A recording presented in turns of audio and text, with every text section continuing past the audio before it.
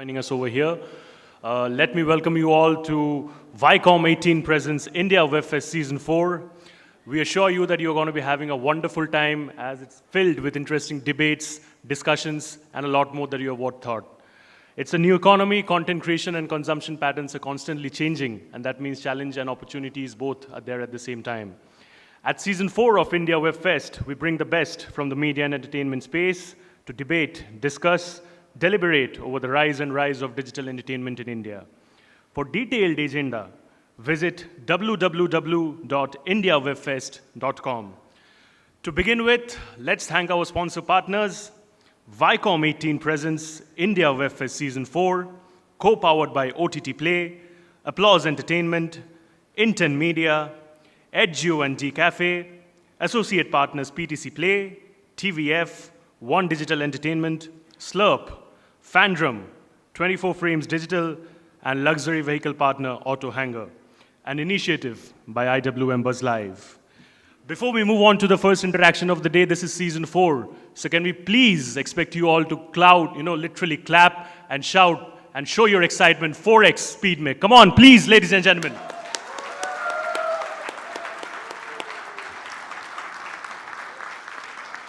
Thank you so much. That was really motivating. Let's move to the first interaction of the day.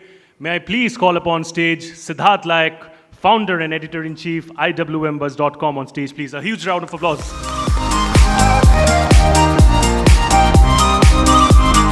Thank you. First of all, sir, thank you so much for joining us over here. India WebFest as a property has grown immensely over the years. What is your take on Season 4 and what is your perspective? I think I would like to begin by thanking all our sponsor partners, which is very important, which helps us curate and live up the vision that we are intending to bring to the digital entertainment ecosystem. We started this 4 years ago, and last year we did it virtually, of course, for obvious reasons. This year we are back on ground. Of course, a lot of people are coming in thanks to Bombay traffic. We are getting messages, has it started? But it's been a phenomenal lineup. Great participation from top OTT platforms, be it creators, Bollywood celebrities. So we begin from now till 5 o'clock, till cocktail and networking. But we are live streaming on our network. We intend to reach out to at least 100,000 plus people via our network in IWMBuzz.com. India WebFest Season 4, it's going to be bigger, better. We have better sponsors this year. The agenda looks phenomenal. A great day ahead, yeah. Fantastic. If I may ask you, what's the overall agenda and talking points of Season 4 of India WebFest? So we're talking technology, we're talking content creation, we are talking SVOD, AVOD, we are talking about branded content. We have sessions by Netflix, Prime, we have Vidya Balan coming and closing in with me. So it's gone an overall interesting session, mix and match, brands, marketeers, CEOs, COs coming in. A lot of good attendees coming in, a lot of Group M, Dentsu, a lot of brand heads are coming in throughout the day. So it's going to be a fascinating day of networking, of course. May I please ask you, how has the year been overall for IWMBuzz? It's been challenging for like all of us thanks to COVID, but now that the markets have opened up, it's looking good. We are trying to innovate, be flexible in our mindset, so that we can come up with interesting opportunities for our partners. Doing a ground event always is challenging during COVID era. We get messages that we are not well, etc., but still you have to live with it. I believe people have become more accommodating in terms of when we are trying to curate something on ground, but I still believe that on ground gives a great opportunity to network face to face. And it's been a good year, and it's going to be a better year. Next year, we plan to go south, launch in 4 languages, and we are committed to it. Fantastic. Last question before I let you go, sir. I'm sure everybody over here will agree that IWMBuzz has this knack of surprising the industry in very interesting ways. So how do you plan to, continue the tradition going forward? So I'll not reveal my plans, of course. I believe, a lot of people are watching, including competitors. But next month, we are curating something innovative in the gaming space. Like I mentioned, we want to consolidate our place in the overall OTT ecosystem in Bombay. We have good reach, good relationship in this market. The next growth will come from down south. We are committed to have our offices down south, our editorial team down south, our IPs down south. We truly believe that we'll go pan-India, And that's what is our focus for next year. Thanks, Subhajit. Thank you so much, sir, for joining us. It's a pleasure. Just Thank you hang so much. on, like for 5 minutes, everyone. We are just setting up the next panel, and we'll just wait for 5 minutes. Till then, if you can have the AVs, please. Yeah. Yeah, please. Thank you. Thank you.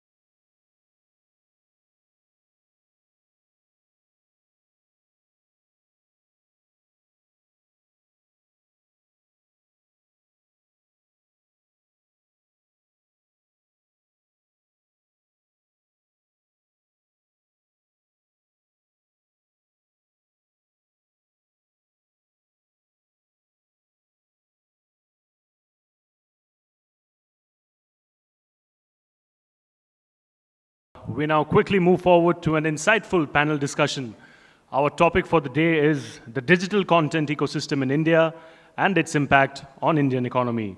May I please invite the one and only Ron Crasto, Senior Media Consultant on stage from Business World, Founder Exchange for Media, to please join us on stage to moderate this session.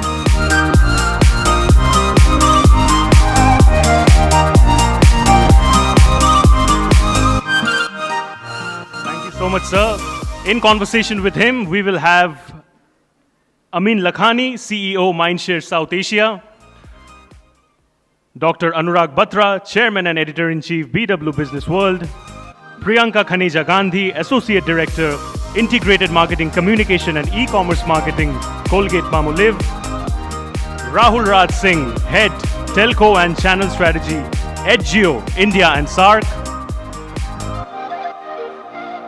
Vivek Malhotra, Group CMO and COO, Consumer Revenue, India Today Group; Saket Jha Saurav, Director, Entertainment, Sports and Music Partnerships, India at Meta.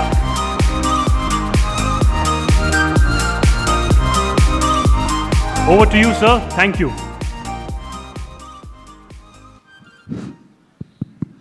Thank you, everyone, and would like to have a loud good morning here when I say good morning, so that everyone is alive, had a nice, neat breakfast. So good morning. Oh, that sounds very loud and nice. Thank you very much. Thank you, team, Amin, Priyanka, Saket, Rahul, and Vivek. I think Vivek is not able to make it, but I think somewhere we'll catch up with him in a Zoom call. So I would like to start with a favorite Bollywood dialogue, okay, which happens in most of the campaign. Anurag, welcome, sir. Sorry to miss you. I hope you're doing good. Yeah, I'm doing better, yes. So, I will start with a favorite Bollywood dialogue here. This dialogue says, I don't fear campaign, sir, but I fear data. So, to start with this, we need to ask the whole panel the question in regards to how digital content ecosystem as a market, how viable it is. I mean, How wide is the digital? viable. So the digital content ecosystem as a market, how viable is it? Viable it is. Viable, I think Saket should answer. Right? You should answer. You spend all the money. Right. I keep wondering, and wherever I'm meeting up with people who are into content production, as far as OTT is concerned, my first question is that, how sustainable will this be and how long will this go? So yes, that's a very important question. However, I think the odds are in favor of really investing ahead of the curve on content, right?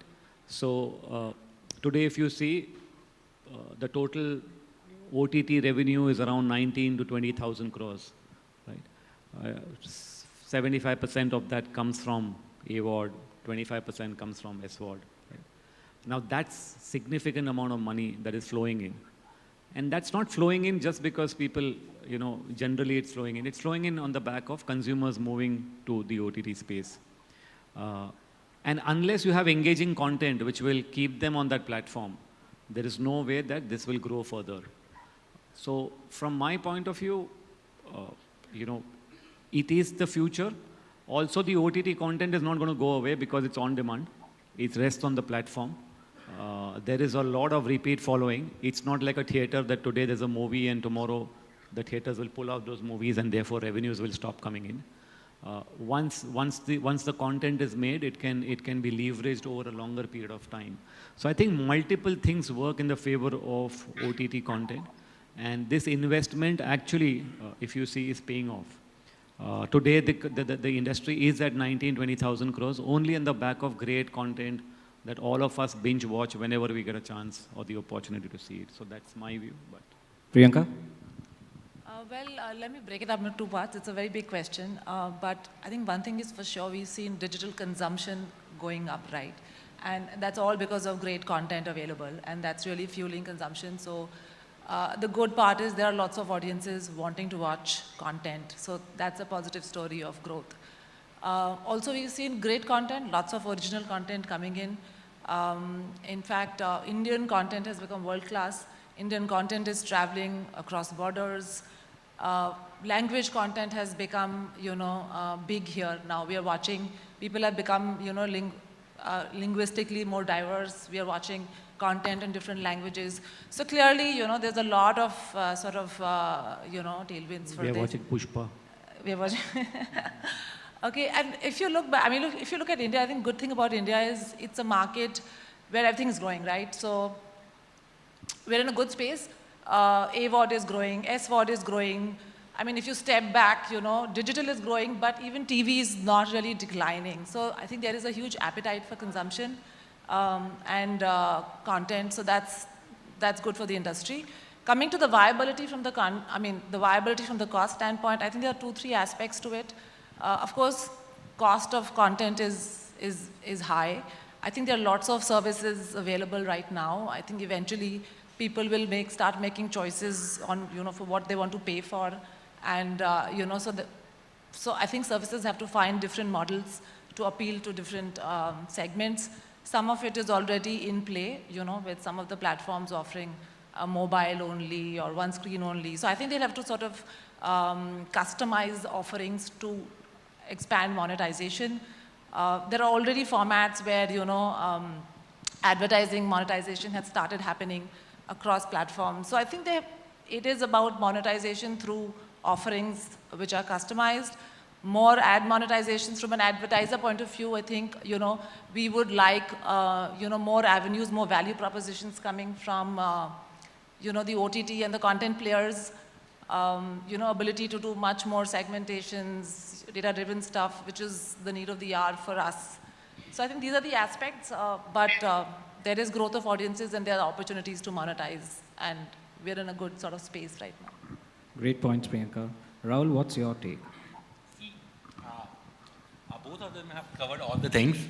I just want to tell you that we need to understand from where the things are coming back, right? If you see 4 or 5 years back, it was the initiation of OTT, right? And post-COVID, there is an asteroid given to them. It has gone ballistic, correct? Now what has happened over the period of time, the network, if you see 5 years back, technology, because since I'm coming from a technology side, I will tell you that the nitty-gritties of the things, right? People coming back home and sitting in front of the family, TV set, watching serials or any kind of content. Now, post-Geo and the economy opening up, we have our own TV set in hand. The 80% of the Indian population is having their own set in hand. And that has given the OTT platform to, come up into the picture, and COVID was a boon to it. If I have to watch anything, I'll just open up my mobile and I see, okay, fine, let's go on a Netflix or anything. Take an example of YouTube. This is a perfect example. I keep telling my folks, you will get anything and everything, anywhere and anytime, at any device, any content, right from 2 years, Cocomelon, till you go, if my interest is in technology, I can find configuration till marketing, right? So yes, there is a scope, rightly said by Priyanka, that we need to also understand how we are going to monetize things. There will be challenges, there are challenges, people are looking for a different horizon, how to monetize it. AVOD, you talk about TVOD, you talk about SVOD, the things are changing and it will change. OTT is there to stay, if you ask me. And Indian subcontinent, yes, it is going to stay. We will see a lot of changes in next 1 or 2 years. Yeah, in terms of the content, in terms of the hunger from the Indian population, and India is a diverse country, right? People have seen that content over the internet have 10 different languages. So there are things, patches, we are stitching things together. It's very early stage. In next 2-3 years, I think it will mature enough, and then we will see the right potential of the OTT platform.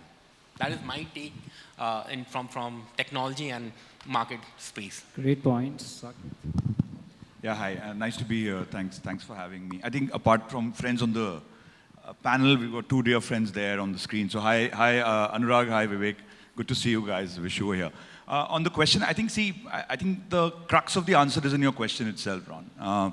Digital content ecosystem, right? I think the ecosystem is definitely going to be viable. I mean, I think Amin and Priyanka also alluded to this. I think there are a lot of drivers, and drivers can range from device and cheaper data and demographics and all of those factors, sort of the operating environment becoming better.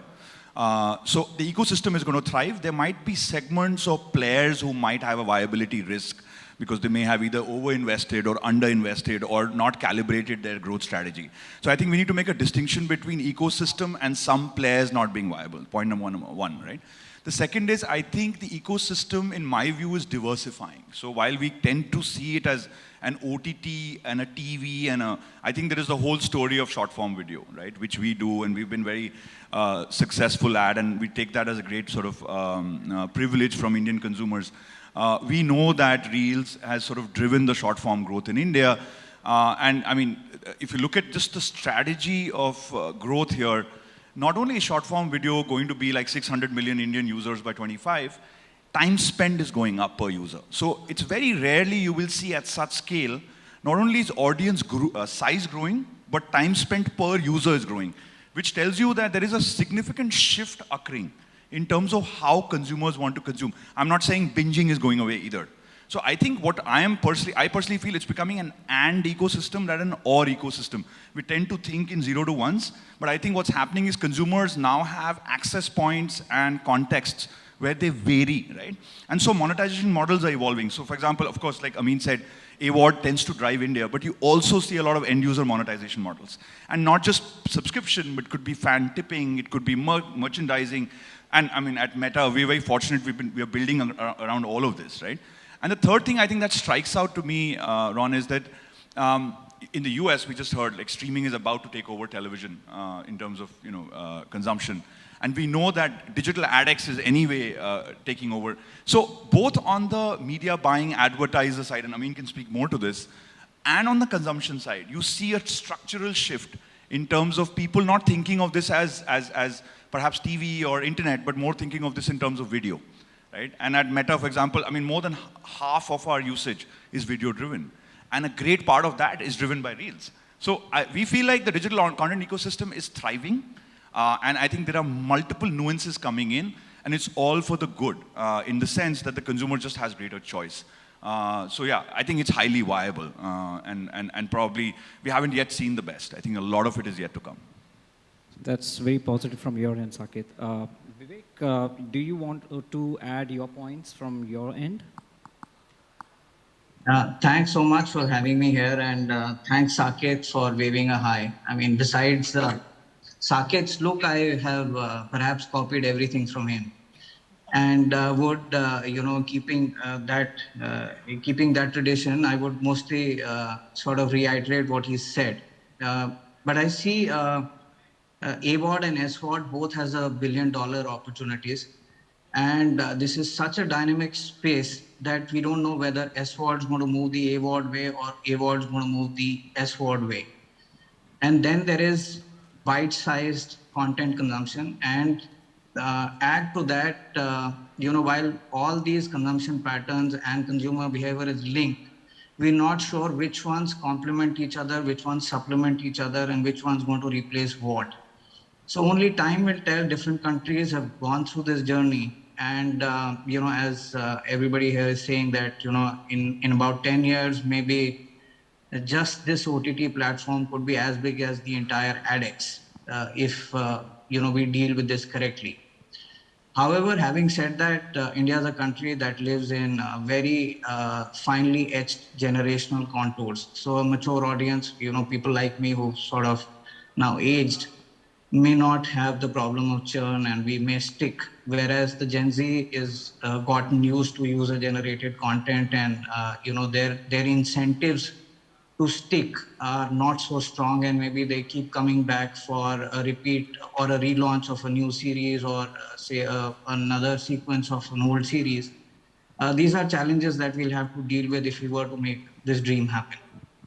That'll be my sort of starting remarks in this. Thank you, Vivek. I think it was quite fruitful from all of you guys. Like when we were having a hurdle with Amin and Priyanka, they said one common thing: whatever eyes can see and whatever people can register is where we are looking at.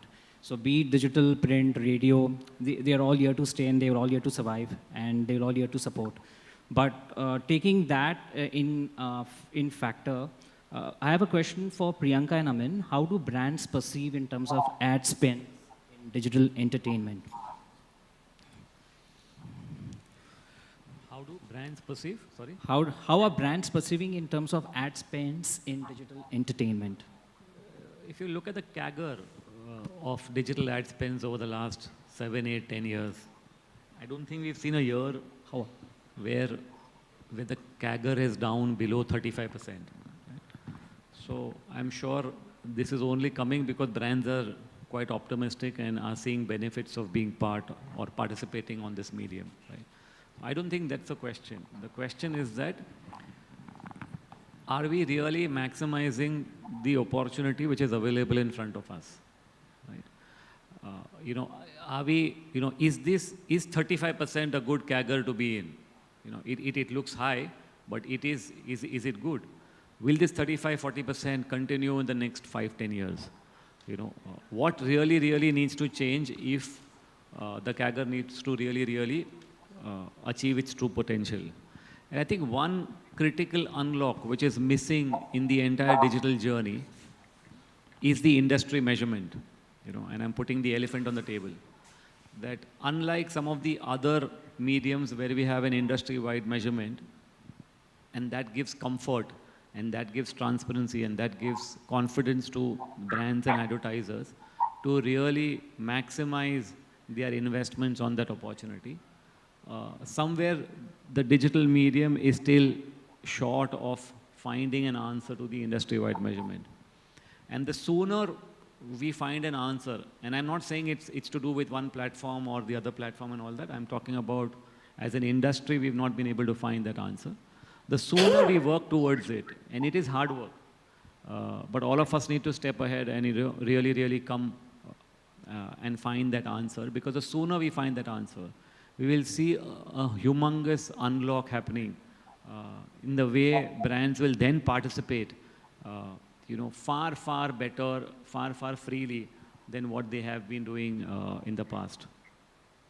Right, so that's my take on where we are. Yeah, so, we of course want to go where consumers are, and there are two key aspects to how we look at digital, right? One is democratization of access, and the fact that close to 600 million people are there now. Digital has become of scale, right? So it is an integral part of all our plans, and essentially what are we trying to do? We're trying to sort of connect and engage with consumers across the consumer journey. You would want to drive attention and move them down the funnel of consideration and purchase. So it's sizable, and therefore digital spends are increasing in order for us to drive and reach higher audiences. The second aspect is, while it is becoming of scale, it also allows for specific targeting, precision targeting. Data is allowing us to build specific segments on digital, which would not have been possible so easily earlier. So for example, in our category, for example, we are building out a whitening toothpaste, right? Whitening is the highest search concern in oral care. Most people are searching for how to whiten teeth. So we've launched a whitening toothpaste, and we are now trying to build it as a beauty brand, and targeting people who are interested in beauty, to get them to sort of start using whitening toothpaste as part of their beauty regimen. And while we are doing that, we are getting into specific audience targeting and driving people down the funnel. Some of these things were not possible on other platforms. So these are the two drivers of growth for us on digital. So of course, digital spends are increasing. Third aspect, not related to entertainment, but very, very relevant for, firms like us or companies like us, is also e-commerce media, which is proliferating, and spending is happening across all of that also. I think, so it is growing. I think there are a few things that can that can help us unlock, which are the challenges. One, Amin spoke about, is unified measurement. With more fragmentation, with people consuming different pieces of content, like Saket said, time spent is increasing. So from an advertiser standpoint, it's a challenge for us, right? How do you sort of, target the right people with the right touch points, and ultimately, spends are finite. So the whole sort of breakdown of it is a challenge. So measurement will help a lot in sort of, helping us get there, and, unlocking this opportunity of driving digital more. I think the other thing, and the second thing that's important for us, is attribution. How can we sort of move people down the funnel, and how we can track it.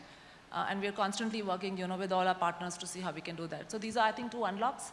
As we get better at it, I think the growth will happen and will continue to happen.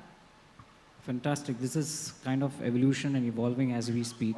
But I would like Anurag sir to step in to ask a few questions to the panel, so that I leave this dais to Anurag sir now. Yeah, I just want to make some comments. I have lots of friends on the panel. Vivek, my friend, and of course, Saket, and I got introduced to two new people. So I just want to say that, everything that needs to be said has been said, but I just want to bring in three more things into perspective. One is the fact that OTT content has been driven by cinema content, and the dynamics there are changing for what's happening in the ecosystem. Recently, a large OTT player cancelled a deal with a leading megastar for his latest movie. It is unheard of that an OTT player, and I'll come to why, what does it mean? So clearly the business model around OTT needs to change. Also, there is consolidation happening in OTT. So only large players that have deep pockets, players that are differentiated, and players that have a long-term view will survive. Priyanka also alluded, and Amin also alluded to the rise of the Indian language content, right? South content is one part of it, but beyond that, there is an OTT coming up in Bengali, there's an OTT coming up in other languages. So clearly, Indian language space will see more and more content being created and content being watched. Third is the business model. See, at the end of the day, OTT is fueled by content and technology. Technology makes sure that the content is being served to the right people. But the fact is, uh, the business model, OTTs would earlier commission content, and I'm talking of big players. These days they are trying to take ready-made content so that they don't have to invest unless until it is something really spectacular and mega, so on and so forth. Fourth is, I must say this, that OTT also has a lot of content which is not really quality content. And a lot of film creators are dumping their not so good content on OTT because OTT was bankrolling them. And that's why you also see that some of that content is not flying on cinemas. It's not flying. The consumer has changed, the habits of the consumers have changed in the last 27 months. So clearly, OTT is slated to see some seismic changes that goes ahead. As far as advertisers is concerned, you have Amin here, you have Priyanka here. The monies in OTT are growing, but they're still very small. Of course, digital is growing. Programmatic within that is growing very fast. Digital, Saket talked about how ADEX digital contribution is 20%. It is likely to be close to 40% in the next 2 years. So clearly, where the audiences are, money will go. But I think the money that goes into OTT is still less than it should be. So this is what is happening in OTT. My two predictions for future are, one is you will see the rise of Indian language OTTs, which are specialized. They're focused on a region, they're focused on a language, they're focused on a genre. Second is non-film content OTT players, which are very niche by definition, will also come up in a line with larger players. These are some of the things that will happen. You asked me to ask a question. The question I would like to ask is, what do you see happening over the next 6 to 12 months in the OTT space, which is so much different from what's happening now? And we are not,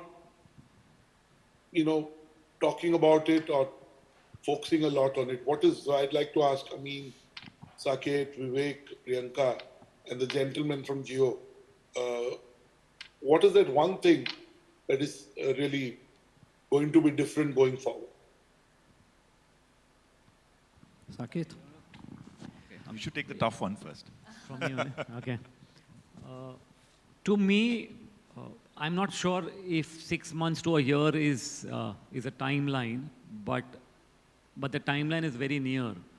The entire phenomenon of connected TV, which is emerging, thanks to Geos and Airtels of the world, which are really, really penetrating homes after homes. And, the way this growth is happening, there will be a time within the next 1 to 3 years timeline, and it could be anywhere between 1 to 3 years, right? That this penetration of connected TV will achieve significant numbers, significant penetration. And when that happens, the broadcasters, there will be a switch on and switch off of, how we are consuming or how we are planning for or how we are spending monies on TV versus digital, right?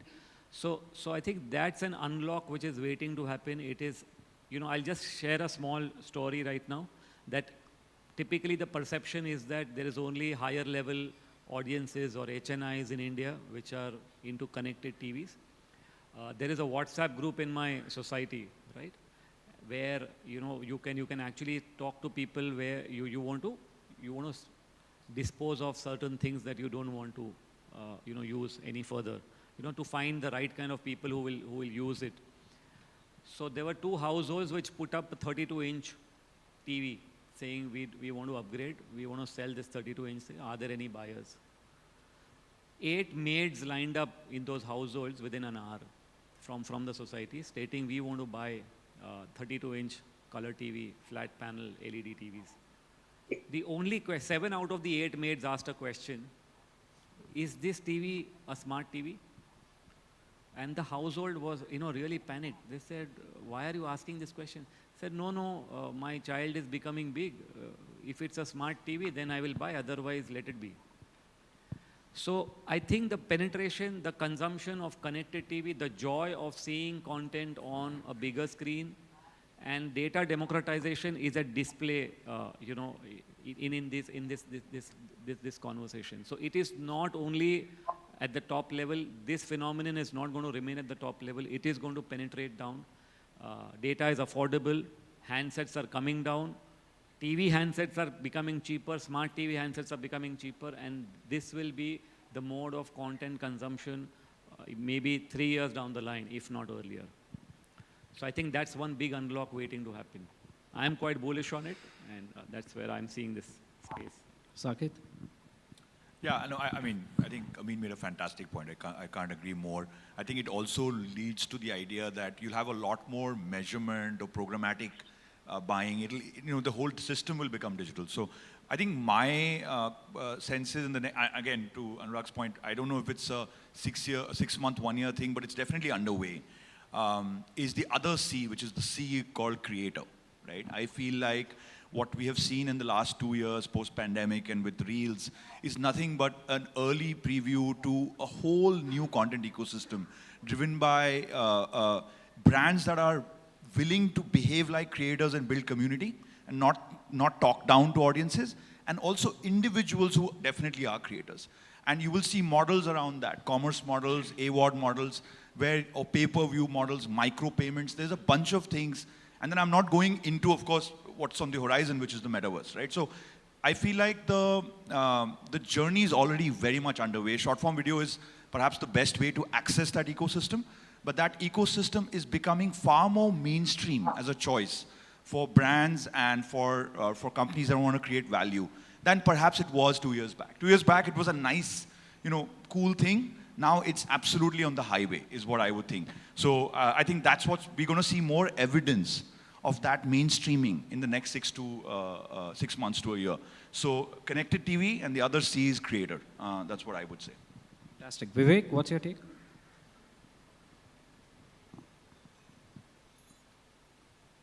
Yeah, very tough question, and expecting that from Anurag sir anyway.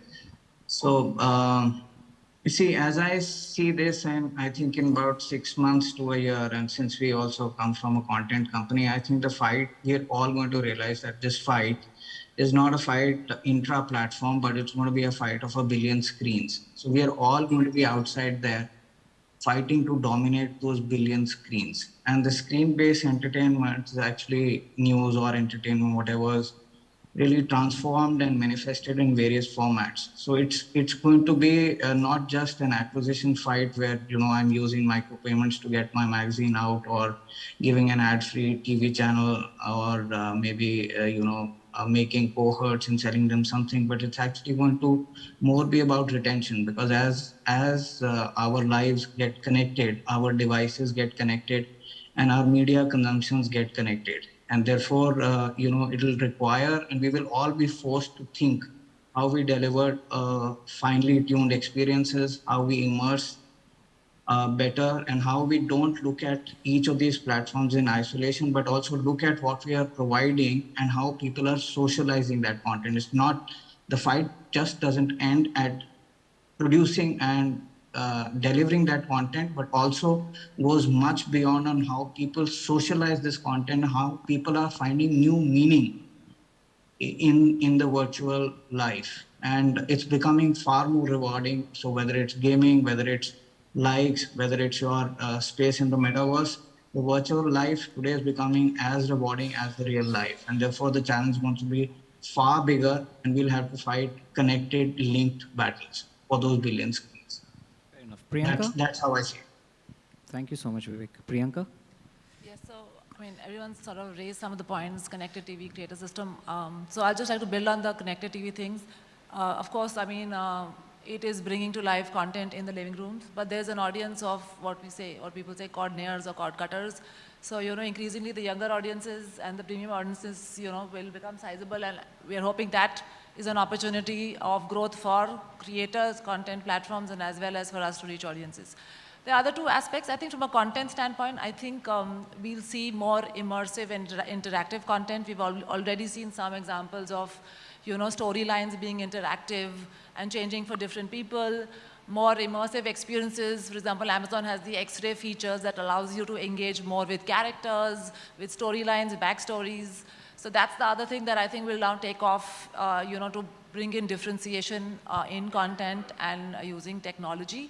And last, of course, very important from an advertiser point of view, we do expect innovation in ad formats and, solutions for brands. Linkages to, shoppability, commerce, that just make the whole ecosystem more viable for us to deliver our objectives, more programmatic way of reaching audiences, which will enable us to sort of, use them more with precision and outcomes and measurement. Rahul, your take, and what is Edgeo doing about this? So from a technical point, rightly said by him, connected TV. He is saying very, very important aspect is content, correct? Priyanka is saying ad. So we need to understand how we are reaching out to the users, consumers. So for me, if you ask, the next curve or leap would be the AI/ML. That is going to play the role, and it has already started playing the role. So, nutshell, personalization of the data. What you if you go on a YouTube or anywhere, you see that if you're watching certain content, you'll get the same content over the period of time. So people are learning. For her, it is that the time you start learning the pattern of the user, you put ads, you monetize it from there. So technology is going to play a vital role here, how you are bringing the content and what kind of content to users, how you're delivering it, right? So this is my takeaway. I won't, if anybody wants to add something. So I would request Anurag to sum up the entire, delegates' thoughts, process, and give his views, final views, to sum this first, interaction between us. What I hear is as follows. One is OTT is becoming mainstream. It is in some way replacing other forms of entertainment, whether it's cinema or other forms of entertainment. Second, there will be a shake-up in the business model. Saket talked about the fact that creators need to be factored in a bigger way, in a different way in the equation. That will happen. New business models in terms of collaboration with content creators will come up. Indian language will grow. Advertising will grow. The phenomena of smart devices and smart television will ensure that the OTT becomes mainstream and the first point of content consumption or entertainment content consumption. While OTT has been dominated by entertainment consumption, we will see content in other formats also seeing growth, specialized content, niche content. For example, there are sports OTTs that are coming up. How successful they will be, time will tell. And last but not the least, the growth in the Indian language content ecosystem and hence Indian language OTT. It is still early years for OTT. There's consolidation happening and there is experimentation happening. So it's exciting time. I'm sure IWMBuzz will be able to do a 10th edition, a 15th edition, so on and so forth. The point I'm trying to make is that OTT domain is still in the early parts of its evolution, and it is only a bright future for all OTT stakeholders and OTT players. Thank you. With that positive note, sir, we thank you very much, Anuragji, Vivek, Amin, Priyanka, Rahul, and Saket. It was a fantastic session. Thank you very, very much. Thank you. so much, Ron sir, and all the panelists for joining us. Can we please request you to wait for a photo session? And may I please call upon stage Siddharth Laik, founder and editor-in-chief, IWMBuzz, to present the mementos.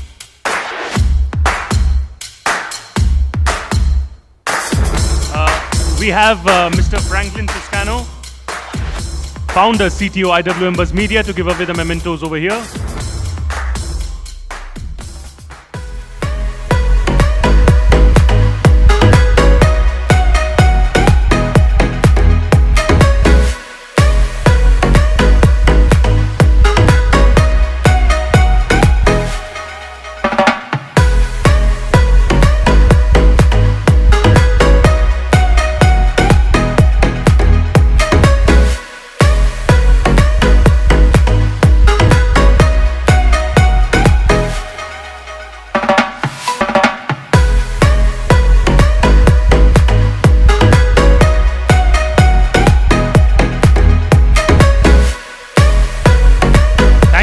For the session, can we please clap for them?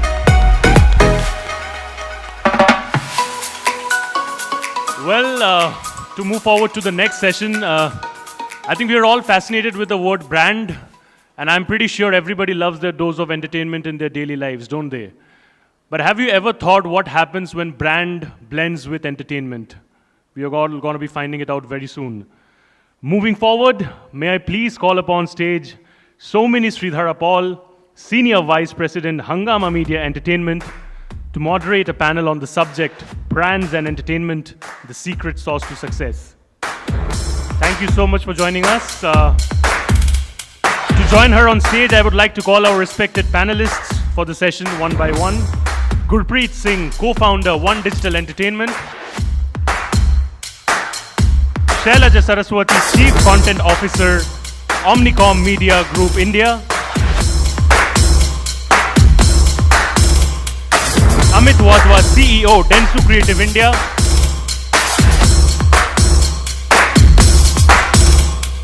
Vivek Mohan Sharma, Head, Branded Content, Viacom 18 Network. Thank you so much. The stage is all yours. Thanks so much. First of all, I'd like to thank Siddharth for having me on board to moderate. Hi, Anis. Hi, Vineet. Hi, everyone. So I'm actually very excited about this particular panel because I think in some way, every business needs to look at how they can work on branded content, especially if they're dealing with content or have their own platform. Actually, in any case, right? So we'll start with Vivek. If you could just give a quick introduction of what you do. Hi, Shamini. It's actually a very difficult question. Say, what do you do? It's been a while since I've been trying to evaluate the same and introspect. But yeah, what I do right now is I kind of manage a bunch of bright people in my team. And what we do is try to create some branded content solutions.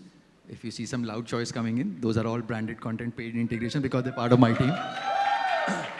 How can you do branded content without brand integrations, right? So that's the integration for my team. But yeah, what we do is that we carve out fabulous stories for brands, and we make sure that we put the creative might of Viacom to create, and the distribution might of platforms that we have to make sure that that content reaches the desired set of audience. So that's what we do, and yeah. Amit. Hi, thanks first of all for having me here. I also do content, but from the brand perspective, I head Dentsu Creative in India. So creatively, we try to integrate brands within the content and also create original content. That's the endeavor. I don't have anyone from my team here, so no sharing here, but yeah, thanks. Thanks, Gurpreet. Yeah, Shailja. Hi, I'm Shailja. I head the branded content practice for Omnicom Media Group. So we create stories which entice the consumer. But on the back of it, we do get some brand interest. And we've been doing fantastic work in the space of 3D billboards to 3D projection mapping and created content, IPs, besides sponsorship and integrations. And I don't have anybody with me, but I already have a team here. Hi, I'm Gurpreet. I had One Digital Entertainment. We scout, groom, and build digital superstars since last 10 years now.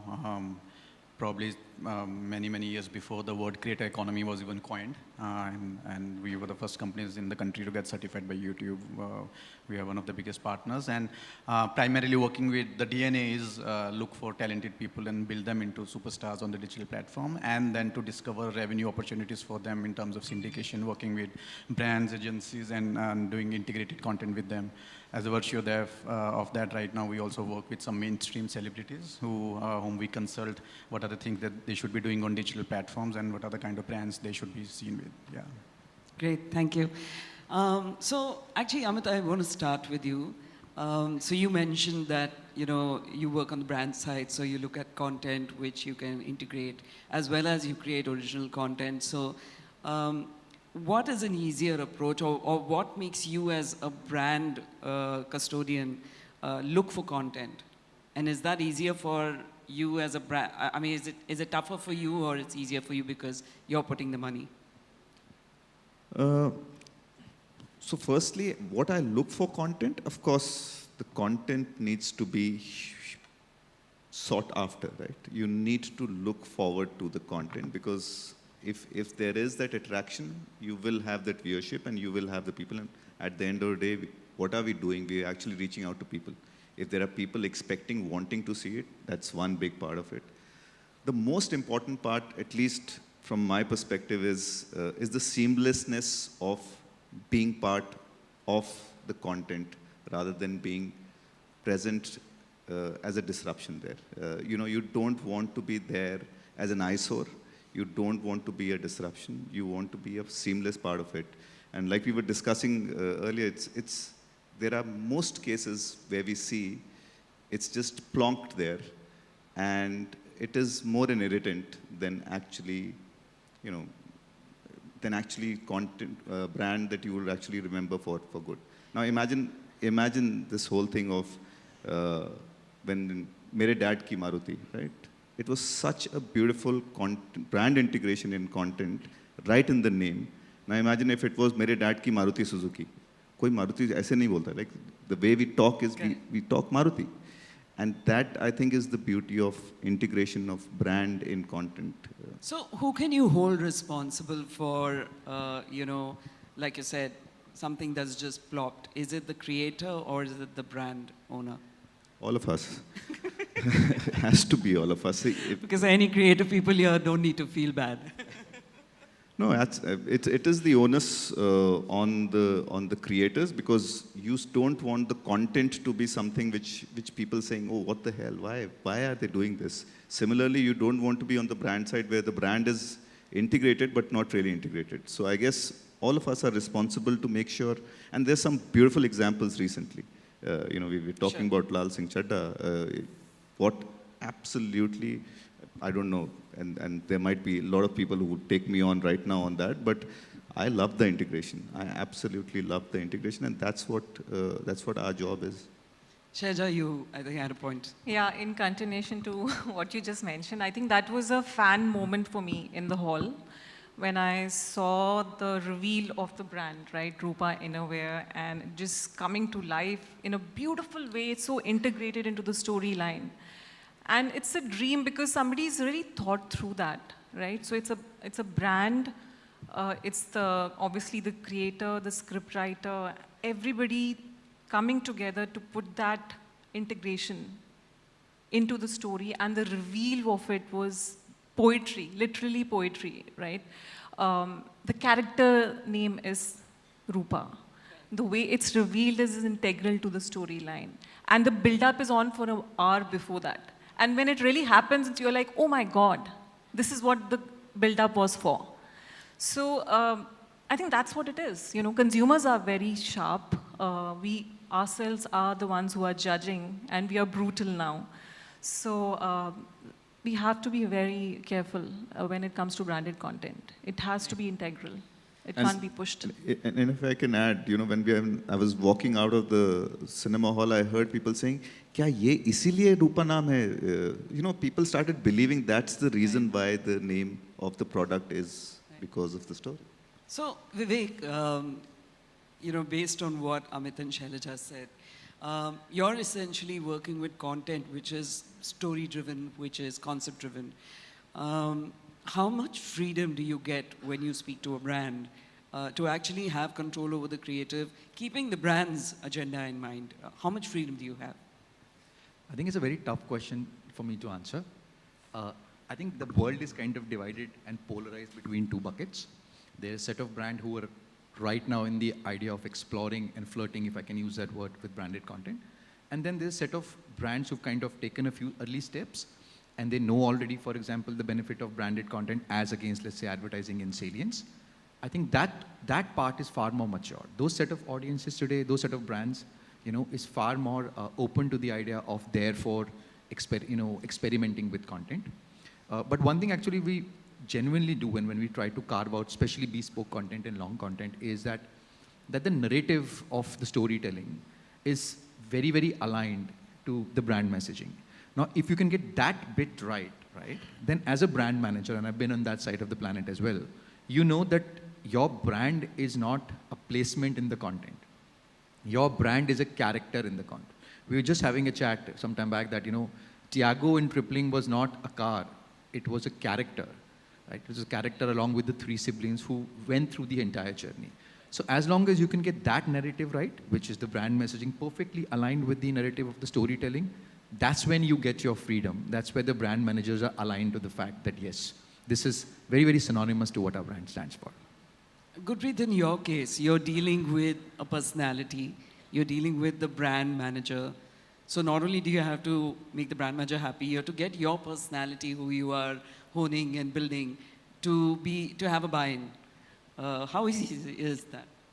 No, I think I agree with Vivek, what he said, that I mean, we keep talking about this on all the panels, right? That the seamless integration looks great on PPTs, looks great on decks, right? But most of the brands, when it's about cracking the deal, right? It's suddenly that PPT fades away, right? And very few brands believe and actually execute the seamless integration, right? So while our sales team will go and crack the deals, but after that, I think the content team knows that the biggest pressure now they're going to have is discuss the integration out there, right? Because from an influencer, especially when we are doing long-term deals, right? Today, a lot of the content creators have been signing long-term one-year deals, right? And the content creator is very, very concerned today, do I jump into this deal?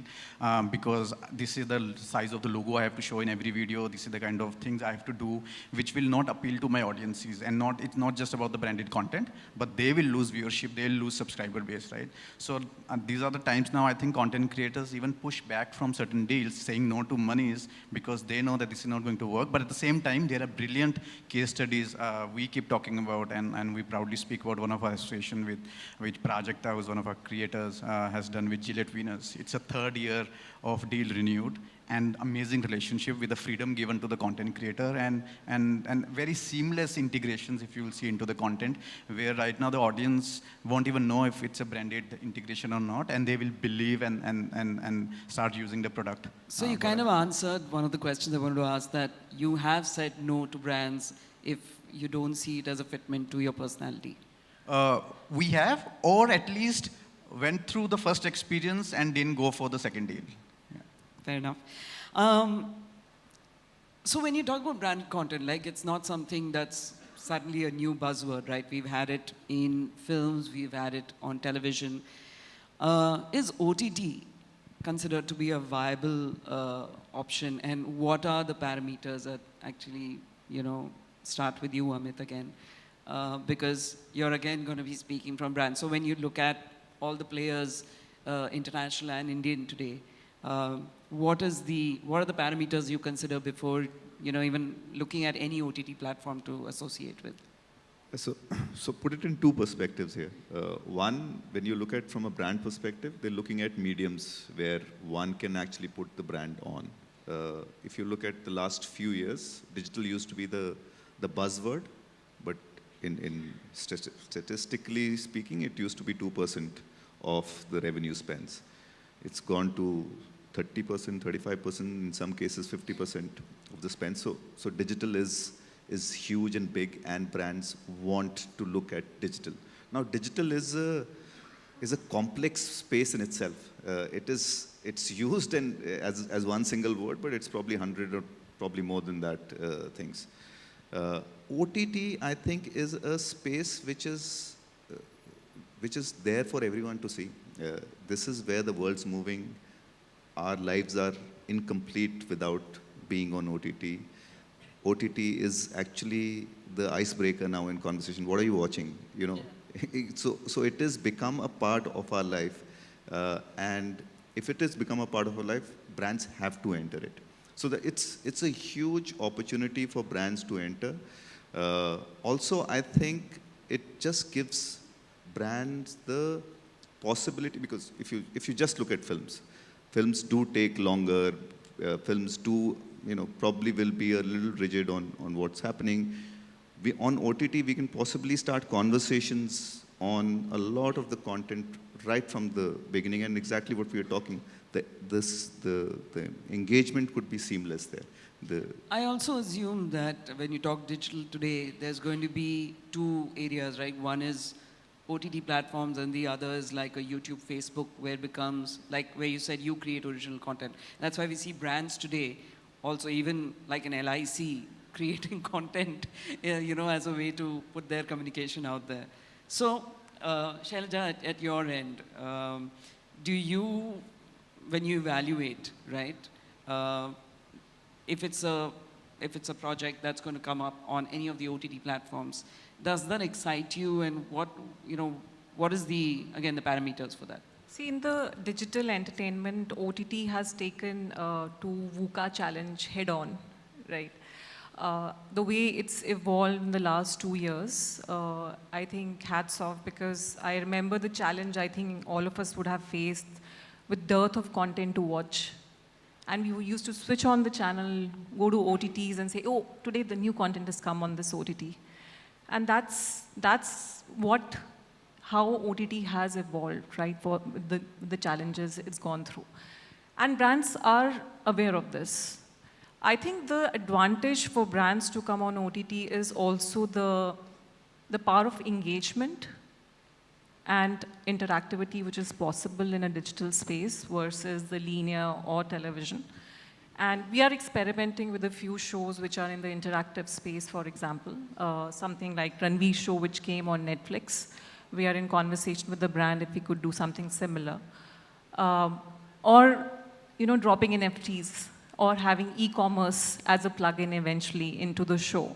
I think that's the bit which is exciting the brands. But how much OTT platforms will be able to do it, that's still in a conversation stage right now.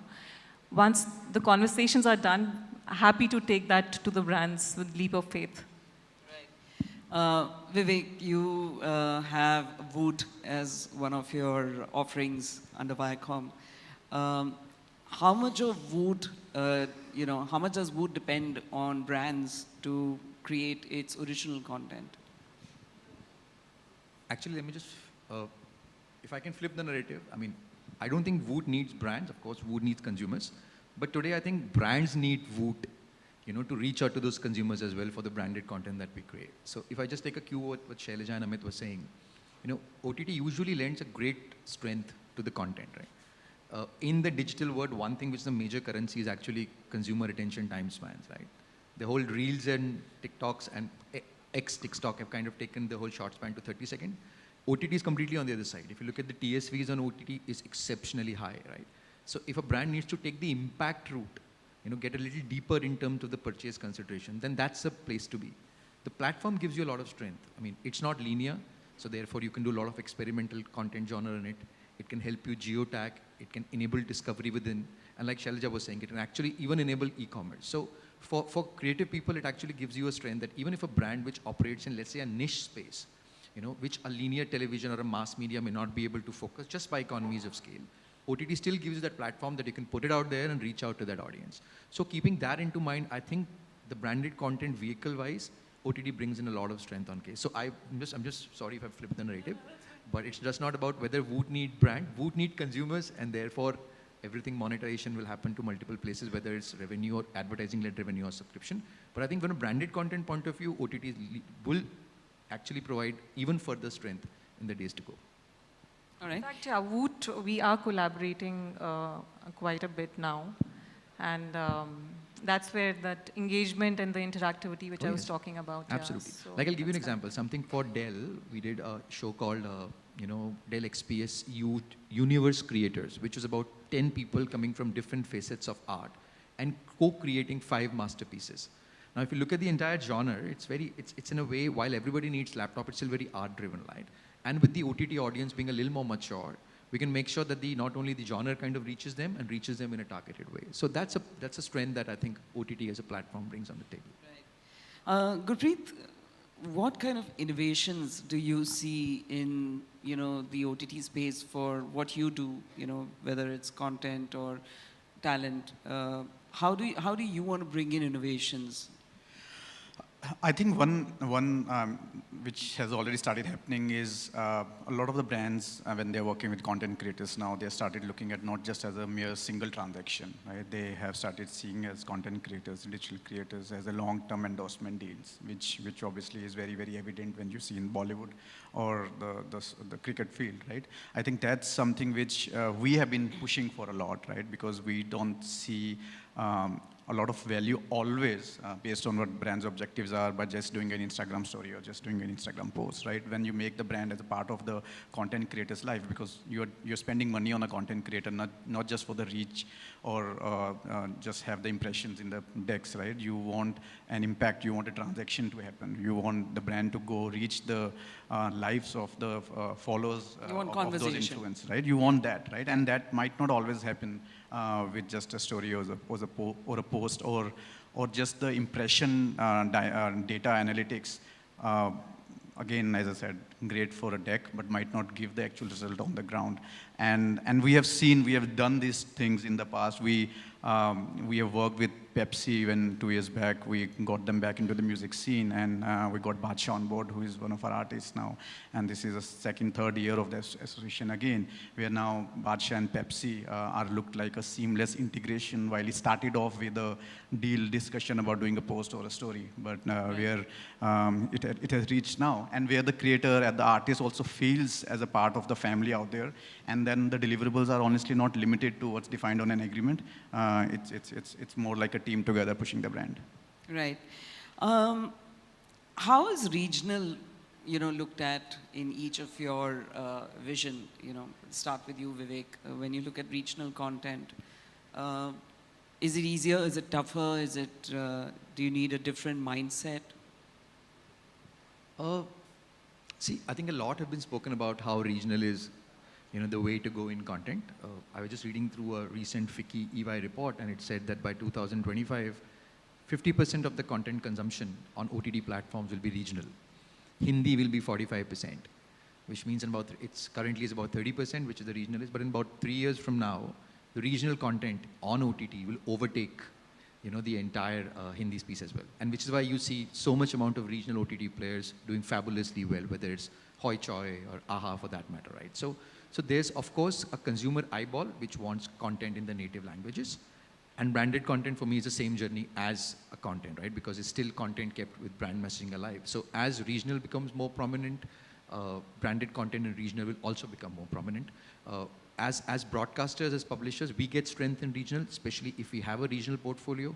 So when I have a Colors Kannada, I could therefore take care of a brand objective met toward Kannada-speaking audience, including people in Karnataka. So that becomes like a strength. And of course, on the digital side, there's a geo-targeting option which exists. But from a brand side of, right, there's a clear-cut intent about, being more soaked in the culture, more soaked in the regional texture, because I think it kind of helps become brand part of that, that community and cohort. And as long as that intent remains, I think branded content will always have a push coming towards that side. Do you see the monies being bigger in regional because it's so skewed and the audience, or regional still gets treated as, since it's very geo-driven, you can't speak in big numbers there? No, I think fairly regional is going to be big. I mean, I can't say that a Kannada show will probably be bigger than a Hindi show, but if you put together the regional investment that the brands are doing in the content and branded content space, that I also see, for example, in some point of time kind of even become bigger, right? I mean, why do a Netflix and Amazon Prime today create content in Hindi, right? Or Indian languages is to get the same rooted. So if brands also want to write that space. And today, there used to be a de facto thing, कि regional है तो मतलब budget कम होगा. I think that overall perspective is changing. There are brands who are coming to us saying, Karnataka is a big market for us, Maharashtra is a big market for us. So we will disproportionately want to focus on that, but can you create something for that bit? What are the do's and don'ts, Amit, that you would want to look at when it comes to branded content? As an original creator, as well as when you identify the right kind of content you want to associate with? Well, the do's is do it right by the brand and the content. It has to be the balance of both. The bigger do now is with the advent of regional vernacular content going up, is where you can actually target those markets. You know, gone are the days when we used to do one single campaign, and the campaign can be dubbed in various languages, and you know, hell, pray, it works in Karnataka, exactly, Kerala, and Andhra. Not going to work anymore. So the big do is, now is the big opportunity where the regional content is coming up, the regional spaces are different. The brands have to tweak their messaging basis the region. Of course, the brand essence needs to stay the same, but this is the big opportunity. So the do's is actually do it right by the content, do it right by the people, do it right by the consumers, do it right by the region. And don't is a big one. Don't try to sell it there. It's not going to sell there. It's not, of course, e-commerce and all is going to help pick it up, but don't try to push it in your face, because I am going to hate the brand rather than love it. And I don't want haters, I want love for the brand, right? Shailaja, does data take precedence or creativity? Tricky. I think for me, and as a business of content person, I want to be honest with creativity and to the consumer first, because if I lose that, I lose everything for the brand and the consumer forever. So that's the starting point for me. And yes, data, of course, which is much easier now in the landscape we are to manage and handle, and there are a plethora of choices out there. But yeah, but never compromise on creativity and consumer. Okay. Gurpreet, can you share a couple of examples of some of the success stories you've had with your talent and the brands that you've associated with? Just one or two. I think I'll, because you were talking about the regional topic, right? And regional is a big play for us, and we have seen it in last, earlier it used to be purely in the form of music, and we have done tons of deals in the music industry and in the Punjabi content, not just because where I come from, but obviously Punjabi music does really well on the platforms. Ravinder ji is here from PTC, he knows it more than me. But recently, I think last year, we take a lot of pride in one of the integration we did for Zomato with one of our top talent who is unfortunately no more, Sidhu Moosewala. There's a song called Satisfy where the entire Zomato integration is very, very well done within the entire storyline from the start to the end. It's not measured as per the brief of doing a 6 seconds or a 10 seconds of integration. You will actually see the song. There's much longer integration than which is a part of our deliverable out there. But because it's so well integrated within a music video, within just a 4-minute video, that it worked, I think, really well for the brand and for the artist as well, right? It's not like the consumers saw that content piece as a branded content piece and moved away. It is one of the most performing songs of his career, and I think Zomato got the due back for the bucks paid. Yeah. Superb. I don't know if I have more time, but before we leave, I'd like each one of you to just give a little backstory about yourselves. You're at very defining positions currently in your jobs and roles, but where did it start? I think it'll be great to kind of just motivate people who are starting off now or who possibly feel they're at, some kind of they need that little inspiration to go to the next level. Start with you, Vivek. Okay, I was just talking to Shaumini backstage saying I met her last almost like about a decade back, because that's pretty much when my content journey started. Those were the days of content being served on your mobile phone, but yet you not having like a payment mechanism to pay when the 3G was launched in India. So that's where my content journey started from. I kind of led, erstwhile days it used to call VAS, Value Added Services, but I was leading that business at Idea Cellular, where we had content and we used to monetize it through the prepaid balance or the postpaid mobile bill, because that was the most easy payment mechanism available. So we did that for about 5 years. Then about last half a decade, I used to work with Mirchi. This was a time where content became more important than platform. So we kind of became Mirchi from Radio Mirchi, because we just wasn't a radio channel. We were content creators creating content across different platforms. And last 1.5 years, I think this has been Viacom. This is a new setup. I came on board about 1.5 years back, while there was different branded content initiatives happening at the channel level, but we felt that this is something as a group that we wanted to bet big on. We think that we wanted to create our own content factory and leverage the might of reach that we have. So this 1.5 years has been a beautiful journey to create this ecosystem and a lot of good stuff that we're working with multiple teams, including Shelja's team, including Gurpreet. I'm sure a lot of that stuff is something that will reach you, and hopefully the brands will benefit out of it. So that's a little bit about me.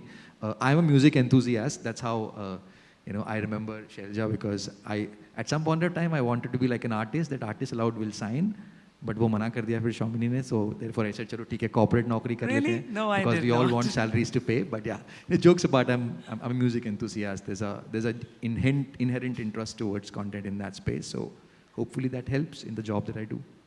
Whenever we hear somebody says, I want you to be an artist, or I want to be an artist, we start evaluating and start getting ready. Yeah, Amit. Yeah, so I've been in advertising for many years now, 22 odd years. Accidentally entered advertising. It was never meant to be here, but that's where I got the first job, and you had to earn money initially, and so yeah, it was love at first sight. I entered, but I'm a failed creative. I thought I'm very, very good at creating things, and then people told me, no, you're not. I still wanted to stick to advertising, so I said, let me move to the business side and still be around creative. So yeah, that's where I am, and absolutely love building brands.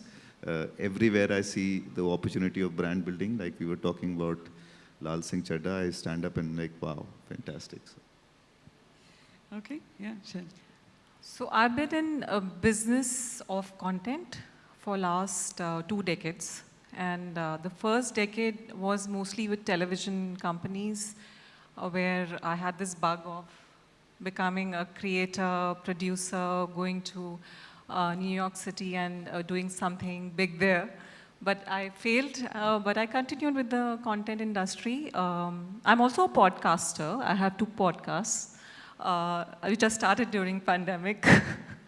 And in the last 10 years, I moved gears and I moved to media agency side of the business, where I've set up practices for a wave maker in India and outside India. And Omnicom I just joined 1.5 2 years ago. So with the vision of building a practice for both the agencies, PhD and OMD. And I am a die-hard content creator at heart, and that's where my DNA is. Both my parents come from that industry. Super. Yes, Gurpreet. I think I've been creating digital content since last 20 years now. At starting off during my computer engineering days in my college, I used to run a website called Fun2s, where we were making monophonic ringtones. I think that was the first time the content started getting monetized on the digital platform. And then from there on, I've worked with Neeraj at Hangama. I've worked at UTV Disney. I worked with Do in Dubai to set up their entire content ecosystem in UAE. And then I worked at Viacom 18. My beloved Vikram sir is sitting here, whom I was working under. And then 10 years back, I moved out of Viacom and started building the digital content creator ecosystem, where we started signing content creators and started backing them up with production support, with sales support, with the right set of PR and the positioning they need. And we are where we are now. Super. So my time's up. If there's any quick one question, I think we can get somebody to ask that. Okay, I think we answered all the questions. Thank you so much. Thank you.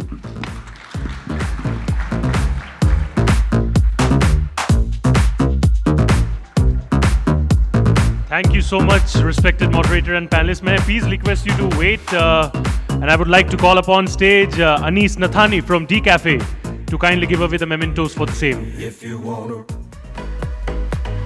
Sir, over there.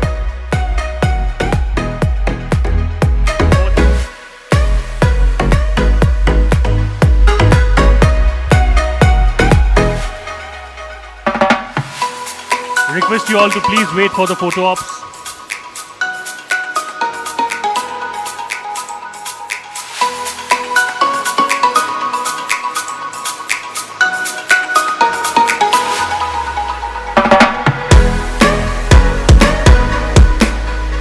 Gentlemen, brand, entertainment and sauce. 3 favorite words as of now. Can we please clap for them?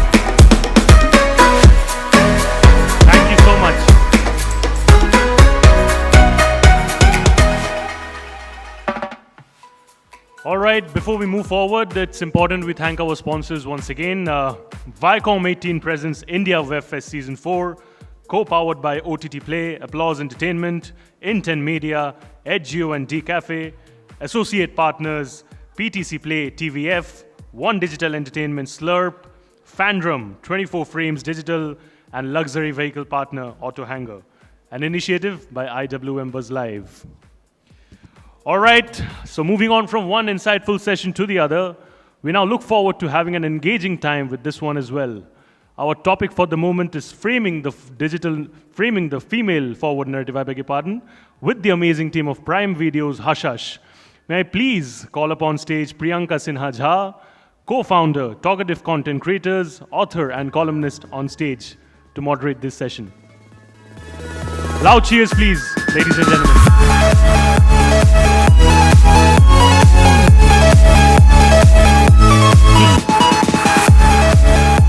To join her on stage, may I please have the humble opportunity to call Aparna Purohit, Head of India Originals Prime Video, Vikram Malhotra, Founder and CEO, Abundantia Entertainment, Tanuja Chandra, Director and Writer, Soha Ali Khan, Indian actress.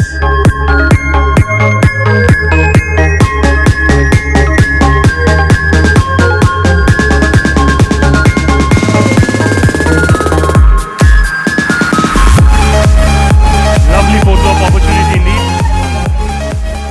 Thank you, the stage is all yours. Thank you.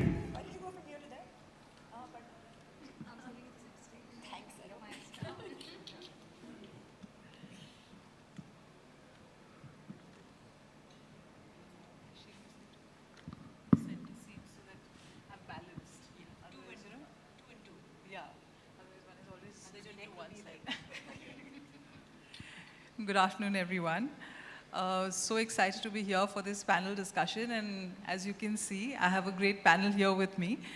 Tons of questions that come to mind, but let me start off with you, Aparna. You've been such a strong voice in the media and entertainment industry.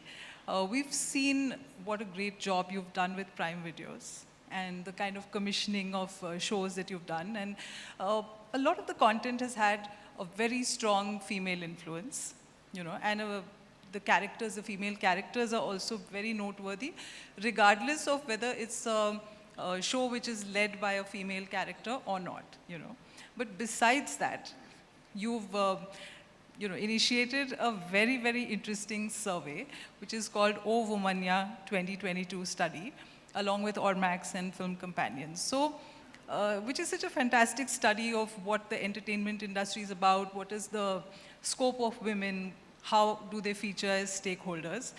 And obviously, diversity, equity, and inclusivity are very important to you, which is why I suppose you keep coming back to such initiatives. So tell us a little bit about why are these things important to you? What triggered off this particular study? Thank you so much for having me here today. I would say that, women make 50% of the population, and yet stories about them, stories, from their point of view, stories told by them are so few. I remember growing up, the only images that I could see on television or films, were women in kitchen, in, washing, taking care of children, dressing up, longingly waiting for men to come back, and they stay with you. They remain with you. So content, subliminally shapes culture. It influences the way you think. It influences an entire generation. So it's really important what you put out, because young audiences are looking for role models, and they end up becoming the role models really, in growing up years. I remember 20 years ago when I had moved to Bombay to work in films, it used to feel like just the fact that you've got the opportunity to be on the sets is your good fortune. But for men, it was also salary. One was always left out of outdoor schedules, because you won't be able to share rooms, there'd be no bathrooms. It's just unnecessary. So, one would get left behind, no equal pay for just sometimes the more work that you'd put in. And I think I'd vowed then that if ever I'm in a position of influence, if ever I'm in a position of authority, I would never let that happen. I will always ensure that there are women who have a seat at the table and they have a voice. And I'm really glad, someone kept the door open for me and I could come in, and I'm always going to keep that door open now. I think it's really important, and if we are not going to make that change, then who would? Therefore, I feel diversity, equity, inclusion are not just essential, they're par for the course, really. We can't, whether you rightly said, whether the film or a show is driven by a woman, women will be there in that story. And if they are there, they need to have agency, they need to have a voice. It's really important. And for that, you have to make systemic, deliberate, mindful interventions. That's really important. Yeah. True. A big hand for that. How many people do that, actually? And a big hand for the entire panel here, because all of them are truly like pioneers in their own specific areas. So coming to you, Vikram. I mean, he's a minority over here, but regardless. Very brave. Happiest being a minority. You're feeling okay, Vikram? So, Vikram, you've been a producer for the longest time. But I remember from our days in, when you were at Viacom 18, and you took on this massive risk of commissioning some really big projects like Kahani. When I say big, I don't necessarily mean in terms of budget, but the whole idea of releasing these films, releasing these films, which were women-led and not in a niche way. You put them in the mainstream. You treated them like mainstream films, as you would for the film of any of the leading male actors, right? However, the industry doesn't perceive these movies as, especially women-led movies, as profitable enough, bankable enough, so on and so forth. But I think if there's one person who has really established that women-centric films like Queen and Kahani and so many others, Shakuntala Devi, which you produced for streaming platforms as well. So you've done theatrical as well as the streaming platform movies, and had tremendous success on both fronts. So I'd like to hear from you about this formula that you've hit upon. To begin with, back then and more so even now, I don't look at these as women-led stories or men-led stories. These are fundamentally powerful, viable stories to tell. The risk parameters have always been different because of historical reasons. And those reasons, by the way, are mired far deeper in societal issues, some of which Aparna just raised, rather than matters of is a film being fronted and driven by a woman? Is it a female actor who's helming it versus a male actor? Yes, you're right. Kahani in many ways opened the floodgates because at that shoestring budget, it did 8 times the business on which that film was made. It introduced the whole value chain of the movie business to the kind of success commercially such stories and such films could bring, and then Queen sort of consolidated that. It's not by accident that we do this work that we do. It's a decided strategy. 40-45% of moviegoers and streaming consumers are women. There have been traditionally so many stories told with men in the center that we've run out of emotions to explore. We've run out of angles to take in these stories, whereas it's such a fresh perspective with wonderful storytellers like Tanuja who come to us and bring these unique gazes and fascinating stories to tell. Also, I think we benefit when we tell these stories from the fact that turnaround times are faster because you're swimming against the system which conventionally goes for films with men leading them, you know, made for a male-skewed audience. And I can tell you this, the success rate that we've seen is astronomically high, but even at an aggregate market level, films with women leading them and stories that are anchored around strong women characters, in our own assessment at Abundantia, have about 5 times a higher success rate at an average level than those led by men. 5 times higher. 5 times. Let's hear it for the women. Wow, that's, I mean, so did you sort of undertake any sort of, any sort of process to put a number to this? Like, I mean, number crunching analysis to put a number to this? See, I'm not one who believes in doing spreadsheet feasibility of films generally, led by men or led by women, because if that was the case, we'd never have a flop film. You know, everything would succeed because on spreadsheets, everything succeeds.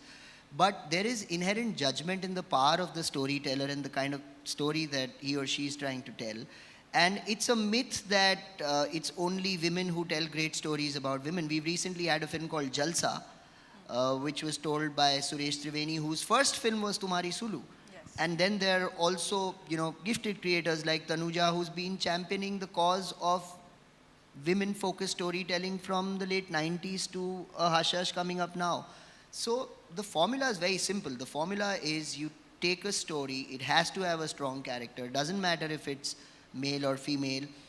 What does give it an edge if it is female is that there's so few of them happening in the market. It's just so distinctive. It instantly connects with, like I said, 40-45% of the audience sitting there that does not get anything custom created for them, that does not represent their lives, their aspirations, or simply put, just people like them on screen.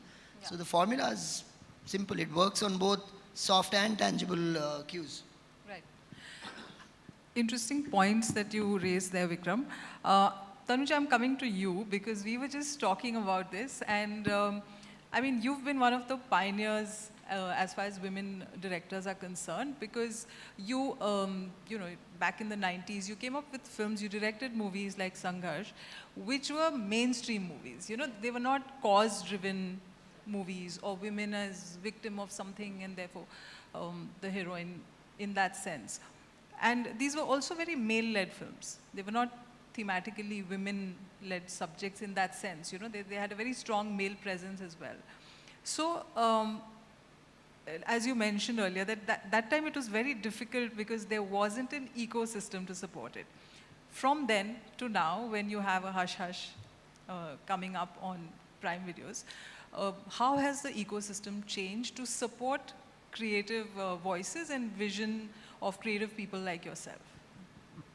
So actually on my first film, Dushman, I was asked by a visitor, director kaun hai? I looked at him, director main hu.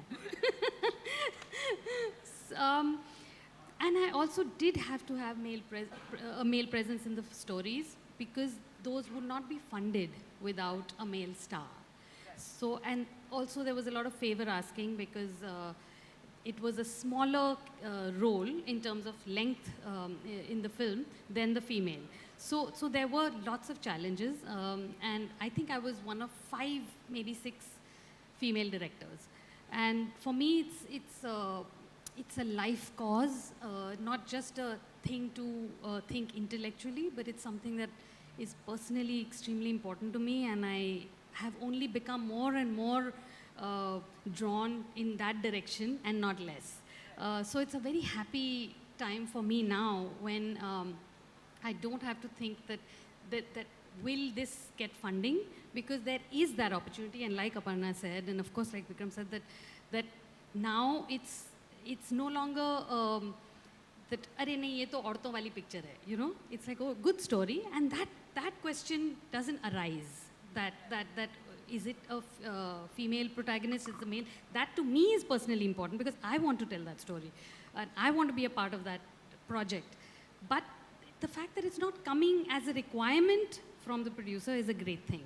Although I have to say that it's not a fair playing field till half the content isn't female, isn't of the female genre. Sure. And until half the directors are not female, you know, writers, producers, until then it'll not be a perfect situation. Okay. I guess you're working towards that goal. Yes. You know, when interestingly, I'd gone to the Berlin Film Festival. That was the year that Angelina Jolie had directed her first film, you know, The Land of Blood and Honey, I think it was called. And I watched the film. It was, you know, I mean, you could pick faults with it as one always does as a reviewer. But what was very interesting in that it was a war film. And what was very interesting about that movie was that there was a lot of, you know, there were a lot of stories of the sort of destruction that war brings. And not just in the number of battleships that are destroyed and things like that. It was very personal. It was a story of women who are raped. You know, like, I mean, not the story of women, but as casualties of war, you know. And which was very interesting because you don't see it that much in war films or war stories. And so she was questioned about it and she gave her point of view and all of that. Now, whenever one speaks to a female artist, whether it's a director or an actor, the thing is that, you know, we just actors, we don't see it as a female or a male thing. But there is definitely a difference when you know, when you sort of talk about the female gaze or the male gaze. Soha, how do you find that with the kind of roles and the stories that are presented to you now? And also working with more female women directors, producers, etc. Do you see a difference? You know, I would like to say that there are no differences between a man and a woman. There's nothing that, you know, this is what I'm teaching my daughter. This is what she's being taught at the age of 4, that, you know, she comes home and says, there's nothing that I can't do that, you know, Papa can do, etc. But there is something about gender that is real. Like, for example, Aldous Huxley said, you may forget someone's name, but you won't forget whether they were a man or a woman. And there's also a documentary filmmaker called Mark Cousins. He's actually said, women tell stories. There are lots of women filmmakers. But if you watch their films, there is a lens to it. Even when things like war, whether it's Hurt Locker, whether it's Angelina's film, there's less violence, there's a different story, there's a difference to it. So I think that is undeniable somewhere. In terms of my experience, of course, firstly, visibility is undeniable. I have been on many, many sets where Bharti, who's been my hairdresser for very long, and I have been, you know, the only women around, and often she has fought battles for me that I've been a little reticent about doing. Like, you know, we've been shooting in Punjab where there's flat land. You can't even go behind a tree if you need to go to the loo. And, you know, she's asked for things that I've been like, let's see. Because you want to be a team player, you don't want to be an inconvenience. Fussy. Yeah. But now, you know, of course, coming many years down the line to Hush Hush, where you saw more women than you saw men on set. And of course, when you are more in number, your requirements are catered for. So there were never issues like that. And of course, it was a much more fun set as well, which I do believe happens when you have women around. It's just more fun. So my experience, of visibility, of seeing lots more women heads of department, and then the trickle-down effect of that because they hire more women, etc. A sense of security because then someone is there to make sure that women are dropped home if you're shooting in Gurgaon late at night or places. So looking after making sure that women are safe and comfortable at work. All these things become norm, which is not the norm, at all. And I really feel that even on stage right now, where these are the change makers here, but there are very few change makers. People are still towing the line out there. And, I don't even want to judge people because there's so much fear out there today. It is a business. You want to make your money. You want to live safely. You want to look after your family. How much do you want to rock the boat? And as artists, of course, you do rock the boat. But I think what people are doing is that they're pushing the envelope a little bit without upsetting people. And people do get upset by women who speak their minds. In real life, there are lots of women, some of them are actors, who speak a lot and passionately about what they believe in. And people sort of roll their eyes at them and say, why?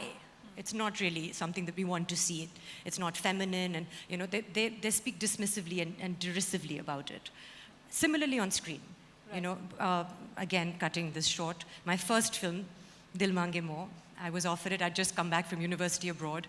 3 girls. Firstly, you don't choose a film with 3 girls as your launch platform. I was empowered. I made my own decisions, which means you also make your own mistakes. And I looked at the script. They said you can be any of the 3 girls. And I chose the girl who chooses her career over the boy because I related to that. And my mother said, you've written yourself out of the narrative. A heroine is the person who ends up with the boy.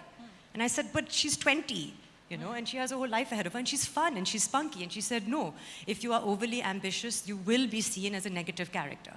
Now that has changed today. And I did play many roles also earlier on, whether it was Khoya Khoya Chand, which is a biopic where I worked with Sudhir Mishra, also wonderful as, in portraying women's roles and the complexities. Not everyone is virtuous just because you're a woman, and you have ambition, and you can do things that are wrong, as well. Like Hush Hush and the character that I play in Hush Hush, which was, again, so much fun to bring elements of me to the screen and not be apologetic. Things are definitely changing. I'm very optimistic about the future. I do think the OTT platform, for example, has led to me being employed today, which in my getting to mid-40s now, I don't think that there would have been a space for me in content a generation ago. So I'm very happy, and I'm very happy for these people on stage right now, and we need more such absolutely. people. Since we're talking about numbers and business, which is so integral to all of this happening, Vikram, you made a very important point about the box office success, that there is significant data to show that women-led stories do 5 times as well as what male-led stories do. Both Aparna and you, I'd put this question to the both of you. Do you see that on streaming platforms as well? How do which of these stories work? And what is the criteria for you when you pick a story, which is maybe a female-led story or has strong female content in it? So that's to the both of you. I think good stories work. Compelling, exciting, of complex. Course. Those are the stories work. And really, the way we look at stories is, when anybody pitches to us, of course, our entire approach is, customer backwards. What are the kind of stories that people want to watch? What are the under-indexed genres? What are the stories that haven't been told, must be told? Other than that, really, it's the passion of the creator. It is the story. How compelling is that story? Why must the story be told?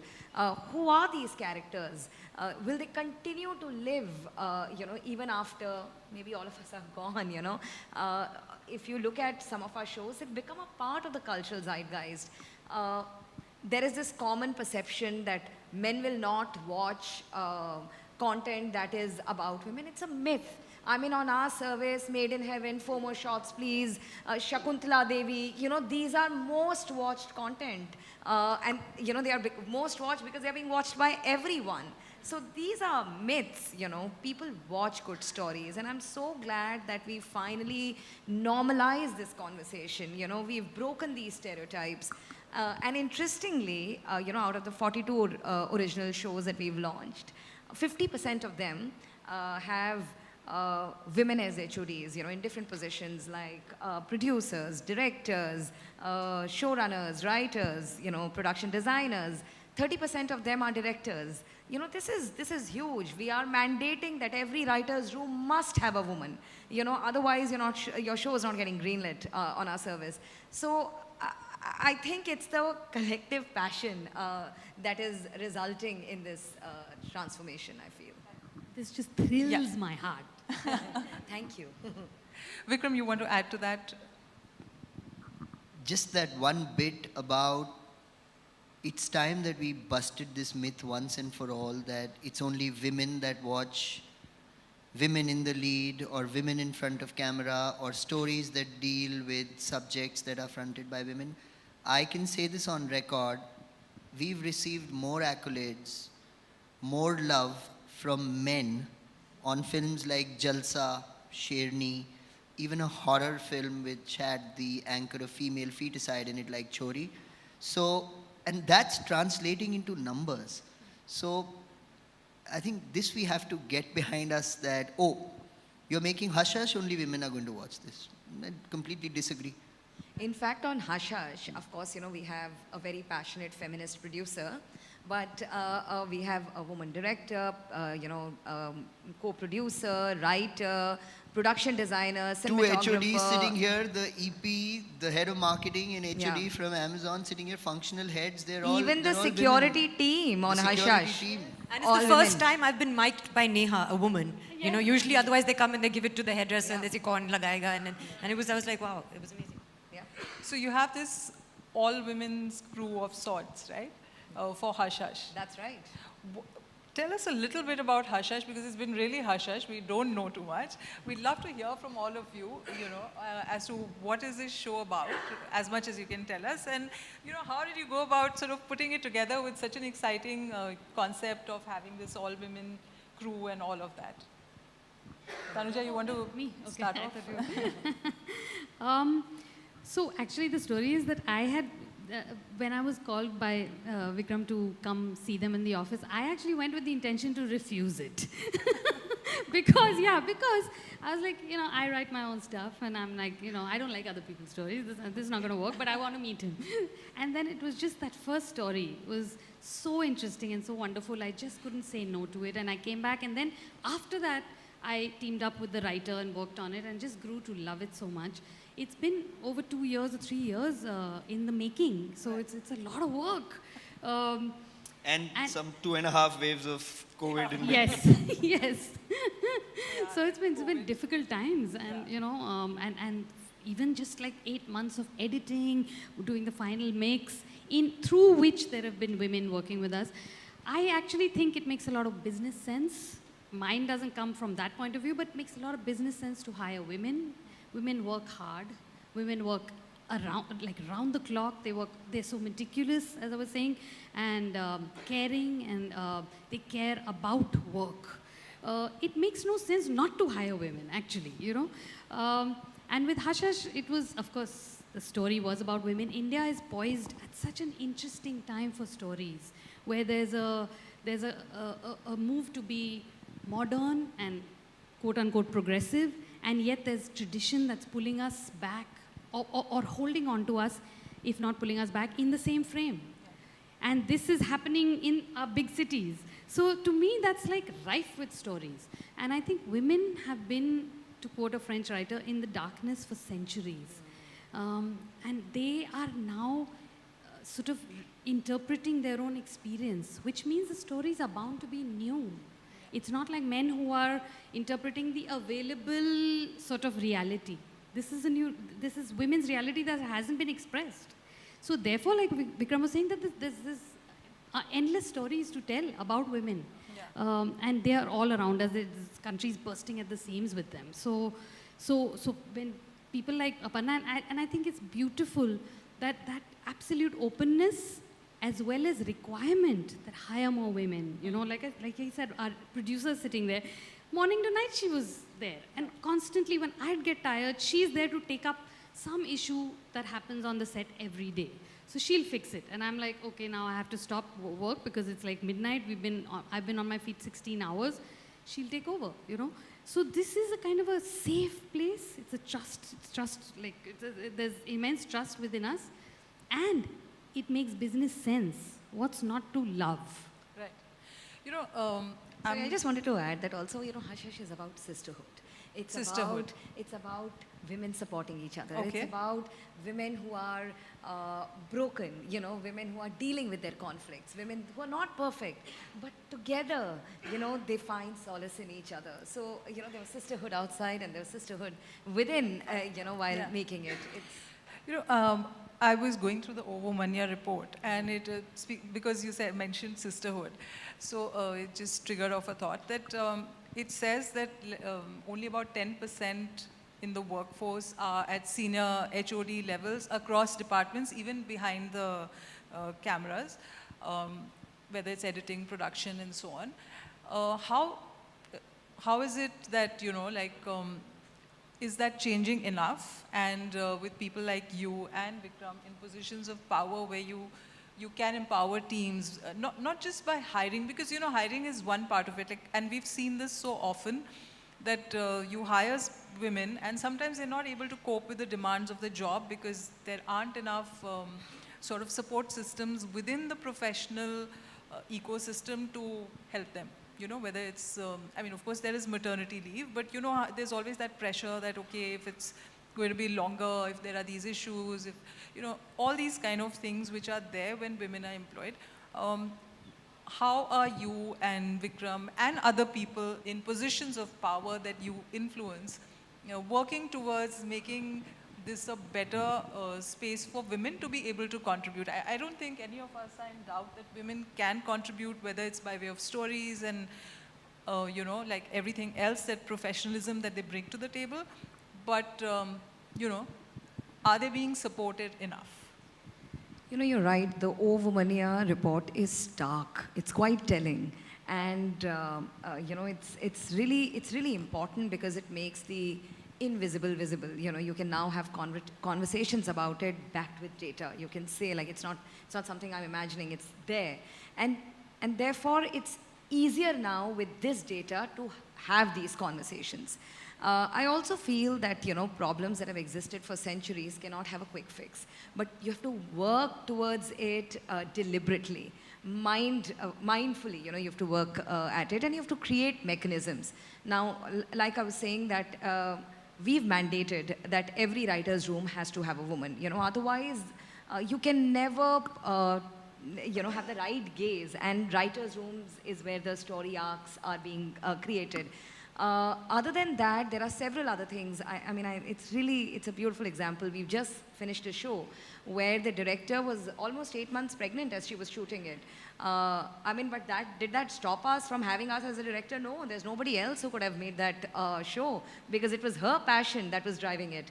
Of course, it required some adjustments, but let's do it. I mean, you know, whether it's flexi hours, whether it is maternity leave. And in Amazon, we have this interesting program called Rekindle. You know, anybody who wants to come back and join the workforce after, you know, taking a sabbatical. So all of these mechanisms are there. We've, of course, started, we've collaborated on the Ovomania report. We've also started another female-first collective called Maitri. You know, just creating a forum where women can come together and talk and support and cheer for each other. So I feel it's important to create these kind of forums and just allowing everyone to have their voice and space. And just true. to add one point, Yeah, like please. it also does need mentoring, of course, because why should the entire onus, because who made the glass ceiling, first of all, who created it, not women, right? Right. But then in Abundancia, not once have I felt a feeling of, and it comes from the top, that I'm in any way being generous by employing women, you know? Yeah. I mean, there is a genuine feeling of absolute equality. And that's also really, really important. Yeah, because it can't be like a patronizing thing that, like I'm sitting on my perch and giving you a chance and, that kind of, it has to be collaboration of equals. Yeah. So I'm referencing that report again, the O Manya report. And again, it was very interesting that it says that in trailers, which are so important because that's your first glimpse of what a movie or a show is going to be about, women are given much less talk time, and obviously that is also there in the larger content. So as an actress, do you feel that you've seen that change for the better? Do women have more of a say in terms of it's not just, you're not just a prop in the scene or, just doing the bare minimum of being a love interest. You have a point of view. It may be a smaller role, it may be a supporting role, but it can still be a strong role. Do you see more of that? Of course, I do see more of that. I mean, I think we've come a long way from the time that men would play women on stage to today. So if you look at the whole arc, and of course, if you look at although also, now that's become quite a trend on TV. it's also, but content is going to reflect society. There are some people, and there should be more people who try and change the world. But it continues to be more of a reflection of what they see and giving people something that makes them comfortable as opposed to something that we are watching this, even though there may be a lot of women watching. Women are in the kitchen, they're doing a lot of work, they don't have that much time to watch television. The men are watching, you're watching as a family, so everyone will end up watching the same content. So it is, as I said, mainly a reflection of what we see around us. And India lives in many centuries. All of us are in a completely different world right now to many other women out there. I feel like my lens is so privileged. I'm so fortunate that my 4 mothers have fought the battles of going to university, of working in my mother's time where films was not a respectable profession at all. Today, actors are role models. So we've come a long way. We're fighting to be on the poster. We're fighting to be bigger than, your male counterpart on the poster if you have a bigger role, etc. Marketing is anyway, when you're trying to get someone to watch something, Kylie Minogue was all over the marketing of a film that she was a fraction of. So, you will try and get people to watch it on the basis of what you think is going to appeal to them. I think the struggle is now, especially in a country like this, is the forward kind of proactive content. The content creation where you give people the life that you want them to live, empower them that way. And I think that content is so powerful that way. When I watch TV at home and I'm watching something and I'm watching other people watch it, it affects you, and it can affect you for the good and for the bad. Speaking of trailers, you have to wait and see what Soha's doing in the Hush Hush trailer. So what does that mean? That statistic may just get skewed all over again. Yes, we can't wait to watch that. But Vikram, tell me something. From the time that we were just discussing this earlier, that from the time that you had the theatrical releases, there was a certain sort of arithmetic to it, certain method to it. And then there was television, which was considered the women's medium, because there were all these women's stories. What are the gaps that streaming has filled in? Opportunity to tell stories that needed to be told without worry of judgment, without worry of looking back in the rearview mirror and saying this has worked, so we've got to tell more stories like this. Television caters to an audience which historically is believed to not go out and work, which is why you see the kind of stories with so many family dramas and the typical soaps featuring women. That's a function of nobody attempting to tell stories that were at least even of a wider family interest, if not of a certain specific segment. But it's going to be driven by economics as well as creativity. Because if films with strong women in leading roles, centered around women, if they do good box office business, if they work well on streaming, that's going to funnel back more investment in telling more of these stories. If Shakuntala Devi does well on an Amazon Prime Video, it gives Prime Video an abundancia that much more confidence to then do a Sherni. And if that does well, it gives us the confidence to do a Jalsa and back a Hashash. And it's this virtuous cycle that then gets formed. But it needs to be done. Absolutely. Aparna, your take on it, because Vikram addressed the very important financial part of it, because it's business at the end of the day. But other than that, is there anything else that, in maybe the storytelling part of it, where streaming has bridged a major gap which was left behind despite the presence of cinema in theaters and television? Look, I believe that India, and we've often said it, India is not an or country, like television or cinema or, television or digital. It's an and country. Everybody can coexist. The good part is that all kinds of stories can now find a space. All kinds of stories can be told. So, on one hand, we'd have a Forgotten Army, and then we had to have a Patal Lok, Comicstan, FOMO Shots, Made in Heaven, Inside Edge, Breathe. All kinds of stories can breathe, really. Hush Hush, which is coming up. Because there is no... because one is not just catering to one cohort. The Amazon, for instance, caters to 99% of pin codes in the country. There are people watching in Andamans and there are people watching in Jammu, and people are watching, and they can watch it when they want. They can watch it on a device that they want. They can watch it at an hour of the day that they want to watch. They can watch multiple things together. So all kinds of stories have now find way into the audiences. I think that is what is absolutely beautiful. In fact, I feel like it's a renaissance for Indian entertainment, really. Tanuja, your experience on that, it truly is, because we've suddenly woken up to the joys of different kinds of stories which are not dictated, by very specific metrics pertaining to theatre or television. What has been your experience? Because you've made the journey from movies to streaming platforms, and how has that been? Actually, I started from TV. You started in TV, Yes, okay, yes. yes, a lot of good directors. Which was at the time when it was a weekly show. Okay.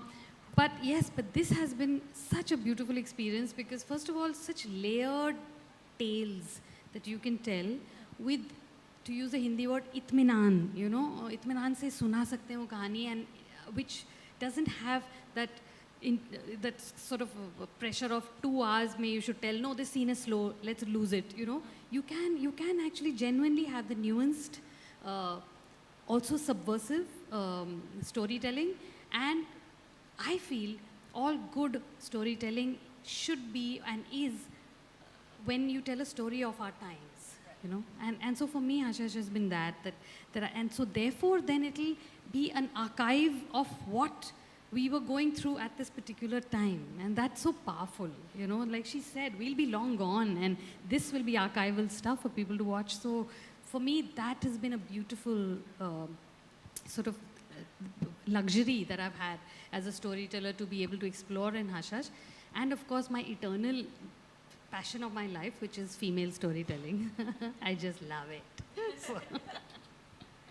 The documentary, Radha Auntie, Sudha Auntie, it was so fantastic. It was one of the most beautiful stories that I have seen on screen. It was fantastic. Thank you, thank you. Soha, coming to you as an actor, again, an actor's journey is,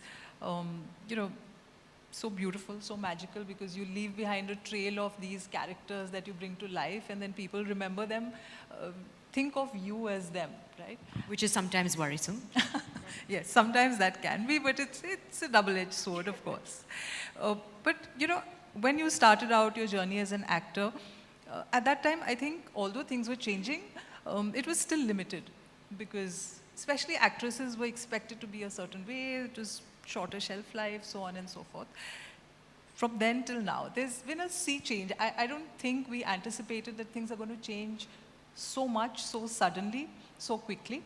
And what does this mean for you? The advent of streaming platforms, because I'm not just saying it as a technical thing. Of course, it's a technical evolution, but I think we've all felt it in our lives that it's created an impact in so many different ways. As an actor, what has that meant for you? It's meant so much as a consumer. It's meant so much to have these options. As an actor, I truly feel that my relevance today, my employment today is because of digital content.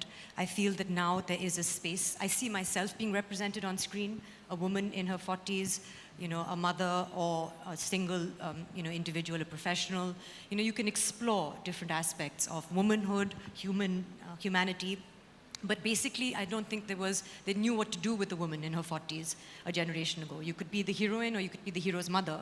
But then you'd be like, in your 40s, you're neither, so just wait it out for another 10 years, you know? So really, there is a space now for you, and there are people who are definitely interested in seeing your story in a real way, you know? We know so many women who have stories in their 40s, in their 50s, in their 60s, in their 70s, you know? So why not have them represented on stage when there is an audience for it? And it's just about taking that step. I feel a lot of people wait for something to become successful, and then everybody jumps on the bandwagon. So it, of course, requires a little bit of courage to take that first step. And as I said earlier, with my experience, of course, I've seen so much change. I have also played roles which I've felt are strong, but those have been on shoestring budgets when theatrical was the only option for release. And then there was also this whole marketing a slant to it of it being, you know, female-oriented film, so it would be issue-based. And then if you are a good person, you should go and see a good issue-based film.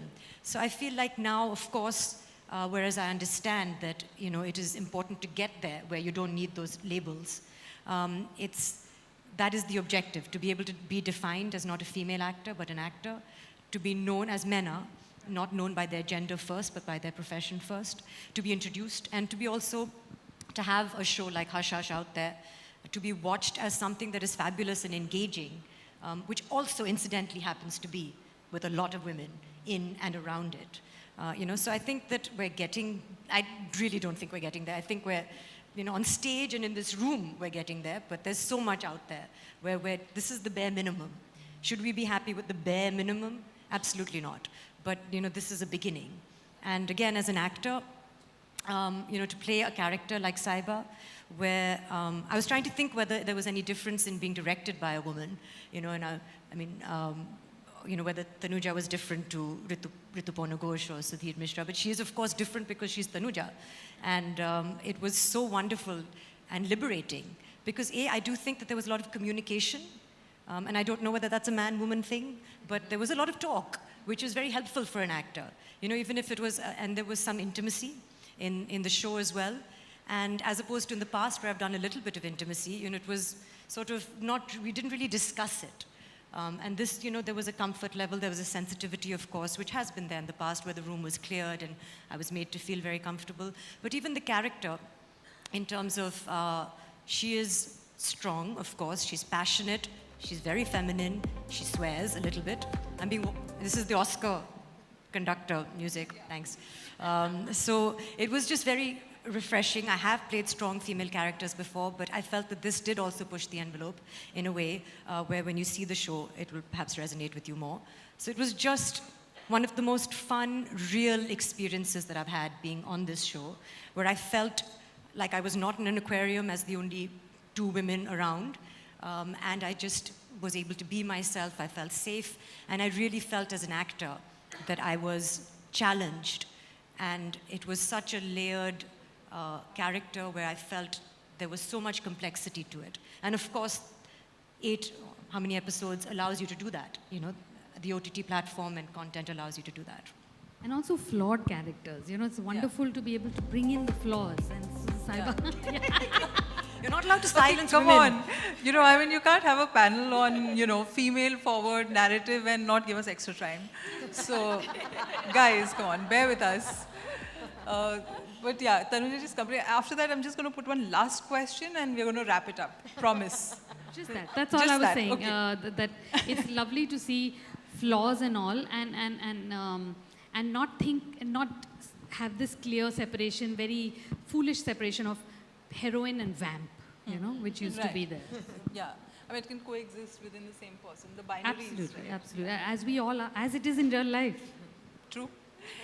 So my last question to each of you, and if you can answer that, is basically that, you know, what is it, and from your personal experiences and in your domain, what is it that you feel the industry can do to, you know, frame this female-forward narrative in a way that change will happen faster, that we are not the exceptions, and this becomes a way of life, you know. We'll start with you. You're the only man on the panel, so. This is the flip. The privilege. This is the flip. Oh, privilege, definitely.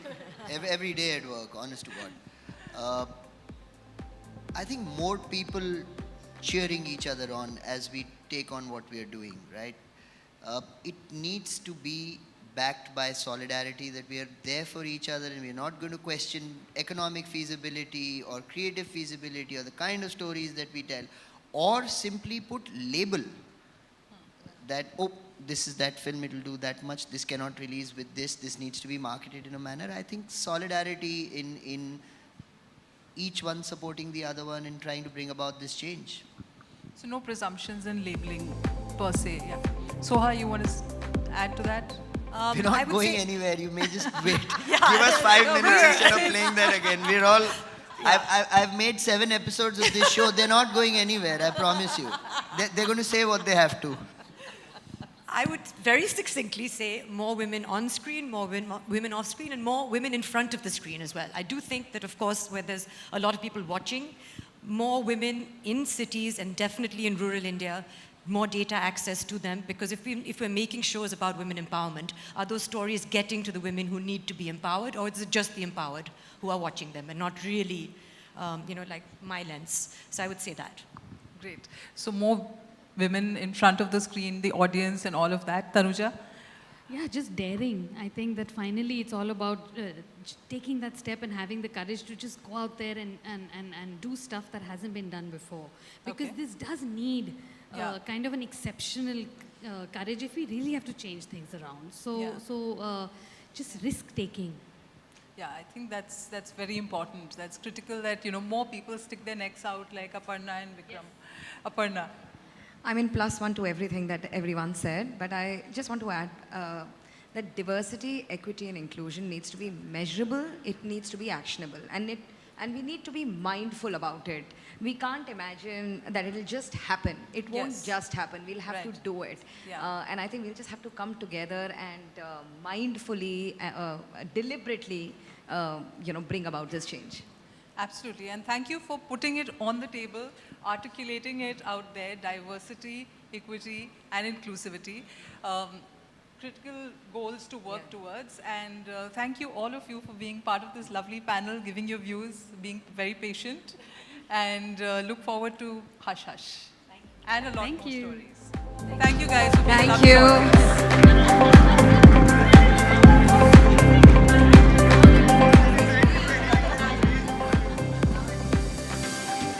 Is the mic clear? Yeah. Fantastic conversation on womanhood, absolutely. Can we please have a round of applause?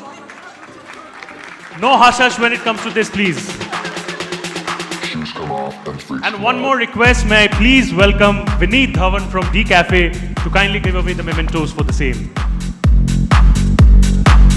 And in the meantime, while Sir gives the mementos, may I please request everybody over here, especially the women, to kindly say it out loud that Nari Shakti Zindabad. That is the moment.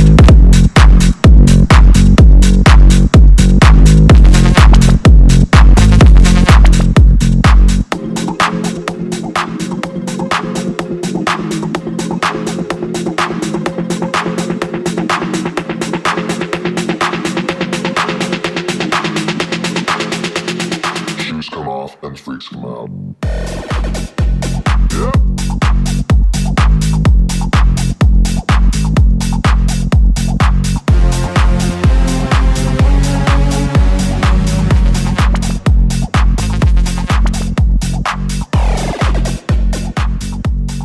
Thank you so much, and special wishes for Hush Hush going forward.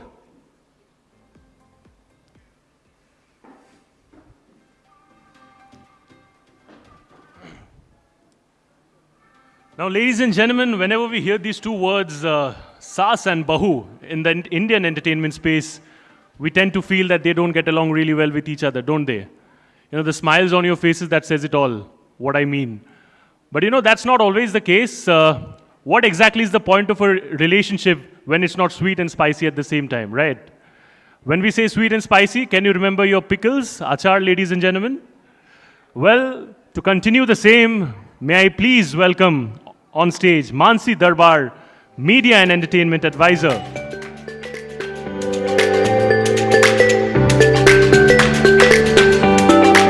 She will be joined on stage by the amazing team of Sas Bahu Aachar Private Limited. I would like to welcome them one by one on stage. Anup Soni, Indian actor and anchor.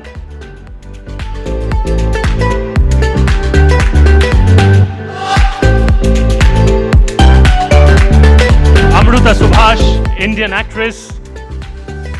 Anjana Sukhani, Indian film actress and model. Yamini Das, Indian film actress.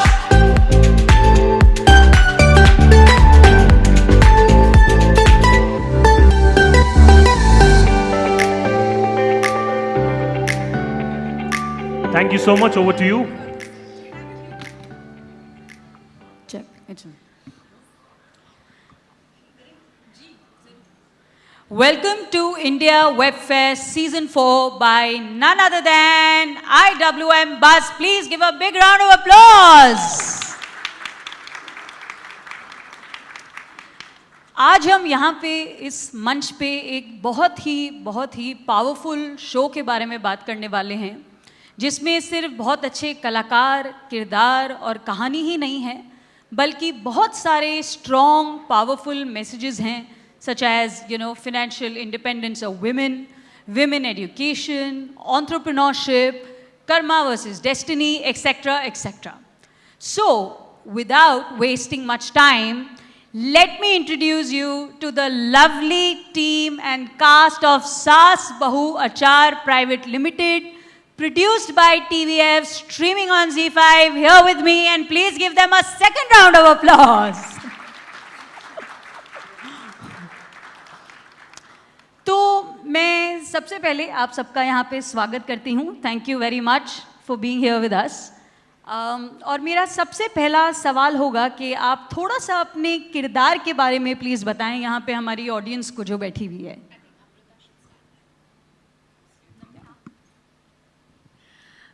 Hi everyone, it's great to be here. About my character, सुमन श्रीवास्तव, जो शुरुआत में तो दिलीप जी की बीवी रह चुकी है, but some things happened and she's now on her own.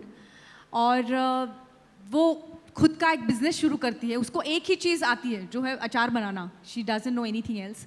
She's but उनके बच्चों की कस्टडी अपने पति के साथ है. She wants the custody back and she starts this business along with her mother-in-law, played amazingly well by Namni, Yamini Das.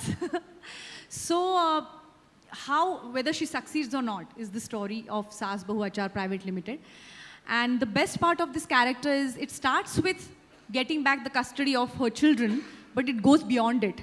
It goes towards her own journey towards herself. And that's the best part of it. मुझे ऐसे लगता है कि हर औरत के लिए शुरुआत तो होती है कि अपने बच्चों के लिए करो, अपने पति के लिए करो, अपने घर के लिए करो. But sometimes it has to come back to your own self, खुद के लिए करो. And eventually that story comes to that, and that's the best part of the Suman's character. That's what I think. Yamini जी. मेरा character film में दिलीप अनूप जी की mother और अंजना और इनकी सास का है. और जैसे घर की हर बुज़ुर्ग औरत होती है, वो चाहते हैं कि पूरी फैमिली में एक बैलेंस रहे, किसी के साथ इनजस्टिस नहीं हो, सब बराबर चले, कोई छोटा बड़ा नहीं रहे, और जो कमज़ोर हैं उसको थोड़ा स्ट्रेंथ मिले, एम्पावरमेंट हो. तो मेरा कैरेक्टर यही है. बच्चों को भी देखना है, बहुओं को भी देखना है, बेटे का भी ध्यान रखना है, और जो कमज़ोर है उसको आगे बढ़ाना है.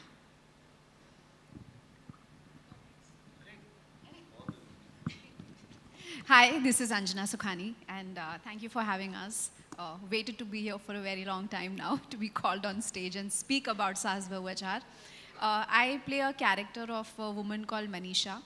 It's her second marriage. The first one didn't work out and she has a child. And she gets remarried to Anoop's character in the film. And it's a very layered, complex character as I have lived through it.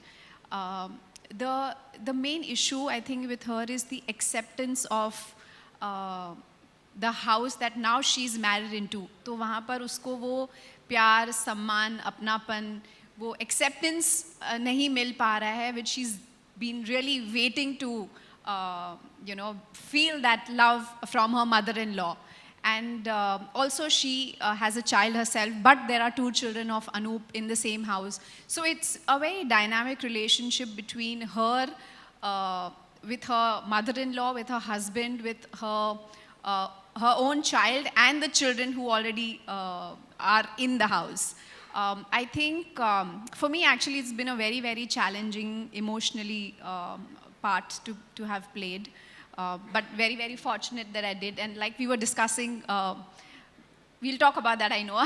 So, but the way we were discussing that, there is never one dimension that a woman goes through. There are multiple layers in everything that she does. Just जैसे अमृता ने कहा कि आप सिर्फ अपना ही नहीं सोचते हो, रादर एक औरत होती है जो अपने बारे में सबसे लास्ट सोचती है, वो पहले अपने घर, अपने बच्चे, अपने सास, अपने पति, the priority becomes that's your world, that's your universe, and then somewhere she loses her own self.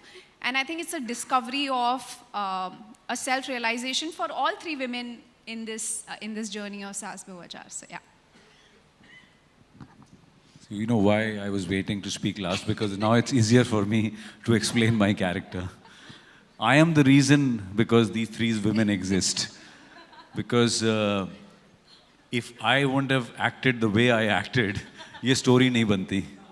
So basically ये जो पूरा title है इस series का सास बहू अचार, तो उसमें सास हैं, बहू हैं और मैं हूँ अचार. तीनों ने मिलके मेरा बहुत अचार बनाया है उस कहानी में. So I play this character of Dileep, who was married to Suman and then he gets remarried to Manisha's character. So जैसा तीनों ने explain किया, you take certain decisions in life and then the rest follows. So that's my character. Thank you so much Anoop for mentioning कि आप अचार हैं इस कहानी में. तो अमृता, जैसे कि आपने अभी कहा, थोड़ा सा आपने बताया हमें संक्षेप में कि the story is about a housewife, a homemaker, who sort of she wants to get the custody of her children. And in order to get that, she wants to become financially stable. So she walks on the path of entrepreneurship, right? Entrepreneurship, of course, as a concept is on the rise. हम चारों तरफ देख रहे हैं कि entrepreneurs बहुत ज़ोरों से ये concept लोग आगे बढ़ रहे हैं. तो आपको क्या लगता है कि एक महिला के लिए आज के ज़माने में entrepreneurship, right, की राह पे चलना कितना मुश्किल है? क्या-क्या difficulties आ सकती हैं? While things are changing, I would say things are quite challenging too. और अगर आप सुमन का एग्जाम्पल लेंगे, वो तो क्या चीज़, मतलब उसको तो कुछ पता भी नहीं है. क्या चीज़, क्या बोले आप हैं एंथर, क्या बोल रहे हैं आप, मतलब वहाँ से वो आती है. मतलब कुछ तो औरतें ऐसी हैं जो like who are ambitious. Like for example, if you compare Amrita with Suman, so I have been ambitious कि नहीं मुझे ये कुछ कर दिखाना है, but Suman had no such plans in her life. She wanted nothing. She just wanted her husband and family. So for that woman, it's more difficult because vision ही नहीं है. So she starts from somewhere minus, that kind of a thing. कि जैसे आपने अगर series देखी हो, उसको कोई सीरियसली नहीं ले रहा है. इवन आम वाला जो आम बेच रहा है, क्या है, चलो आगे चलो, क्या है, मतलब no one is talking to her properly. सब लोग उसको वेट करा रहे हैं. So मतलब बिल्कुल सेल्फ एस्टीम ना होना, ये मुझे लगता है औरतों के लिए ज़्यादा होता है. सेल्फ एस्टीम बिल्कुल ही ना होना, बिकॉज सुमन खुद भी कहती है कि हमें तो किसी ने सिखाया नहीं ना भाई कि ऐसा भी दिन आएगा ज़िंदगी में. हमें तो बस सिखाया था कि पति की सेवा करना है, सब ठीक हो जाएगा. तो उसमें सेल्फ एस्टीम की बात ही कहाँ से आती है भाई? एस्टीम तो पूरा उनका ही है, हम तो है ही नहीं ना. हमारा पूरा अस्तित्व ही उनके लिए अगर है, तो अगर वो जब चले जाएंगे तो हमें क्या करना है कुछ पता ही नहीं है. और मेजॉरिटी ऑफ इंडिया लाइक जो औरतें हैं, हम अगर टाउन की बात छोड़े तो काफ़ी औरतें ऐसी ही तो जीती हैं. सुमन रिप्रेजेंट्स देम. तो उनके लिए ये दिमाग में ही नहीं है कि मुझे खुद का कुछ बिजनेस करना है, kind of a thing. She doesn't know what to do. Actually तो अंधेरा है सामने. उसके बाद तो वो उनके मदर इन लॉ की वजह से मुझे लगता है कि एक वुमेन पावर नाम की चीज़ होती है, और मुझे वो लगता है कि हर कहीं ये चीज़ वर्क कर रही है. Like if we talk about on set also, you know, Yaminidi was supporting me, Anjana was supporting me. We are talking about each other's looks. We are talking about each other's characters. I think that is womanhood supporting each other. जो story में हो रहा था वो भी set पे हो रहा था, और वो भी मुझे आसपास भी दिखता है होते हुए, लेकिन चैलेंजिंग भी दिखता है. लेकिन औरतों को सीरियसली ना लेना, या मैं काफ़ी जगह देखती हूँ. I have been fortunate to have worked with many great women directors. Sometimes they know how to make their point and they are taken seriously. Like someone like Zoya, you cannot but take her very, very seriously, you know, because she commands the set. She is like that. But I have seen some directors, जैसे मैं एक आपको example दूंगी, मैं नाम नहीं लूँगी because that is complicated, but एक विमेन डायरेक्टर के साथ मैंने हाल ही में काम किया, और वीडियो असिस्ट ठीक से काम नहीं कर रहा था. तो उन्होंने एक बार ठीक से दिख नहीं रहा है, दूसरी बार तो उन्होंने कहा why isn't it working, and वो जो वीडियो असिस्ट करने वाला बंदा था वो he was a man. So he said वो मेरी गलती नहीं है, and the way he said it, you know, she is a director, आप उनका कोई काम उनका ठीक से नहीं कर रहे हो, and he is like it's not my fault, okay. And I could sense it because she was a woman and she said, why isn't it working properly, yaar? And he's like, hey, you cannot say such a thing to me, you know, I'm a man. So I could just see it there. So while I'm happy that many women directors are telling their stories, they are, you know, gutsy and doing that, many Suman Srivastavs who are getting support from their mother-in-laws, and they are making it big in Achar industry. In fact, if you have seen the series, you know, Dilip finds it very difficult. उनका तो business भी वो छीनती है eventually. वो उनको पूछती है कि क्या आप मेरे साथ नौकरी करेंगे. But having said that, I'm watching this happening also. Like realistically speaking, both the things are happening. So while there are positives, there are challenges as well. That's what I would say. Thank you. तो जैसा कि हम बात कर रहे थे Yamini ma'am कि हमने सास बहू की तकरार तो हम देखते आए हैं बहुत सालों से, बट सास बहू का प्यार हमने पहली बार देखा आपके प्यारे से शो में, और बहुत पावरफुल शो में. तो आप थोड़ा सा उसके बारे में बताएंगे हमें अबाउट विमेनहुड, यू नो, जो अमृता ने बताया that it is so important. Women have supported each other always. That's what I have seen in my life. So, like my mother, she took charge of the family when my father died and I was 11. And she supported 6 children, all on her own. She raised us. And not only us, wherever she saw women struggling, because I remember we had a tenant, and he never used to give a lot of money to his wife. I just remembered it. And my mother encouraged her to learn. She made her learn that वो जो sweater बनाने की एक machine आती थी, तो she made her learn that, and in our house only that woman started making sweaters for आस-पड़ोस का सब चीज़ दुकानों पे गई. So women, and she ultimately she started earning her own money, and that is one example in my mother's life, right? So it's not like I see everybody talking about women empowerment, but it's been there. It's nothing new, right? So I'm very sure if my mother was there, there were other women also supporting other women who were downtrodden, didn't know what to do with their life. They were not educated. So it's always been there. The only thing is that in our films and unfortunately television, everybody has shown only one aspect of a relationship. You know, so there are brothers who don't get along with their brothers. Siblings fight all the time. But there are siblings who take care of each other. So there are mothers and daughters-in-law who don't get along because they are two human beings. Okay? And I would say it because I'm a mother-in-law myself. So sometimes mothers are more possessive about their sons. Daughters have to go out, उनको शादी करनी है, वो दूसरे घर संभालना है, एक mentality होती है. पर कई बार माँ अपने आप को वो ना लड़के के साथ डिटैच नहीं कर पाते हैं या शेयर नहीं कर पाते हैं, right?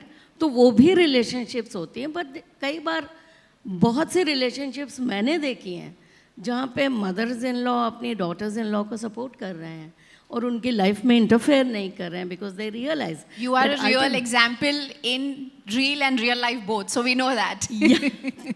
Thank you. So ultimately, I'm not going to be there in my son's life all his life. You know, I'll be gone one day. So I need to set up something for him, a family for him, a woman who will take care of him. So there are women of all sorts, there are relationships of all sorts. So it's not like this is existing in one serial only. It's not that. It's not been shown. That's all. Thank you very much Yamini ji, very beautiful response. Anoop, मैं आपसे पूछना चाहूँगी कि जैसा हमने discuss किया कि ये जो कहानी है वो सास बहू और अचार के बारे में है. So you play a role where you are surrounded by 3 women, सो mother and 2 wives, ex and present, right? So how difficult or easy was this as an actor to sort of play this layered role, right? I would say it was a multi-layered role for you because आप अलग-अलग 3 महिलाओं के साथ काम कर रहे हैं और रिएक्ट कर रहे हैं. Yeah, actually, the reason I said yes for this show was that it had so many layers. Because there was a point of view of Suman, there was a reason of my mother supporting my first wife, and at the same time, my second wife taking care of kids and kind of understanding Suman's position also. So as an actor, interesting था, बहुत interesting था ये role. लेकिन जब हम discuss कर रहे थे, क्योंकि कई बार क्या होता है कि हम जब एक पॉइंट ऑफ व्यू लेकर चलते हैं तो थोड़ा सा कुछ चीज़ें हम मिस कर देते हैं. तो जब पहला ड्राफ्ट हमने पढ़ा तब बहुत ज़्यादा ये था कि जो दिलीप का कैरेक्टर है विच आई प्लेड, उसका अपना कोई रीजनिंग नहीं था. He was a bad guy. मतलब एक होता ना, एक one sided one track character था. ये तो बुरा आदमी है, इसने बीवी को छोड़ दिया, दूसरी से शादी कर ली और बच्चों का भी ध्यान नहीं रख रहा, ऐसा टाइप का कुछ था. उतना उसका पॉइंट ऑफ व्यू को एक्सप्लेन नहीं किया गया था. But then we started having discussions specially with Arunabh जो TVF के हेड हैं और हमारे डायरेक्टर अपूर्वा और जो राइटर्स की टीम थी. तब मैंने एक लॉजिक दिया था. मैंने कहा था कि देखिए, कोई भी इंसान, जैसा हम हमेशा कहते हैं कि ब्लैक एंड वाइट नहीं होता है, ग्रे शेड्स हर किसी इंसान में होते हैं. Because there must be a reason कि अगर एक इंसान, दिलीप जो किरदार है ये, वो अगर किसी रीज़न से सुमन से अलग होता है, but at the same time he agrees to keep the kids also. There is another woman who is ready to marry this man in spite of knowing कि यार इसका तो बड़ा एक बीवी है, 2 बड़े बच्चे भी हैं, थोड़ा complicated situation है. But if that woman is ready to come into his life in spite of that complicated situation, तो कुछ तो अच्छा होगा इस इंसान में. Why is she putting herself in that situation जहाँ पे वो ऑलरेडी एक कॉम्प्लिकेटेड लाइफ से आई है और फिर अपने आप को एक कॉम्प्लिकेटेड लाइफ में डाल रही है. Love is blind. No but still I would say that कि थोड़ा तो रैशनल होकर आदमी सोचता है. तो इस पॉइंट पे डिस्कशन शुरू हुआ और फिर हमने थोड़ा सा दिलीप के किरदार को उस पॉइंट से भी देखना शुरू किया कि यार सिर्फ विलन बना देने से काम नहीं चलेगा, क्योंकि किसी को हीरो बनाने के लिए हमें दूसरे को विलन बनाने की जरूरत नहीं है. सो वो बैलेंस जो था वो स्क्रिप्ट में धीरे धीरे आया. और अब जब हम देखते हैं दिलीप का कैरेक्टर तो वो कहीं ना कहीं एक ह्यूमन कैरेक्टर लगता है कि हाँ ठीक है यार. और there is a sequence between me and Suman also in the end when she is very very successful. और एक बहुत इंपॉर्टेंट पार्ट ये है कि जो बिजनेस सुमन के किरदार ने शुरू किया, मैं उसी बिजनेस में नौकरी करता हूँ. So it is not only that she is kind of affecting the whole scenario कि वो एक इंडिपेंडेंट बिजनेस वुमन बन चुकी हैं. She is harming my job also. My job is also at risk now. तो उसके लिए ये बहुत बड़ा झटका था कि यार मेरी माँ इसमें मदद कर रही है. मतलब she didn't even think once कि मेरी नौकरी जा सकती है. तो जब एंड में वो बातचीत होती है तो वो कहता है कि यार मैं तुमसे प्यार नहीं कर पाया क्या, यही मेरी गलती है क्या. So I think that was an important part to understand कि ठीक है यार, situations होती हैं ज़िंदगी में, तो मज़ा बहुत आया इस रोल को प्ले करने में. Thank you very much. Anjana, जैसा हम बात कर रहे थे ऑफ स्टेज, राइट, आपने एक बहुत ही महत्वपूर्ण पॉइंट पे हाईलाइट किया, द अदर वुमन, जैसा कि अनूप ने अभी कहा, राइट. तो हम जब भी कोई सीरीज़ या शो या टीवी या कुछ भी सिनेमा में हम कभी भी देखते आए हैं, तो हमेशा अदर वुमन एक वैम्प होती है, राइट. बट इस शो में हमने एक बहुत ही अलग शेड देखा अदर वुमन का. मतलब मैं जब देख रही थी तो मेरी मम्मी कहती हैं कि अच्छा अदर वुमन, जैसे ही पता चला कि वो तो अच्छी है, कहती है अरे ये तो अच्छी है, राइट. तो as viewers, you know, we were pretty shocked to see this sort of a different context of other women. What do you have to say about this? You know, I think जो दो बड़े myths, stereotype जो सास बहू आचार ने break किए हैं through a message, through a story, is A, कि सास और बहू का रिश्ता कभी माँ बेटी जैसा नहीं हो सकता, which has completely turned another leaf where you see Amrita and Yamanji's character. मुझे honestly even while during the show मुझे लगता था ये उनकी माँ है, उनकी सास है, the way she is supporting her. मतलब वो आप अपने बेटे को छोड़कर अपनी बहू पे इतना विश्वास, इतना प्यार, it was amazing to see that magical relationship between them. The second myth of course कि हमेशा हम लोगों ने देखा ही है, ये फेड किया गया है हमारे बचपन से सिस्टम में, कि जो सौतेली माँ होती है वो she is a total bitch. And I think breaking that stereotype was so important, because when you want to change the narrative in the society, you have to change what you are saying, how you are showing things. And like we discussed earlier, that we all have a certain amount of gray in our character. None of us are black or white. And I feel कहीं एक subconscious level पे मनीषा का character, it could also be a very selfish reason to because she knows कि she is also coming with a certain baggage. She also has a small child she's bringing into this house. और ऐसा होता है जब when you want to be treated in a certain way, you also have to treat in a certain way.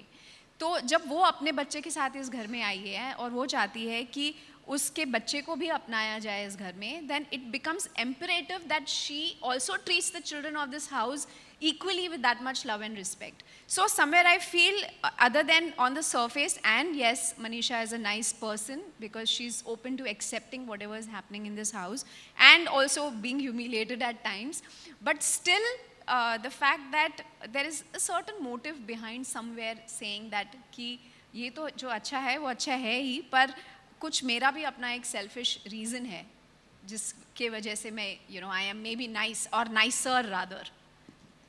Thank you.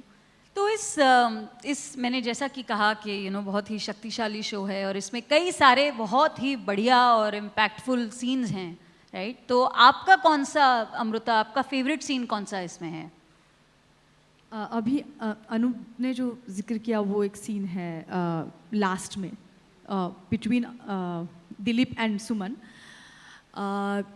जहाँ पर वो दोनों ही, मतलब मुझे ऐसा लगता है कि जब कैरेक्टर्स अपने नेगेटिविटी से बियॉन्ड जाते हैं ना, तब वो सीन्स मुझे बहुत अच्छे लगते हैं निभाने के लिए भी. जैसे यार इनमें बहुत बिटरनेस है, राइट, हस्बैंड और वाइफ में बहुत बिटरनेस है और हम लगातार हमने वो दिखाई है. टू बी फ्रैंक, यामी दी के साथ जो सीन्स थे वो करते हुए हम बहुत हंसे. It was very fun. With Anoop it has been, मतलब पहले तो बहुत वो जो स्ट्रेस दिखाना था, it was challenging for me more. मतलब पहला भी जो सीन है जब वो मेरे घर आते हैं, and Apu has treated it, Apurva Singh करके हमारे निर्देशक, वो हमेशा दूर दूर है एक दूसरे से, लेकिन कभी कभार तो एक रिश्ता था यार. 2 बच्चे हमने एक दूसरे के साथ ये किए हैं पैदा. तो मतलब जो प्यार उनका मेरे प्रति नहीं था, मेरा तो था.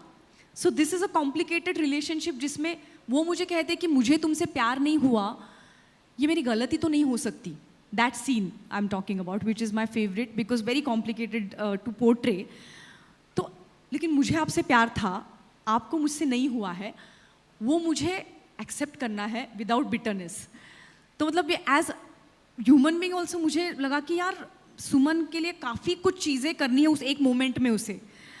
और I am very thankful to Anoop कि उन्होंने जिस तरह से वो लाइन भी वो हम ये किया है ना कि भाई इतना जेन्यूनिटी था ना उसमें, अब मुझे तुमसे प्यार नहीं हुआ, ये मेरी गलती तो नहीं हो सकती ना सुमन, मतलब उसमें इतनी जेन्यूनिटी थी कि मैं ना, कई बार ऐसे होता है ना कि एक रिलेशनशिप में आप, मतलब मैं एक हद के लिए मैं भूल गई कि सुमन हूँ, सुमन भी भूल गई कि यार मैं इनकी बीवी हूँ, और उनको ना दिलीप का दुख समझ में आ गया। और ऐसे होना चाहिए रिलेशनशिप्स में, we should be able to forget, क्योंकि सिर्फ आप अगर उसको हस्बैंड के हैसियत से देखोगे सिर्फ बिटरनेस ही दिखाई देगी, लेकिन उस एक क्षण के लिए सुमन को भी दिखाई दिया यार मैंने इससे प्यार किया, इससे नहीं हुआ भाई प्यार, क्या करेगा वो इंसान, जेन्युइनली बता रहा है नहीं हुआ है प्यार। लेकिन एक बात ये एक्सेप्ट करने के लिए बहुत डिफिकल्ट है, तो वो जो करना था, उसी सीन में वो चाबी वापस देती है घर की। तो एक औरत के लिए उसके रसोई का एक चम्मच भी बहुत मायने रखता है और स्पेशली वुमन लाइक सुमन, जिसने वो रसोई सजाई थी, ऐसी वाली वुमन, मतलब अगर मैं हूँ तो मैं तो रसोई में जाती नहीं हूँ, मैं तो ज़्यादातर काम में रहती हूँ, लेकिन सुमन के लिए वो चाबी वापस देना इज़ अ बिग हिस्सा ऑफ हर लाइफ सैक्रिफाइसिंग, कि okay this is now ended, this is the end of it. तो ये सीन मेरे लिए सबसे चैलेंजिंग था निभाने के लिए। और इसके पहले वाला जब मेरी बेटी कहती है कि उसे उसकी माँ अलग दूसरी वाली माँ के साथ रहना है, वो सीन क्यों चैलेंजिंग था, क्योंकि सेम थिंग वहाँ पे वो मेरी बेटी है, इसको मुझे नज़रअंदाज करके एक ह्यूमन बीइंग के हिसाब से मुझे देखना है कि उसकी अच्छाई किस में है, वो अगर उसके साथ रहेगी तो उसमें उसकी अच्छाई है। तो जैसे अभी नमनी कह रही थी कि माएँ बहुत पॉजिटिव होती है अपने बच्चों के लिए, मुझे कई माँओं ने बताया वो सीन आपने कैसे निभाया कि आप अपनी बेटी को कैसे जाने दिया आपने दूसरी माँ के साथ। तो मैंने कहा क्योंकि एक अच्छी माँ वही है जिसको पता है कि उस बेटी की अच्छाई कहाँ पे है, ना कि वो बेटी मेरे साथ रहे, यू नो। सो मुझे पता है कि Manisha is more you know पढ़ी लिखी है, सुमन पढ़ी लिखी नहीं, तो उसको लगता है कि नहीं उसको ज़्यादा एक्सपोजर शायद उसके साथ मिलेगा, यू नो। और ज़्यादा संस्कार, जैसे वो मार नहीं खाती है ना, जब मेरी बच्ची को मेरा पति मारता है तो मनीषा स्लैप्स हिम बैक। सो ये सब कुछ मैंने तो मार खाया है पति का, शी डज समथिंग एल्स। सो दूसरी मेरी सौत को भी सुमन अलग तरह से देखती है और अपनी बेटी को जाने देती है। तो इन दोनों सीन्स में सुमन अपने बिटरनेस से बहुत बियॉन्ड जा पाती है, और इसीलिए मुझे ये दोनों सीन्स करने के लिए बहुत मज़ा आया। यामिनी मैम, आपका कौन सा सीन है जो फेवरेट? तीनों के साथ बहुत स्पेशल सीन्स हैं जो मुझे बहुत अच्छे लगते हैं। एक तो अमृता के साथ जब हम मंदिर में बैठे हैं और उस वक्त शूटिंग के टाइम पे भी वो जो लाइन है कि कुछ नहीं होता बोलने से कि सब ठीक हो जाएगा, पर कुछ जो गलत हो रहा है वो भी थोड़ा कम गलत लगने लगता है। वो लाइन हम जब कर रहे थे तो अगर उस टाइम पे अपूर्व कट नहीं बोलता तो मेरी हालत ख़राब हो जाती वहाँ पे।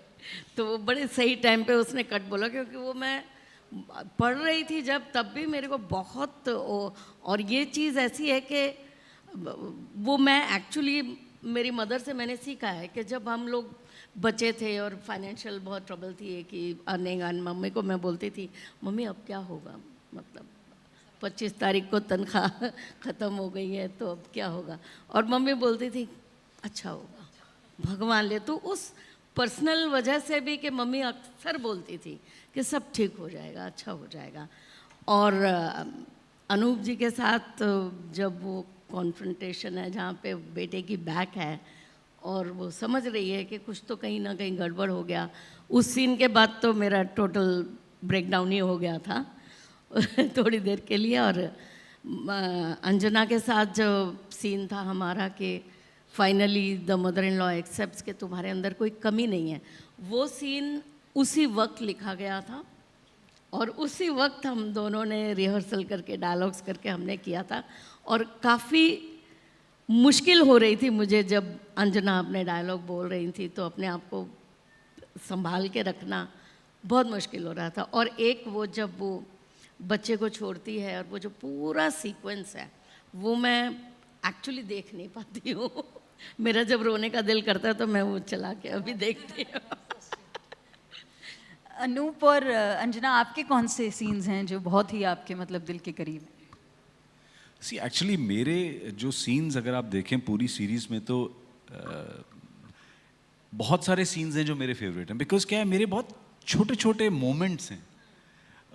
अगर मैं शुरू से देखूं तो you know even in the beginning only कि जब वो छोटा जो बेटा है, जो मनीषा का बेटा है, उसको वो स्कूल छोड़ने जा रहा है मोटरसाइकिल पे, और वहीं बाहर रोड पर जो सुमन और हमारे 2 बच्चे हैं वो वेट कर रहे हैं किसी रिक्शा के लिए, ई रिक्शा के लिए, एंड ये आके कहता है चलो मैं छोड़ देता हूँ, एंड द डॉटर सेज कि नहीं हम चले जाएंगे, he says कि मैं छोड़ देता हूँ ना, says नहीं हम चले जाएंगे, both of them are very indifferent towards him, और वहाँ से एक रिक्शा आता है और वो रोकता है, ये दोनों बैठते हैं और ये चुपचाप अपनी जेब से पैसे निकाल के रिक्शे वाले को देता है। सो ऐसे बहुत सारे छोटे छोटे सीक्वेंसेस हैं जहाँ मुझे लगा आई थिंक यही मेरे लिए मज़ा था दिलीप को प्ले करने का।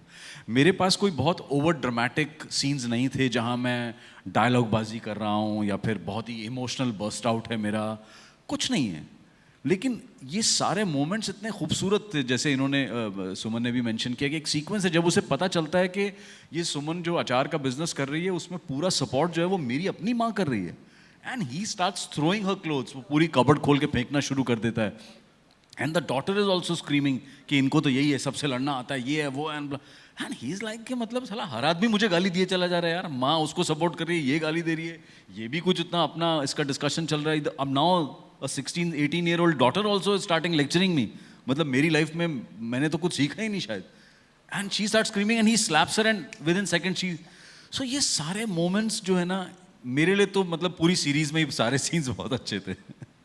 अंजना आपके लिए?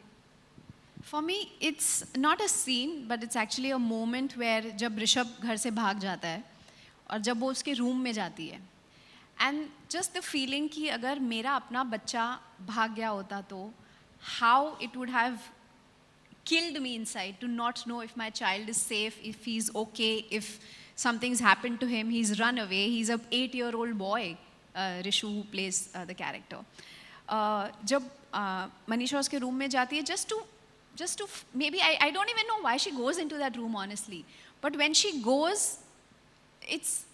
it was completely surreal for me because you know she touches his books and she's picking up his trophies and शायद उस बच्चे को कभी celebrate नहीं किया गया, you know, he is a very intelligent child and maybe he was not celebrated that much, and when she goes and she opens his school bag और उसमें से उसकी माँ का hair band निकलता है और उसके खिलौने निकलते हैं, so you know what the child is going through, क्योंकि separation for any child is not easy। हमको लगता है कि हाँ you know माँ बाप अलग हो गए तो बच्चे संभल जाते हैं, but it leaves a very deep scar on a child, and when she sees his stuff and then she sees one letter and he's written a little quote saying roses are red, violets are blue, mummy please don't go, I love you. And I think that moment was so overwhelming for me. Maybe it was just maternal instincts, you know, coming out, but just the whole idea of losing that child or not knowing if the child is okay or not was very, very powerful for me. There's another moment which, again, it's a moment and not a scene, is in the end of the 3rd episode, the song starts. And that's a very haunting song. I mean, emotionally, and the point where Amrita's character enters the frame, that look of hers, I'm getting actually goosebumps even saying this, but जब वो enter करती हैं और उनकी आंखें, it's literally saying कि ये शायद 6 महीना 1 साल पहले ये मेरा घर था, ये मेरे बच्चे थे, ये मेरा पति था, ये मेरी सास थी, and now somebody else has taken over and there's nothing that belongs to me anymore, and she's standing outside and it's raining. So even cinematically it was so beautifully portrayed, musically it was so beautifully portrayed, and then she is par excellence, so what do I say what she did pure magic. So there are very beautiful moments like that, very difficult to pick up scenes or moments, but these are I think some really, really special moments in the series. जैसा कि you know आप सब ने कहा और मैंने भी देखा कि this show breaks the stereotypes, right? ऐसे कई सारे stereotypes हैं जो शो ने ब्रेक किए हैं, इसलिए इतना बहुत ही पावरफुल शो है। तो जाने से पहले मैं आपसे पूछना चाहूँगी कि TVF के साथ काम करके आपको कैसा लगा, कैसा एक्सपीरियंस था, तो थोड़ा सा उसके बारे में बताइए। जी, TVF आई थिंक TVF लगातार अच्छा कंटेंट लेके आ रहा है, हर OTT पे मुझे लग रहा है। मतलब उनका मैं अनूप जी से भी बात कर रही थी, पंचायत मैंने देखा, मैंने गुल्लक देखा, एस्पिरेंट्स देखा, Kota factory and even Saas Bahu Achaar, not because I like it's our show, but अगर कंटेंट वाइज हम देखें उस शो को, as you're also saying, and तो कंटेंट, हर कंटेंट इतना आउट ऑफ द बॉक्स है और काफ़ी स्टीरियोटाइप्स कैरेक्टर्स के भी तोड़े जा रहे हैं. मतलब एज यू आर सेइंग कि सास बहू के बीच का, हम दोनों के बीच का, you know the other woman, वो तो है ही. पर्सनली मेरे बारे में I am very grateful to life. मुझे ये बात Z5 से भी पता चली, मुझे ये बात TVF से भी पता चली कि एक ये भी स्टीरियोटाइप होता है कि सपोर्टिंग एक्ट्रेस कभी प्रोटोगनिस्ट नहीं बन सकती. सो या तो मुझे ये बताया गया था कि मतलब they had many people were very apprehensive about my name for Suman's character because they were like नहीं यार वो तो supporting करती आ रही है आज तक, you know, on market wise कैसे जाएगा, which I understand. I'm not hurt because this is at the end of it is it's business, right, and it has to work. मतलब भले आप अच्छे actor हो but you have to also commercially make the thing viable because it's a business. So I'm grateful to TVF, Arunab, Apurva Singh Karki and of course Nimisha Pandey जो Z5 की head of content. Yes ये सारे लोगों ने वो एक स्टीरियोटाइप तोड़ा है, मुझे ऐसे लगा. और मुझे पता है कि उसके लिए उनको कई बार ये बात बतानी पड़ी कि no no no it's okay, you know it will work, because before you do it you don't know whether it will work और नॉट. सो मुझे लगता है ये हर वुमन एक्टर के लिए मुझे लगता है कि ये चीज़ होनी चाहिए कि उनके लिए स्टीरियोटाइप्स नहीं बनने चाहिए.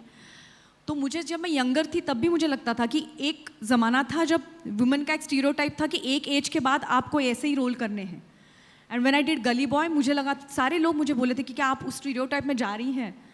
पर मुझे लगता है इट्स वेरी नाइस दैट हर तरह के स्टीरियोटाइप्स वुमेन एक्टर्स के लिए इंडिया में तोड़े जा रहे हैं.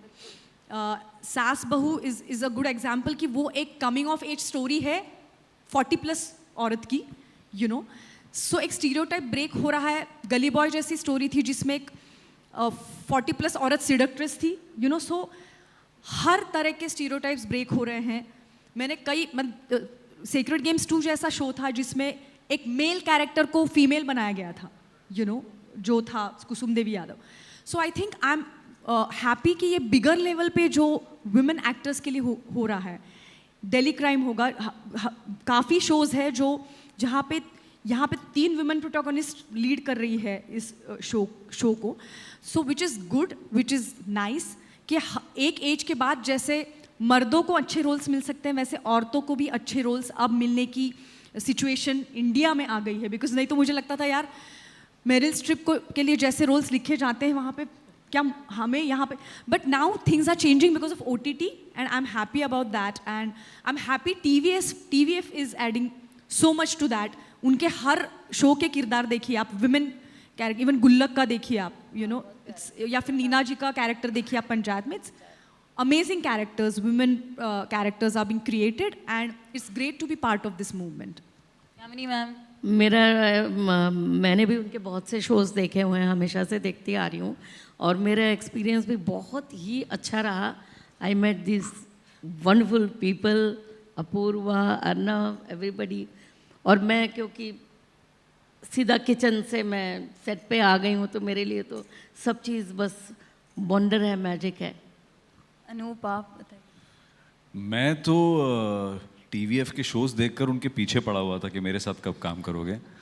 और अपूर्वा से पहले मैं अरुणाब से कई बार मिल चुका था, हम बातचीत करते थे. तो जैसा अभी अपना अमृता ने कहा कि प्रोटैगनिस्ट, तो मैं अर्नब से ही कहता था यार मुझे कोई एक मेन प्रोटैगनिस्ट में लेकर लिखो यार, कुछ स्क्रिप्ट लिखो यार. And he always used to be, हाँ सर, अनूप सर आपके साथ काम करना है. और फिर जब मैंने एस्पिरेंट देखा, फिर मैं अपूर्वा से मिला, फिर मैंने दोबारा नॉक करना शुरू किया. मैंने कहा यार कब कर रहे हो तुम? तो देन दे सेड सर एक स्क्रिप्ट है. मैंने कहा अच्छा मैं मेन प्रोटैगनिस्ट हूँ. दे सेड नहीं आप पढ़ लो. They didn't tell me anything, sir आप पढ़ लो. तो जब मैंने स्क्रिप्ट पढ़ी और मुझे स्क्रिप्ट डेफिनेटली बहुत अच्छी लगी, मैंने कहा यार ये सारी कहानी तो सुमन के पॉइंट ऑफ व्यू से है यार. कहते एक बार और पढ़ लो. फिर मैंने दोबारा पढ़ी और फिर दे सेड कि आप अपने कुछ पॉइंटर्स देना चाहेंगे अपना फीडबैक स्क्रिप्ट पे. तो मैंने मिल के डिस्कशन किया. मैंने कहा हाँ यार ये रोल बहुत अच्छा है लेकिन मैं चाहता हूँ कि अगर इसमें ऐसा कुछ हो, इसका पॉइंट ऑफ व्यू. और फिर धीरे धीरे स्क्रिप्ट बनी. एंड आई सेड मैं अब इंतज़ार नहीं कर सकता कि TVF के साथ काम करने के लिए जब कोई ऐसा मेन प्रोटैगनिस्ट वाला, आई सेड ये कर लो. ये कर लो, रोल बहुत अच्छा है, and I'm very happy that I did this show and get to work with Amrita, Yamini ji, Anjana, हम और बहुत मजा आया. मतलब I'm really thankful to जी, अपूर्वा, अरुणाब, और I'm sure अब अरुणाब सुन रहा है तो कुछ लिख देगा मेन प्रोटैगनिस्ट मेरे लिए भी कुछ मेल एम्पावरमेंट वाला, क्योंकि ये जिस तरह से विमेन एम्पावरमेंट होती जा रही है, मुझे लग रहा है कि अब जरूरत है कि मेल एम्पावरमेंट वाले शोज भी लिखे जाएं. तो ये जो ताली भी बजा रहे हैं ऑडियंस में, वो सब मेल एम्पावरमेंट पे बजा रहे हैं. क्या बात है. तो होपफुली नेक्स्ट ईयर हम इसके नेक्स्ट सेशन में हम एम्पावरमेंट की बात करेंगे, उस पर डिस्कशन कर रहे होंगे. Sorry, this is out of context, but when we are talking about empowerment and we are talking about women empowerment, I just feel that women have always been very powerful. Unfortunately, we wait for a tragedy to find that strength to talk about empowerment. And that is like so not fair कि why do we wait कि कोई हमारी life में ऐसा issue आए और तब हम वो स्ट्रेंथ बिल्ड करें और तब हम empowered हो जाएं. So we don't have to wait for those things to happen. Right from where a girl child is born, it is so important to tell her how powerful she is. And all that she can achieve, her brother, her father can achieve, she can achieve too. So let's not wait for a tragedy or an issue or a family dispute to tell us that we are empowered.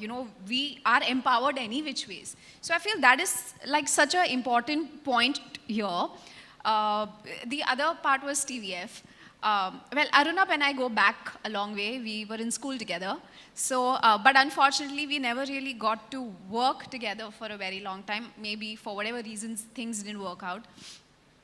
And I have been a huge fan of content-wise. It's hardly anybody who can beat them literally when it comes to strong content, tighter budgets, delivery, the agency of the content that they produce, and it's varied. Like if you pick up any of the shows of TVF, whether it is again Panchayat or Gullak or Kota Factory or Aspirants or Ye Meri Family, and they are gems in their own. And there is no way as an actor we are very selfish people. We want to portray everything. We want to play everything, whether negative, positive, happy, sad, disabled, anything. And when you get opportunities like that, where people are creating opportunities in a very different way for actors, then you just want to jump on that wagon and say, I want to do this. So when Sas Bahu Aachar happened, there was a lot of back and forth, and I'm sure that there were a lot of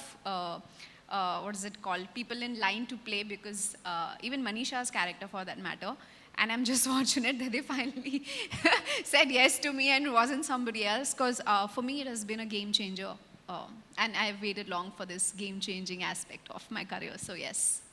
जाने से पहले कहना चाहूँगी और आप सबसे गुजारिश करना चाहूँगी कि यहाँ बैठे जितने लोग हैं, अगर आप लोगों ने ये शो नहीं देखा है, सास बहू अचार प्राइवेट लिमिटेड, तो प्लीज़ देखिए. बहुत शक्तिशाली शो है, बहुत बढ़िया शो है. हमारे कलाकार, किरदार, स्टोरी सब नंबर 1 है. ये स्ट्रीम कर रहा है ZEE5 पे, तो ज़रूर देखिएगा. A very big thank you to the cast of Saas Bahu Achaar private limited. Thank you so much. Siddharth Laik, the founder of IWMBuzz, and to the entire IWMBuzz team. थोड़ा जोर से तालियां बजाइए ऑडियंस. Thank you. धन्यवाद सो मच. आनी चाहिए, तालियों की गूंज और जोर से आनी चाहिए. Please ladies and gentleman, give away the mementos for this one, may I please welcome Franklin Toscano, founder, CTO, IWMBuzz Media, for the same.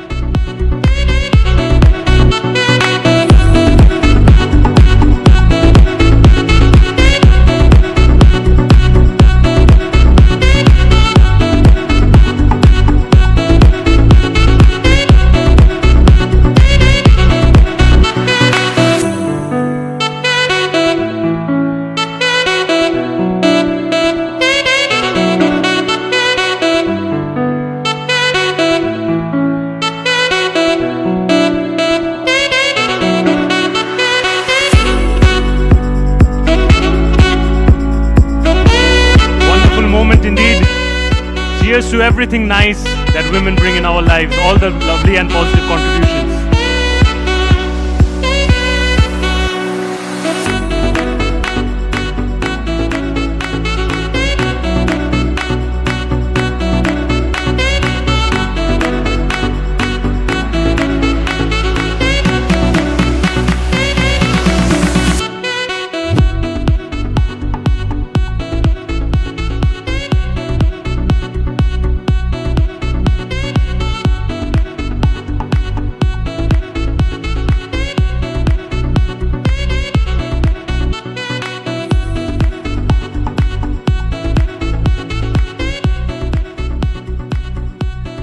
Superb conversation on women empowerment indeed, right? Before moving on to the next session and the final session before lunch, I'm sure everybody is very hungry. We would like to thank our sponsors again.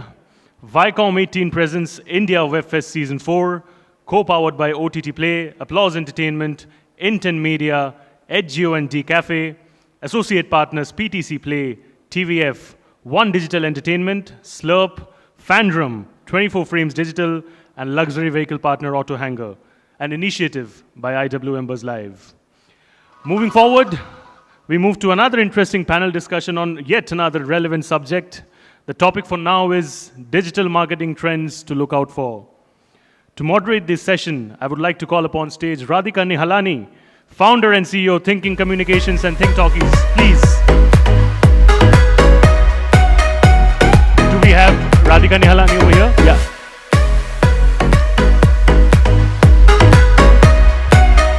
Wonderful to have you. To join her on stage and share some really interesting, valuable insights, I would like to call upon stage Varun Gupta, founder, director, Max Marketing.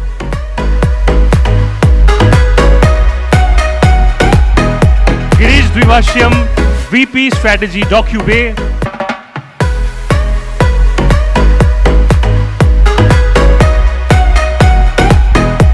Arpit Jain, Assistant VP Marketing, UFO Movies India Limited. And last but certainly not the least, Samriddhi Katiyal, CEO, founder, Fandom.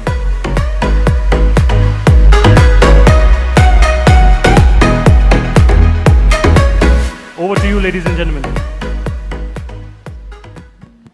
Hello, hi. So, hi everyone, and there's always, I think, extra pressure when you are putting together a panel which is just before lunch. So, we promise to keep it crisp but fun and engaging. So, firstly, thanks to Siddharth, I don't know if he's here, for putting together, such a great event, and specifically this panel, and bringing together such a good mix of people. And I feel we're going to get interesting views on digital marketing, which is definitely one of the most talked about, hottest topics of discussion.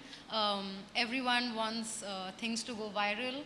Everything should be trending, two important words that have become a huge part of our existence. So we're going to jump right in. I think let's start by asking each one of you, what is your view on how do you guys feel the digital marketing landscape has evolved? Like, what are the changes that we've seen? We've seen the last 2 years has pushed the envelope when it comes to digital marketing. So Arpit, if you could start, and we'll go this way. It's also, we're sitting like girls and boys for unintentionally though. But Arpit, if you could just throw some insight on that. Thank you for the opportunity. Yes, rightly said, I think we have seen a huge disruption in the last 2 years. Post-pandemic scenario has changed. And I think we are in a heads down generation where social media or innovation, disruption, these keywords are the need of the hour. And especially with the background where I come from, which is media, entertainment, precisely cinema, we've seen a huge disruption. Especially post-COVID, wherein regional has picked up as a category. And beyond Bollywood, we see 4 languages and other languages picking up. So just correlating it to digital, we have seen huge transformation. You see recent movie Karthike, especially with the power of content and digital marketing. The movie was at 50 screens on day 1, and as today, as we speak, from 50 lakhs to 20 crore, that's the revenue the movie has garnered, only because of the power of content and social marketing. With the tools effectively the media has used, that is the power, digital has. And I think this will coexist as a category, and brands or advertisers who are using this as an effective marketing tool will sustain and have an edge for sure. Yeah. Varun? Hi. Yes, as we were discussing backstage as well, that the first film project that I worked on was Ye Jawani Hai Diwani, student of the year 1 actually. 10 years back. And that time, digital used to constitute of about 5 to maximum 7% of our attention span and our budgets. From there to the recently released films that we have worked on, whether it's a RRR, whether it's a Bhool Bhulaiya, or a Rocketry, or a Dobara, it's changed completely. It's changed completely. When we talk about digital, I think the definition of digital has changed.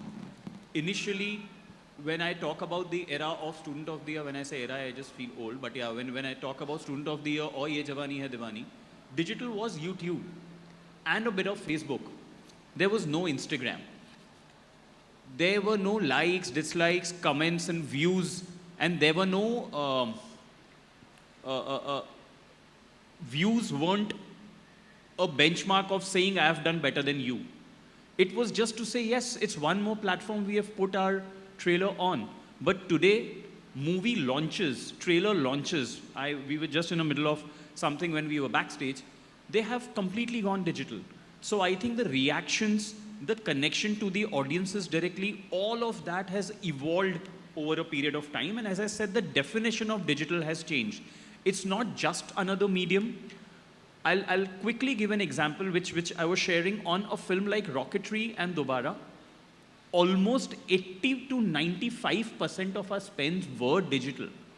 When I say digital, that doesn't really mean we just spent on a trailer on YouTube. No. There are a lot of engagements. There are a lot of tie-ups. There are a lot of other avenues within digital that you need to explore to reach out to the right audiences. So for me, not only has digital grown, but the definition of digital has also really expanded. That's what I'd like to say. Great, thanks. Girish, if you'd like to add to that. Hello. Yeah. So, I mean, see today in India, I mean, last year, the overall advertising spend was around 70,000 crores rupees. And out of that, digital spends were around 21,000 crores. So clearly, I mean, at this stage, around 30% is what the spend goes for digital in general. Now, this includes all industries, FMCG and, different industries. But this percentage is not necessarily applicable within the media landscape, within the entertainment industry, as Arpit and Varun also pointed out that with their respective projects they worked on, whether it is Kartikeya 2 or whether it is Dobara or whether it is RR. In some cases, I think Varun also pointed out the digital spends were as high as 98%. So clearly, I think across sectors, this spend bifurcation between digital and traditional will vary. And within entertainment, increasingly what we are seeing is that this is getting more skewed towards digital, especially for certain type of movies and for OTT. I mean, at DocuBay we stream documentaries, and which essentially is a form of entertainment. And ultimately, we are selling our membership, our paid memberships that we offer, where we offer premium documentaries and certain other benefits. And in that context, when we say that why digital is helping, it's because of personalization, because we are able to target to a certain cohort of audiences, customers who would like to consume our product or our content. But at the same time, there's a lot to talk about on this topic. Half an hour probably would not do justice. But if I just have to pick one or two, not necessarily in the order of importance, but I would say currently the clash between privacy and personalization that is happening will play a very important role in the next 1 or 2 years. Go with Google Chrome banning third-party cookies, or Apple banning third-party cookies on Safari, and increasingly the big three tech companies going tight on privacy.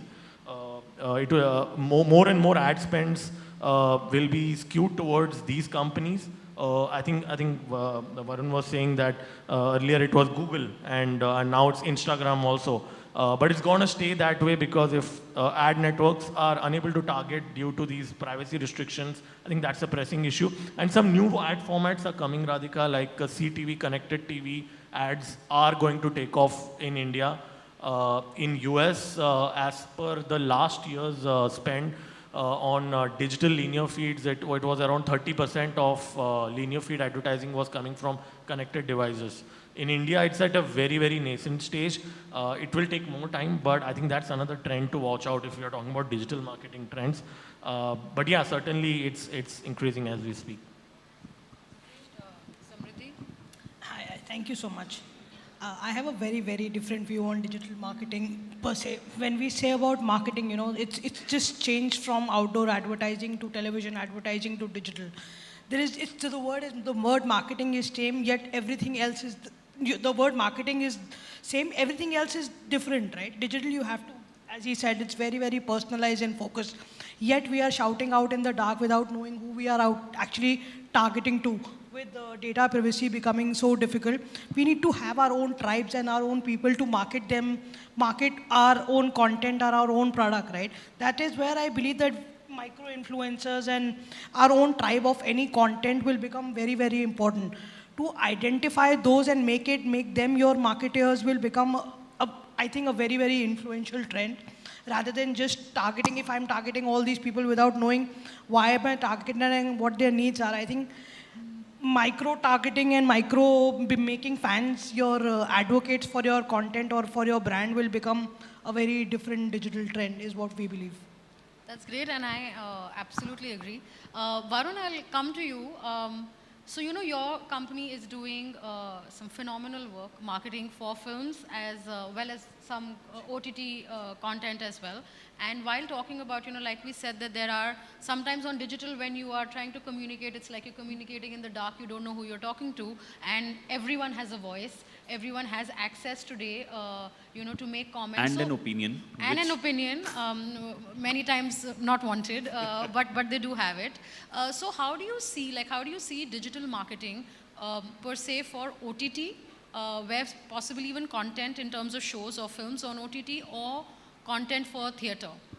Would like to just have a view on how do you see that? As Samriddhi mentioned, one thing which is a major difference between marketing a content on OTT and a content for theatre is the pre and post, whether it is digital marketing or any form of marketing.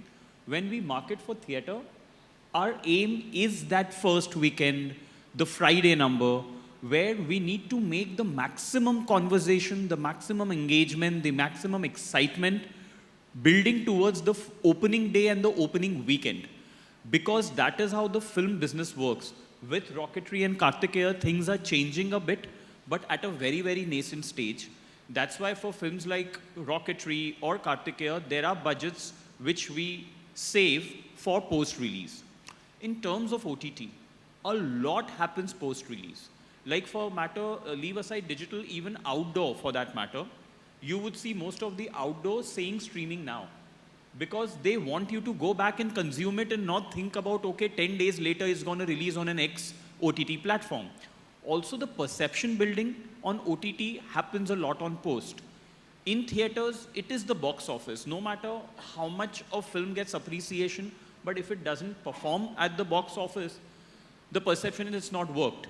So I think the difference, major difference between OTT and theater is the pre and post. In theater, most of the muscle is used pre, towards the release day and the release weekend, most cases. And on OTT, it is release followed post, because then you get to know a lot of reviews, reactions, audience point of view. So that, I think, is a major difference. I absolutely agree with you. But my whole point is, if you have your own tribe, you don't have to spend your entire muscle promoting the whole thing, right? If you have your tribe, if you suppose OTT is all about season 1, season 2, season 3. So if you have a season 1, already a tribe from season 1, I think they will help you promote season 2 and season 3 rather than you coming back again and again and promoting the same thing all over again, you know. That is where I believe that the difference should be. You talk about audience, right? I talk about fans. So 20% of people give you 80% of viewership. It's an 80-20 phenomenon. Who are these 20% of people, and why are they not identified from season 1 and being recognized for being a fan, which is a differentiator from being an audience, right? And why are we not recognizing for them being a fan? or you talk about these reviews that you post spend on it, right? These are your people who are doing these content marketing for you. Why haven't we identified those people to become our tribe?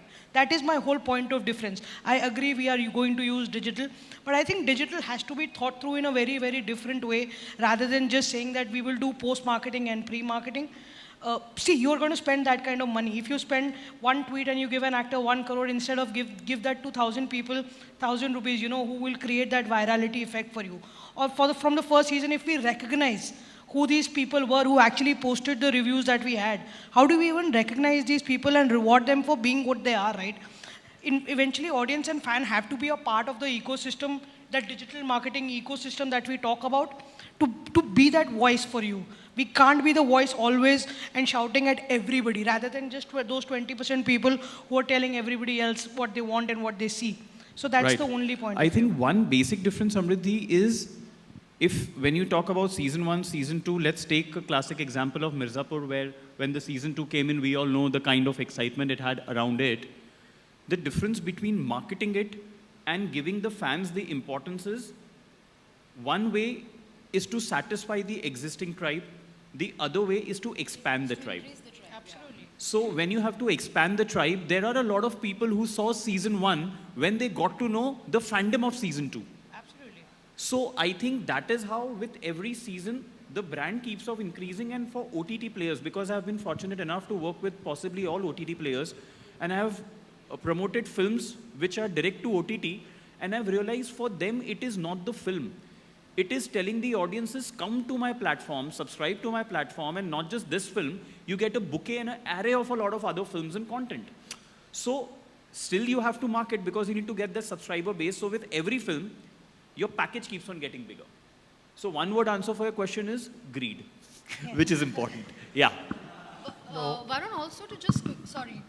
I was just saying that Samriddhi was talking about tribe, and incidentally, we have our membership, which we call as the One Tribe membership, which we sell as a part of our offering at DocuBay. So, we are essentially, I can totally relate to certain things that what Samriddhi has said, that ultimately it's, and also what probably Varun has also said, touched upon, that it's a mixture of show-specific or content-specific promotion and advertising, and a mixture of a consistent community building exercise from the OTT platforms. And also it can't be always just about the one side. So it's a mixture of both.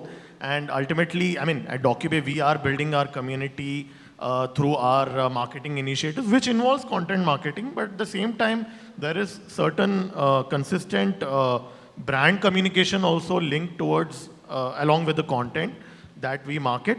And I think it's a mixture of two. I can totally relate to what Samriddhi has also highlighted. Yeah, I think just to add to that, I think it's about setting up, it's eventually a community-based thing. We have seen all the franchise from Doom series or Avenger series. So it's about building the brand. And eventually weaving that up with the mix of perfect blend of content and the power of media. While the OTT versus cinema is an endless debate, while you mentioned, because yes, there is a certain amount of spillover which happens on digital, and I think that will be part of it. Having said that, coming back to cinema, I think it's more immersive. And we have seen the recent innovation wherein people sitting, watching a movie, there is a feeling of inclusivity. They can literally, with beacon technology or laser 4D technology, there's a far more bigger innovation which they couldn't even imagine 20 years back. So it's a different landscape we are in today as part of the immersive experience we can give to the users. Yeah. Yeah, absolutely. No, of course, there is no taking away from what the fans bring to the table as celebrities exist, because there are fans, and that has been since the time there were any celebrities, it's because the fans. There have are given few us the films which have worked only because of the fans. I wouldn't No, name them, but yeah. Absolutely. What I actually also wanted to ask everyone, Varun, specifically you as well, that I was actually reading an article earlier today that as we know the industry is not, the Bollywood industry per se, is not on its golden run right now. And there was a view by somebody that an overexposure in digital marketing is kind of leading to some kind of fatigue that's happening to audiences, which is why they feel like I've seen so much of this celebrity in the last 3 weeks, you know, when the promotion campaigns are full swing, which is why, that's That fine. I hope I remember the question. It's fine. No, I'll get it. It's okay, it's okay. Yeah.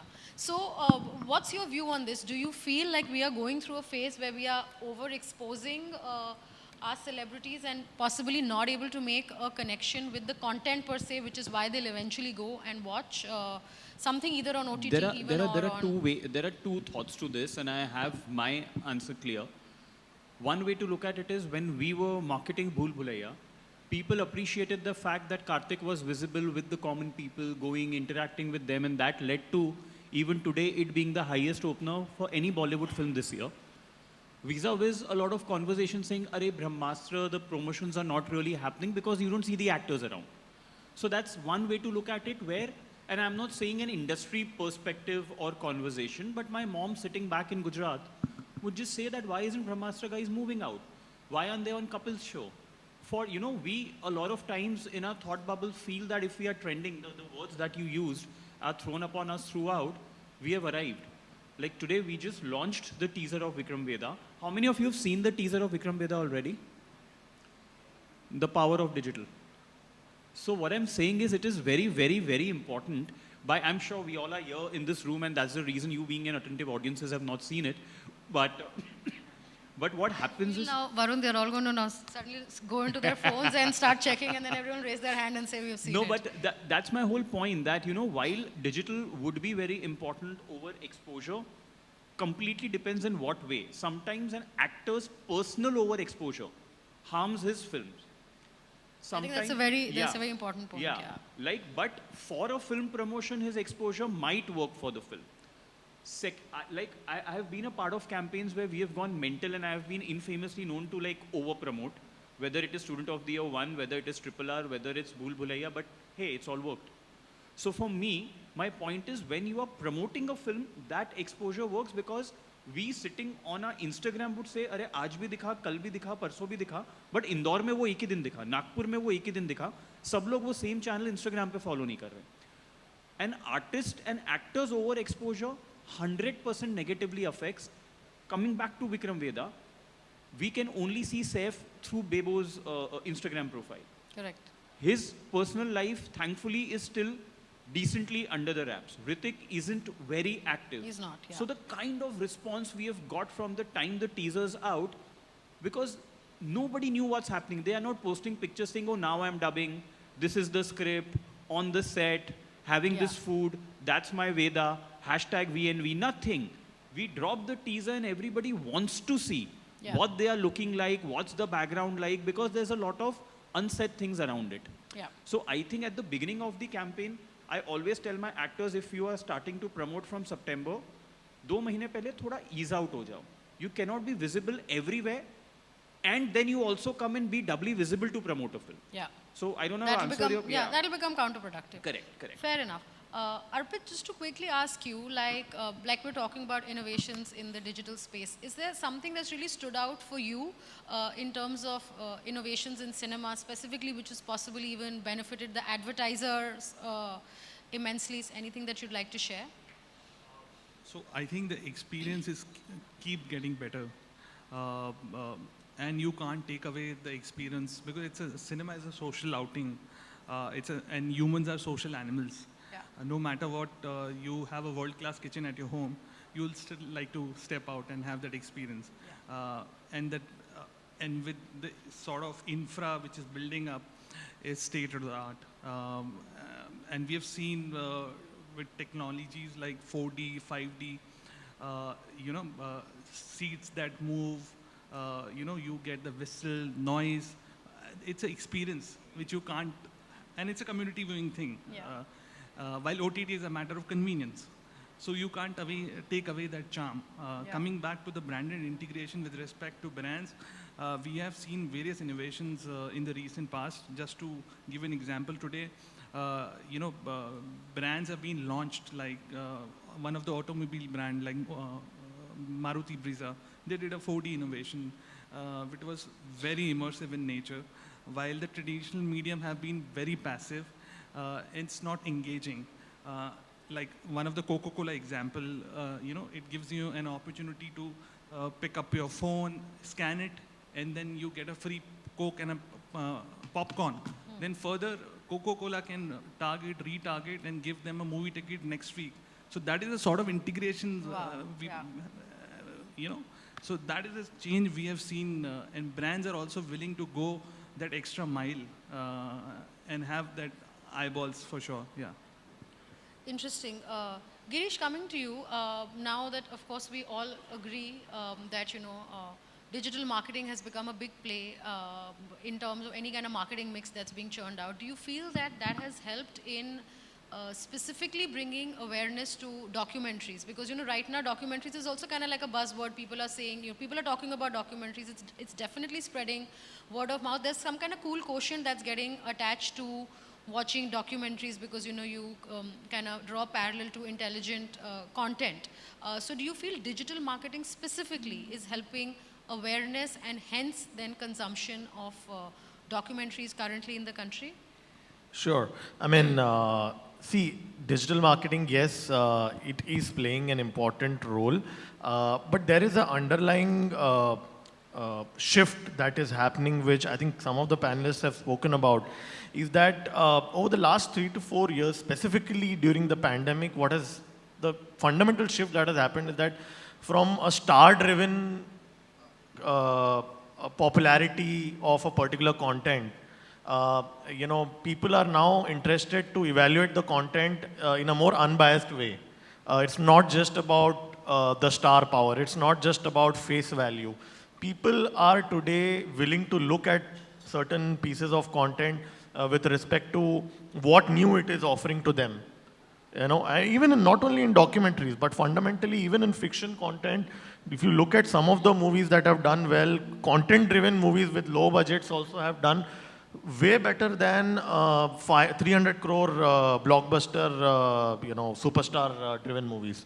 So this fundamental change is happening where people are now no longer, not necessarily, adamant on a star to having to watch a different piece of content, and that's where documentary as a genre has benefited over the last 3 years. That now people are much more open to watch premium non-fiction content as well, which gives them and stimulates their mind in a way that is edgy, engaging, and with content that's edgy, and which may not necessarily be star-driven.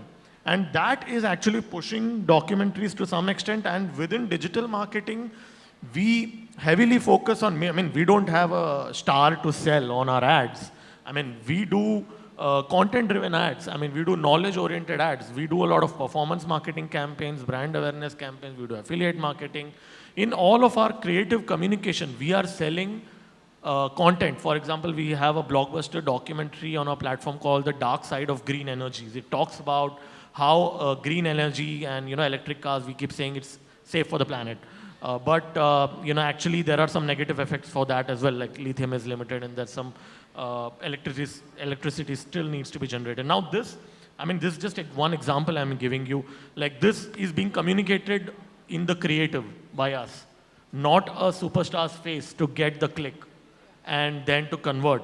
So that fundamental shift is happening. People are getting more open-minded to try out new things, and it's helping us within digital marketing as a OTT platform, focusing on documentaries. And lastly, I just wanted to add that also digital marketing is all about personalized targeting. And if we are looking at an audience persona of 18 to 45, English speaking, who are interested in certain topics like science, nature, travel, adventure, we are able to target them better in digital marketing over, let's say, an outdoor hoarding where there will be huge spillover. So I think in that context, for documentaries, digital marketing is obviously the most critical component of promotion. Fair. And coming to our favorite, the fans, you know, the ones that are really holding this together, be it OTT, documentaries, or cinema. How are you seeing, like you touched upon it initially, but how are you seeing the fan play, kind of, you know, the fan economy kind of propelling the content that we are seeing now across platforms? What's your view on that? Yeah, the whole thing is that people are talking a lot of in digital marketing, the NFT play, the metaverse play, the XYZ, the new buzzword play. The thing is that community has to be the center of all of that, right? For you to even identify who these people are going to be, who are eventually going to be your customers, who are going to buy them, they have to be your fans. I'm not going to buy something of an NFT that doesn't hold any value to me or I can't boast about, right? And as he mentioned, I really believe that word of mouth and turning them into social equity and promoting and giving value to the fan rather than how much value we give to our celebrities will be the game changer. I think a super fan of any community can drive much more value than an individual person himself. You know, that's the biggest difference between South and Bollywood currently, right? It's a very inclusive medium where even if they put out a background music, they celebrate it with the audience or the fans that they have. Here, it's all about when 3 weeks of marketing when they need it, right? It's not about that when you need it, the audience should be there. It should be when audience need it, when the fans need it, you should be there. That's what I believe that 3 weeks, I'm really sorry, that digital marketing is available to you 365 days of the year, you know. You need to start building that rather than just shoving people in faces the next 3 weeks that my movie's coming, my movie's coming, my movie's coming. I think it should be more inclusive and more thought through.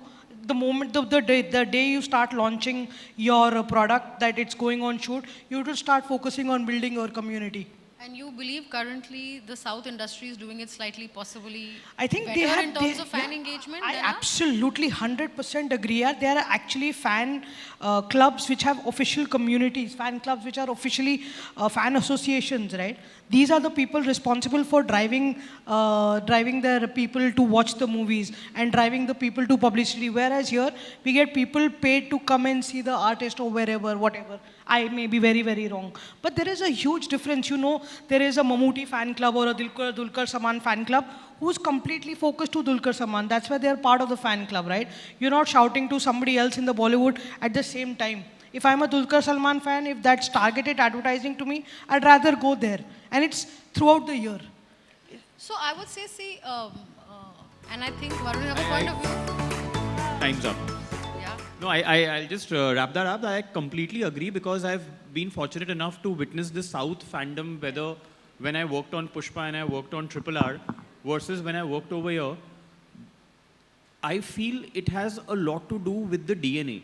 Over there, cinema is not a leisure medium, it's a religion. Yeah, there's heroism and there's worship. And it has nothing to do with what the actors have done over there. It is the people, and we can see with the kind of people who've become actors over there, it's because of the people. Over here, none of them do fan engagement events at all. It is the fans who make them gods.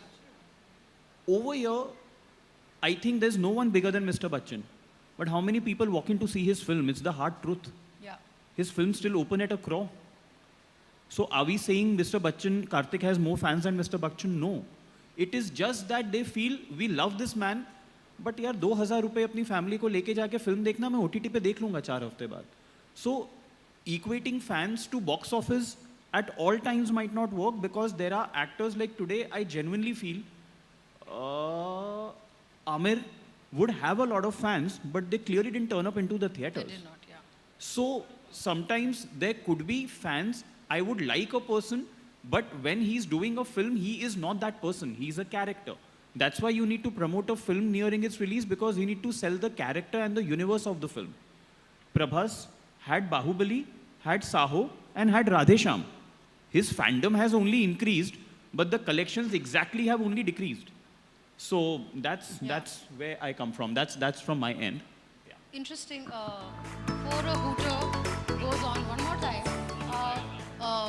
and before everyone leaves for lunch. We'll quickly wrap this up. And just as closing remarks, just to keep it short and quick, if everyone, would you guys just share, say 1 or 2 words that you think you would define the future of digital marketing?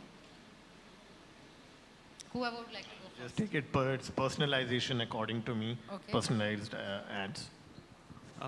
So I think people have been talking about it. If content is the queen, king, data going to be the queen for it. Just to back her statement as well, more measurable, more authenticity. That'll set the tone, I think. Interesting. Content is king, fans are the King Kong.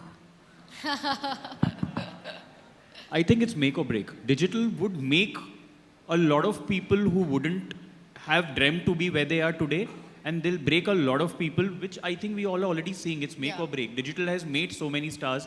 It's broken so many stars. So I think that's the future that we're already starting to see.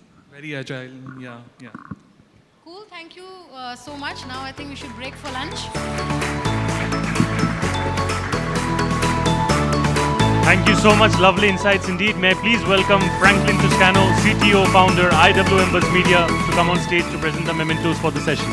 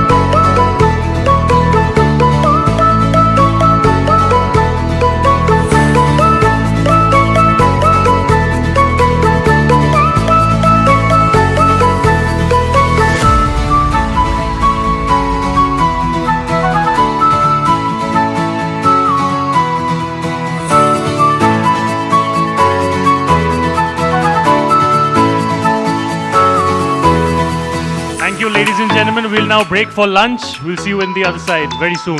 Please enjoy all the delicacies that we have for you all. Thank you.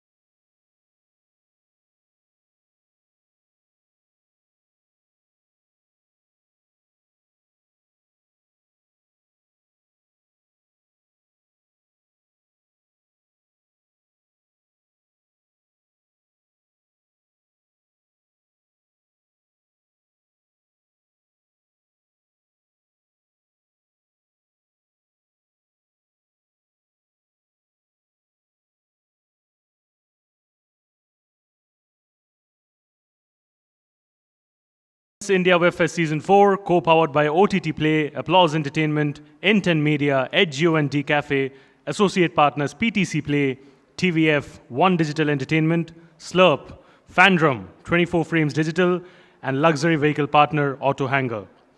May I please have the pleasure to call upon stage Zafar Sawant, Product Head, OTT Play. He's going to be introducing about OTT Play to all of us. Please, sir. Over to you. Hello, everyone. My name is Zafar, and I represent OTT Play. Before I tell you the journey of OTT Play over the last year and a half, I would like you to just watch a couple of videos that we have made specially for you. So can I have the first video, please?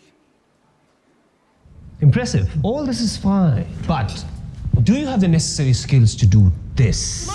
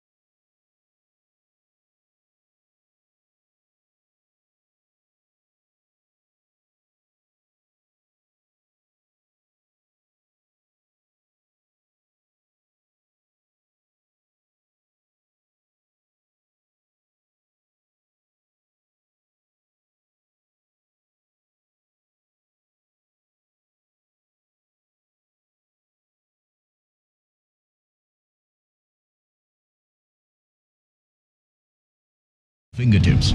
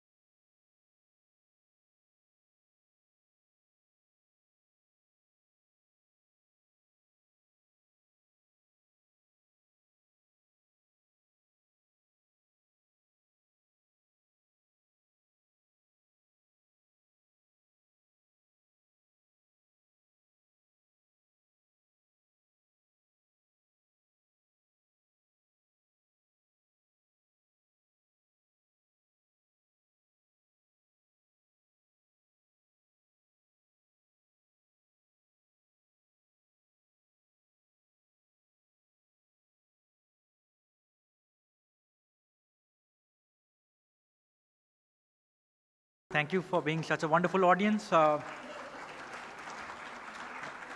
I'll just take another couple of minutes. I'll just share things which are not there. I'm assuming you now have a sense of what OTT Play is and what it does. So yeah, we basically made OTT Play to solve two problems. One is where to watch.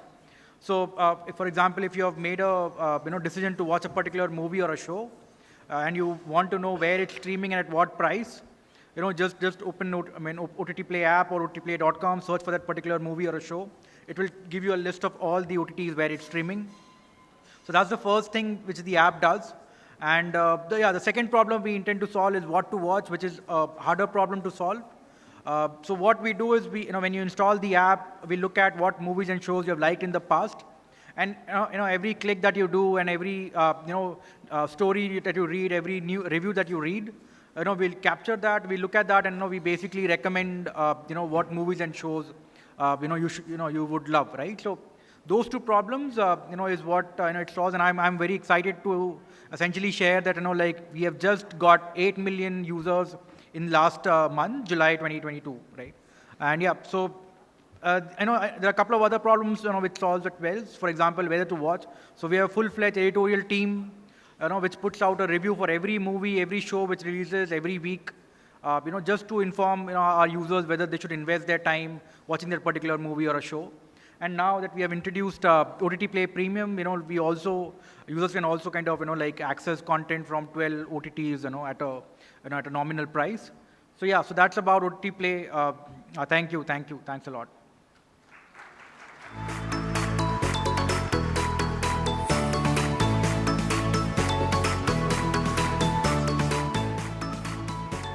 Thank you so much, Zafar sir, for these lovely insights. Wishing OTT Play all the best going forward. Moving on now, we'll go forward to another interesting session. The subject for the same is what's going to drive growth in OTT streaming. The session is powered by OTT Play. To begin the proceedings, may I please call upon stage Ron Crasto, Senior Media Consultant, to moderate the session.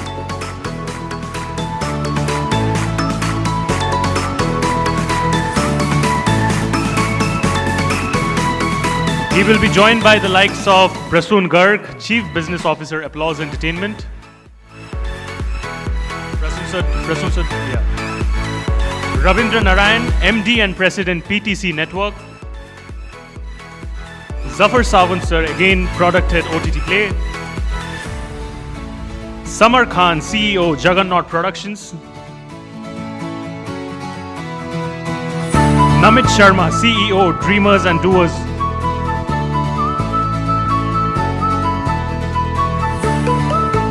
Lastly but not the least, we also have Chandni Alawat Abbas. She's joining us virtually over for this session.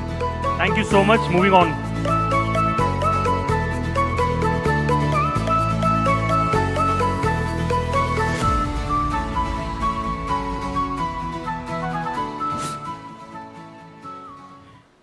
So I think I should say a loud good afternoon because today morning I conducted one session. So let's hear. Good afternoon. No, it's very low. Louder. Good afternoon. Good. OTT wale bete hai yaar. What are you guys? Okay, first question, guys. For all of you. If content is king, is OTT the new god? Well, it certainly looks like that.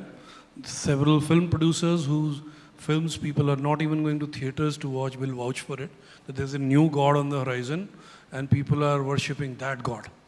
So yeah, sounds true. Samar? I don't know whether I should give a politically correct answer or a politically incorrect answer. I think it's too early to say who the new god or the, anything is right now. I think it's just been, let's be honest about it. I mean, we've just been here for 5 years, out of which 2 years was COVID. So it's too early to really say whether people will continue, worshipping the same god or will find new gods, because we have a habit of finding new gods. So I'm sure we'll find something else. But currently, I suppose it's a technology that's here to stay. More than anything else, I think what people have now realized is that every phone is a screen.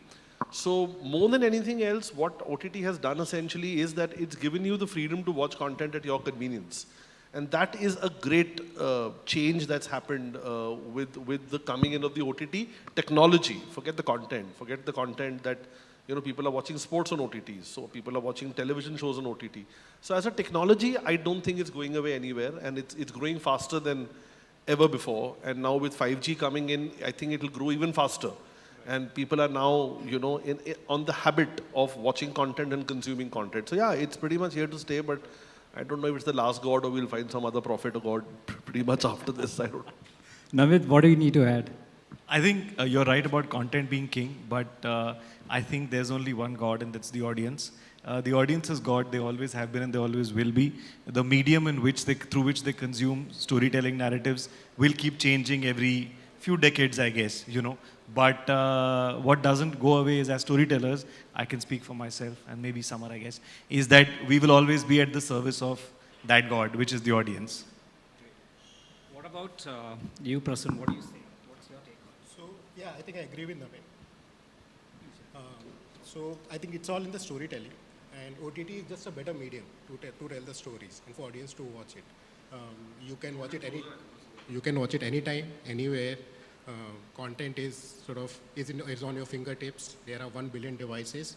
So I think the medium is there to stay. Even if you see the pure numbers, the market of OTT is about 2 billion at this point, and I think it will reach about $15 billion by 2030. Yeah, so comparing to TV, which is about $10 billion, so I think it's a viable medium. It's going to sort of stay, it's going to grow. And I think OTT is going to be next TV. So that's what we are looking at. Zafar, what's your take? Yeah, so,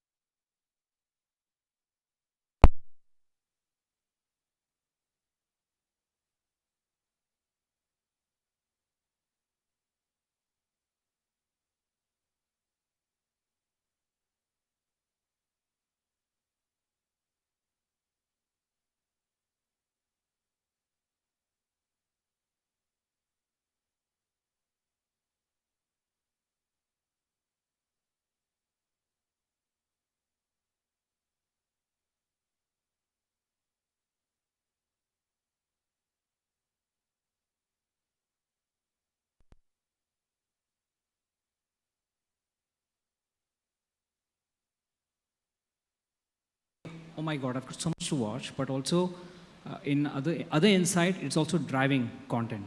How do we analyze that? What's your take? Samar? I think this question of too much to watch is, I don't think, a valid question, because it's like saying there are too many restaurants in Bombay. I mean, or like saying that, there are too many films that release every year.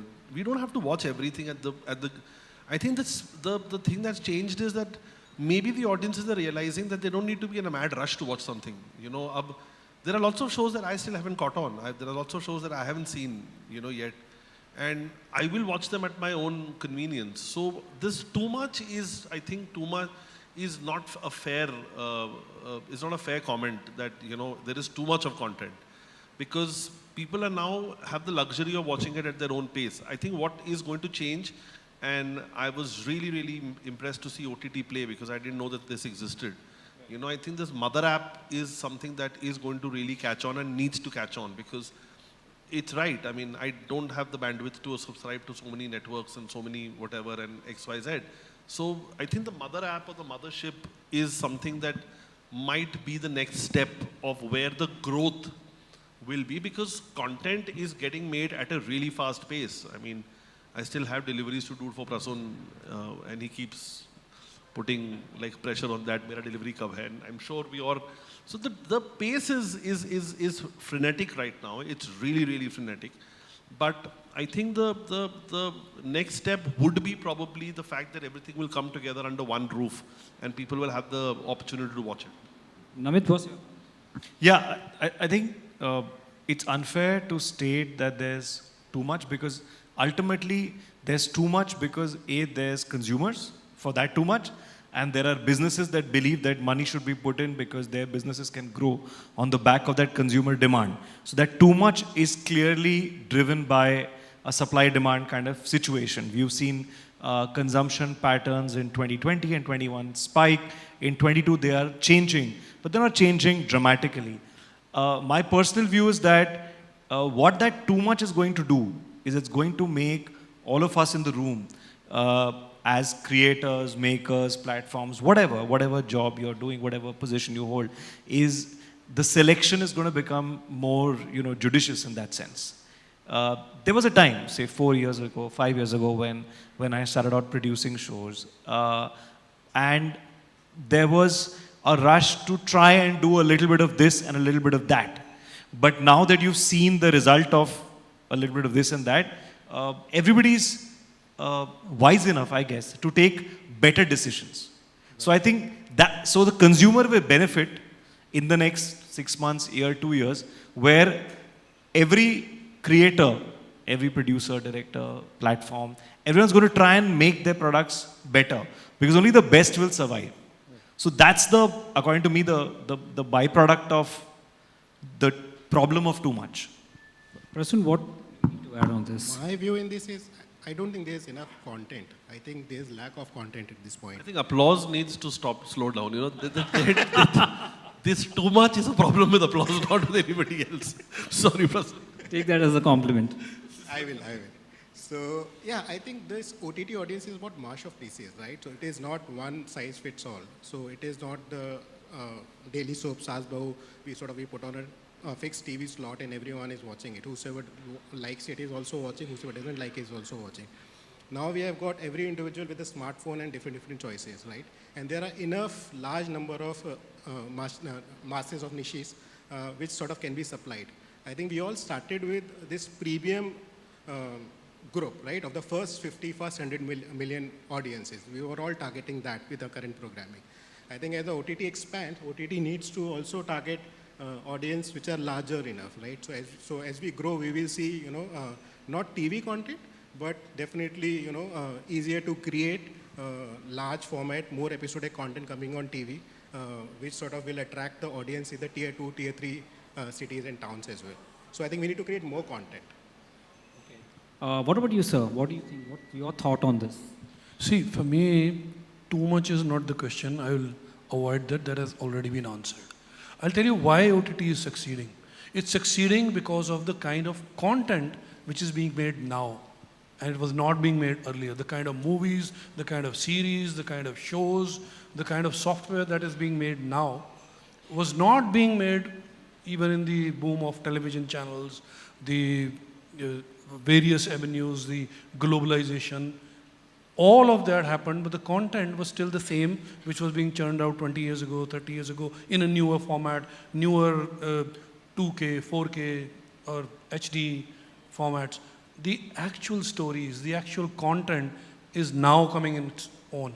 For me, this is the beginning of the golden period for all content creators. If you think you can create something good, you have opportunities galore. Somebody or the other will pick up your script, pick up your project, and it will see the light of the day. It was not so earlier.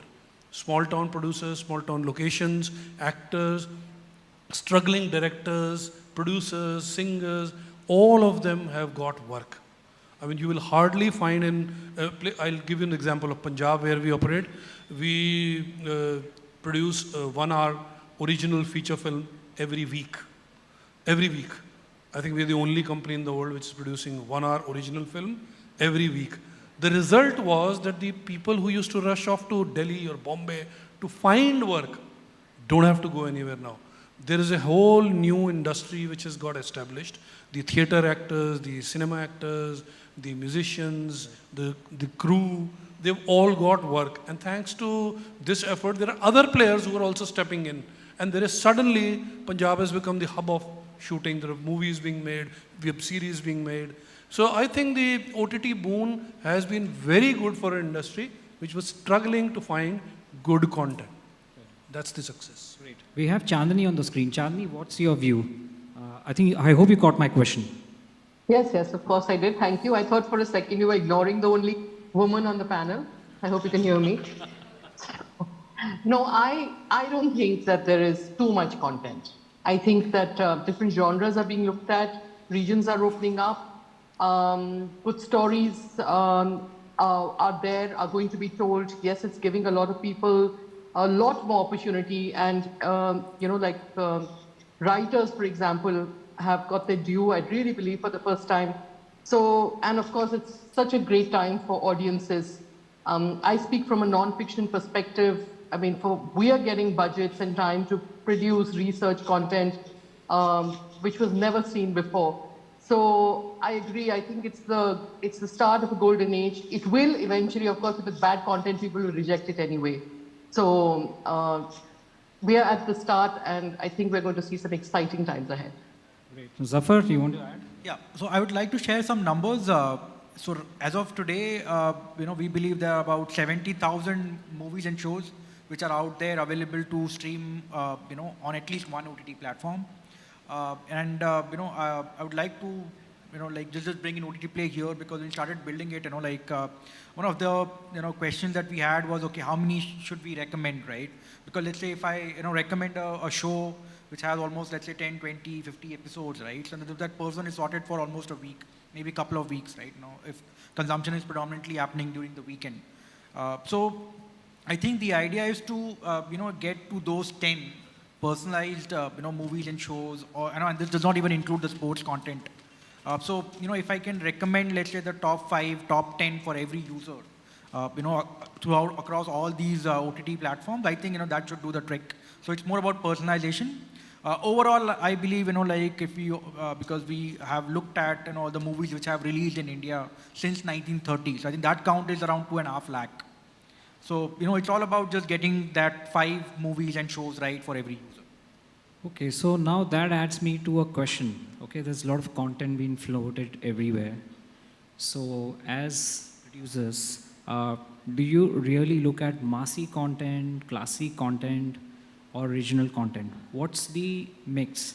I do understand there won't be an ideal mix, but how does it work in this, so-called, complicated yet interesting country, India, where you have to sit and put your head up and say what content I have to play? So I will start with Namit. Namit, can you give your views on this? See, there's no one answer in this case, because for the first time the audience is experiencing a pick and choose kind of format, and our audience is also evolving, unlike television and film, which has been like a decade old habit. But definitely my take now is that the massier a show is, the more audience it will attract. But the niche, the niches now are no longer small niches, they're big niches, and they all will be serviced by various types of stories. So there's space for all kinds of stories. Every producer, every creator, every maker knows that they can do a little bit of this and a little bit of that. But yes, we all know, and we've all learned this over and over again, that the more accessible you make a narrative, the more audience it reaches out to. Samar, what's your take? I think I'll just take forward what Namit has said, that the struggle of trying to make it massy has been a struggle that's been going on for content forever, from the days of theatre. That आपका play जो है वो बहुत niche है, आपकी film बहुत niche है, आपका TV बहुत niche है. But उस ज़माने में there was only one screen that we were catering to. Now at least I know that there are multiple screens, so I can stay within my niche. I think what content has become, and I think I've been fortunate enough that I've worked in TV, I've done films, and now I'm doing OTT, and same with Namit. What has happened now is that you can decide to make a Rolls Royce and go full out. You don't have to make your sushi with some bhelpuri attached to it and say कि चलो ठीक है यार थोड़ा bhelpuri भी नहीं, sushi बना रहा हूँ मैं, ये sushi खाएंगे और मुझे इसके साथ कोई भी मासी नहीं बनाना, मुझे sushi ही बनानी है. लेकिन जिसको bhelpuri बनानी है वो बनाए bhelpuri, बिकॉज उसकी भी ऑडियंस है. तो पहले क्या होता था कि पहले हम कोशिश करते थे कि हम हर चीज़ को, सुशी को भी थोड़ा सा काम करते हैं यार, थोड़ा सा ना इसमें तड़का भी डाल देते हैं यार, वो पंजाब वाले देख लेंगे, नहीं एक सॉन्ग भी डाल देते हैं यार. अब वो प्रेशर्स थोड़े कम हो गए हैं. अब थोड़ा सा ये बोला जाता है कि यार आप अपनी ऑडियंस को डिफाइन करिए, define your audience and make it for it. Just define your audience that you are going to make this show, because that show will reach that audience. पहले वो डर था कि वो शायद वहाँ तक नहीं पहुँचेगा. Now that fear has gone out. That fear has gone out because if you want to watch a show, you don't have to sit with your entire family and watch it. You can watch it on your own pace, which is why you're seeing in the last 4 years, you're seeing so many stories come out which were like pent up frustration. कि यार ये कहानी मुझे बताने का मौका ही नहीं मिला. Whether it was crime or whether it was army shows or whether it was intense dramas or anything, because we were trying to cater to a thali system. So that thali system is getting over, which is the happiest thing I think for all content creators, that we don't have to cater to a thali anymore. We can cater to what we really want to focus on, make, and they will find an audience for it. The platform is now the thali. An app is a thali where there's a little bit of everything for everyone. So the show can be itself, whatever it's in the thali. Chandni, do you believe in the thali system? I don't even pretend to be an expert vis-a-vis fiction, but vis-a-vis non-fiction, I'll tell you. The stories are the same, but the one is, I believe, and I really believe this, that documentary was always kind of looked at as something that was done in a more boring way. It was seen as something that was super niche. consciously, I believe that we have tried in the form of telling it to make it more exciting. We have tried to make it more hyper-local. Whoever wants to speak in whatever language, I'm a strong believer in that. So in that sense, we have not insisted that it has to be only English or only Hindi or only Malayalam or whatever it is that we are trying to make. So hyper-local is something that I'm very conscious about, yet keeping a certain kind of production quality in mind. It is important to me that people are not bored by it, that it's told in a certain way. So yes, in that sense, I do definitely think that we should get it to reach more people. And there have been challenges in that, but you know, we started, true crime anyway has a very, you know, India has a very huge appetite for true crime.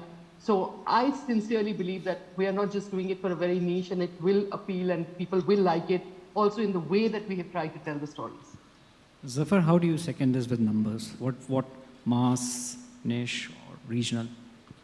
So, I mean, we are not in the business of creating content, you know, we just basically are distributing and trying to personalize the experience, but I'll just tell you, you know, what our experience is. So initially, you know, when we basically, you know, went about solving this problem, you know, of recommending movies and shows, right? One thing which we observed is India mein, you know, every movie is multi-genre, right? You know, every movie will have drama, you know, like action, romance, comedy, you know, so like, you know, every movie in a way is similar to, you know, but I think that is changing now, you know, and we see, you know, like a lot of consumption spikes, you know, for, you know, I would say, for example, you know, we recently saw a lot of people are clicking on a Turkish drama, you know, then there was this Arabic series, you know, which is kind of, you know, like getting, so that I think, you know, all this content which, you know, now, you know, has been, I would say, licensed by the top OTTs, right? They are finding people, they're finding viewers, they're finding consumption. So I think, you know, like we should not stick to any particular genre. So what is your thoughts? See, for me, as a platform or as a producer, what I look for is, I don't have to tell the maker or the producer or the director to compromise on his passion. Stories are born out of passion, and the maker must make it out of the belief, out of the passion that he has in the project. Earlier, what used to happen, external forces, box office pressure है यार इसमें गाने भी चाहिए, यार TV audience को ना ये adultery or ऐसा language ये सब नहीं चलेगा. There are regulations to follow. But my passion was to create something which is of international level, and in the project which I think it will work, it will touch the chords. Now the makers have the liberty to follow their passion, and good product is born only out of passion. If the maker does not have the passion in the product he's producing, the product will never be good. So the compromised products era will slowly go away. The maker's passion, the belief of the producer in the product will now translate into good products coming in. If you see now, the trend is the stories are back. Even in the films, South Indian films, why they are doing good? Because they have story, they have stylization, they have a belief of the maker that if I make it like this, it will work. And they have the daring now. And it is working. That kind of content will also give OTT the appointment viewing.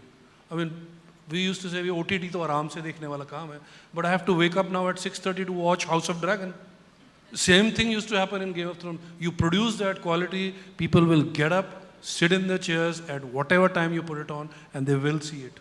So the passion, somebody had passion that I will make Game of Thrones, and it worked. So I'm waiting when the time for Indian creators will come, and they will be able to produce quality that will be seen all across the globe. The platforms are ready.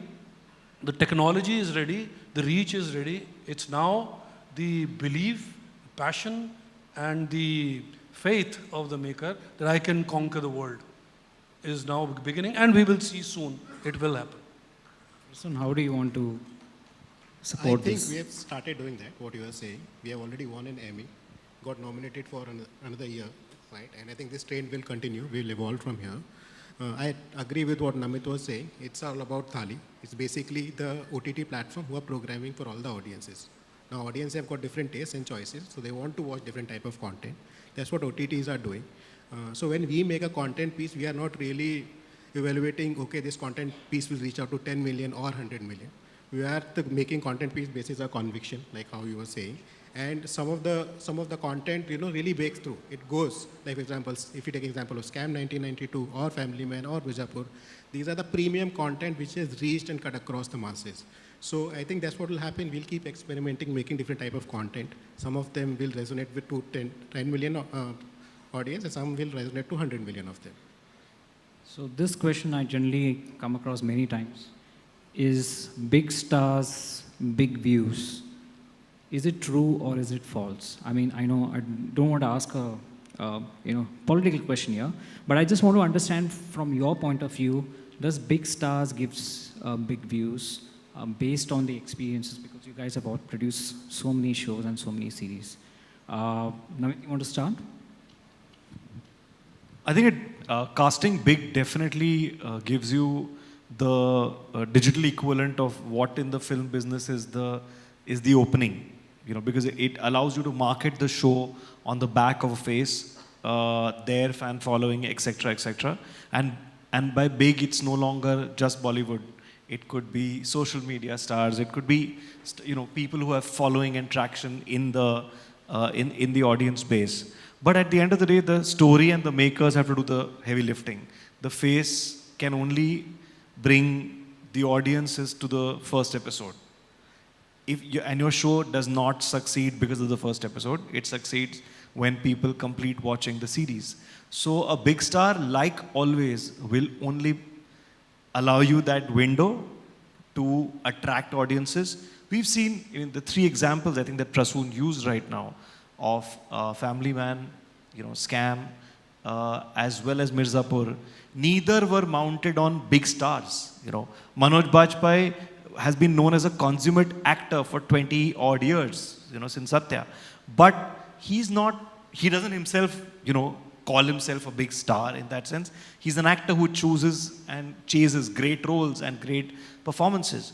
So at the end of the day, while a big star and big casting can help attract audiences, the heavy lifting will always have to be done by the makers. Samar? This is a warning bell. Okay, so before, I think Namit has pretty much answered the question, and Prasoon himself has answered the question because he's named 3 shows and he's not named Rudra as one of the top shows. So pretty much shows that it's not the star power. It's still, Scam is still known for being Scam. Even though Ajay Devgan had Rudra with Ajay Devgan, but the feather in their cap will still remain a Scam. The feather in the cap will still remain a Mirzapur, or the feather in the cap will still remain any other show. So I don't think it's about the star, but Namit's correctly said that the star can pull in, you can put him on hoardings and tell people to watch the show. But the disadvantage of having a star is that over here, because there are 8 episodes, 7 episodes, people will watch the first episode and switch off. Movie hall में घुस गए तो movie देख के बाहर आ ही जाएंगे. वो देख ही लेंगे picture. तो आपको पैसा मिल जाएगा. But यहाँ पे अगर first episode के बाद subscribe नहीं करेंगे तो कोई फायदा नहीं है. So it really makes no. Crux of the matter is OTT has given the leverage for the product to succeed, and not just celebrities to lift it up. This is the only time in our cinema history where you'll see the content history that without stars, projects are succeeding. If you're making a film for a theater, you have to have a big star, otherwise you will not even get a financier to make the film. They will not go for it. Today, you have the liberty that I may not have the celebrities, but I may have the apt star to suit the character, and it will work. Chandni? Just give me 3 minutes. I have to sum it up properly. I love the music, but just give me 3 minutes.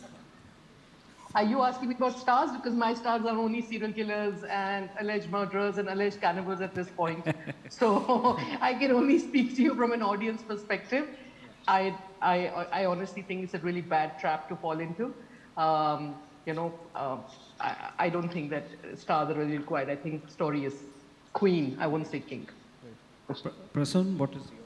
I think, of course, OTT is all about great storytelling and great actors, right? But if you have a star as your great actor in the show, it really helps. It helped Rudra become the highest viewed shows of this year.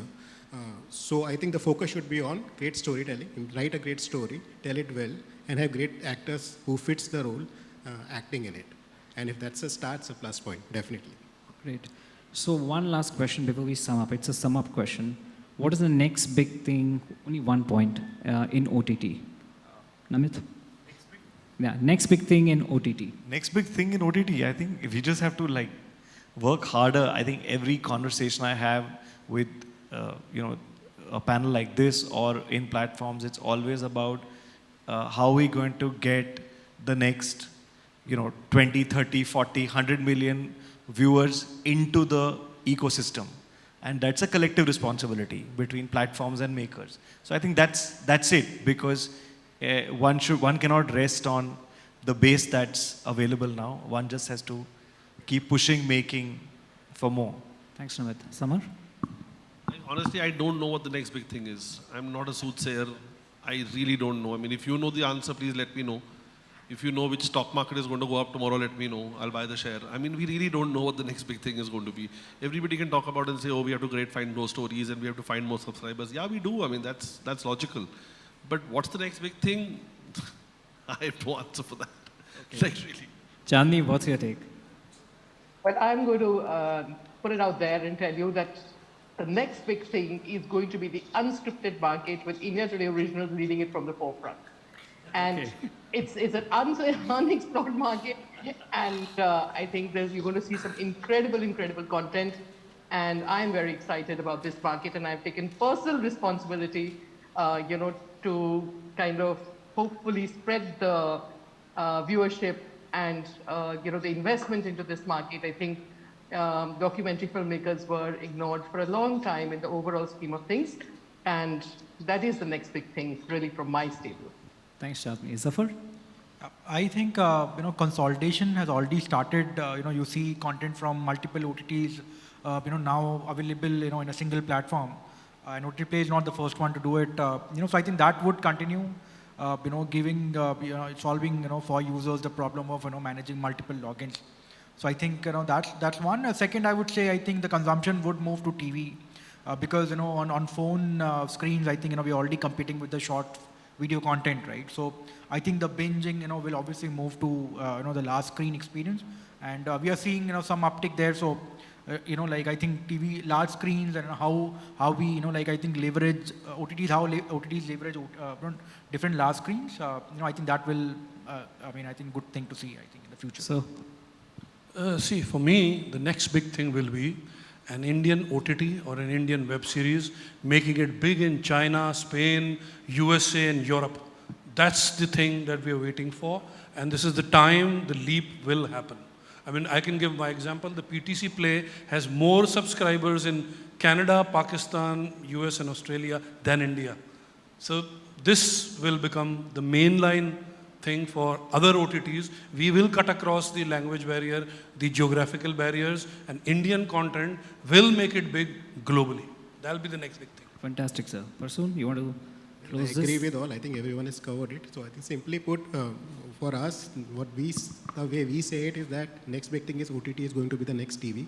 It's going to take 10 years. It's on all of us to figure out how to do it. It's going to be a combination of scripted, unscripted, animation, everything put together, massy, niche content, which we'll keep doing. And yeah, I think audience is going to move to OTT. There's no two ways about it. And so we have to be prepared and do what needs to be done for that. Great. With that, we end with an applause. And thank you, Namit, Samar, Zafar, sir, and Parsoon.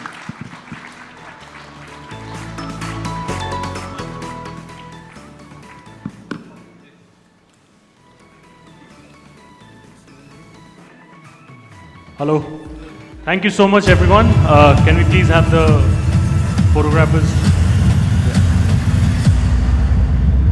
May I please now call upon stage Franklin Toscano, founder, CTO, IWMBuzz, to give away the mementos for this session.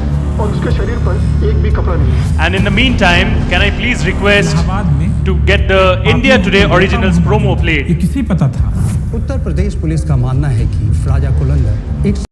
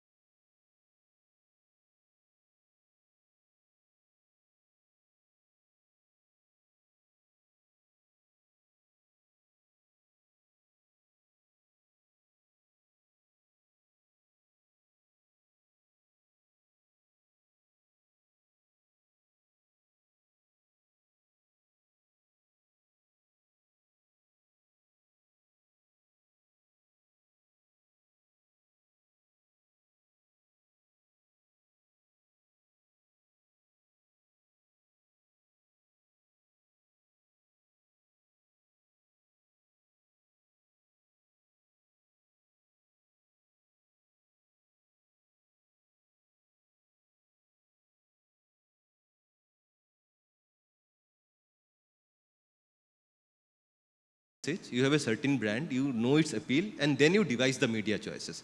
If your content creator plan fits in, go by it. If your print fits in, go by it. If your OTT advertising fits in, go by it. Simple as that. But definitely, from an ROI point of view, if it's done right, gives us great cut through.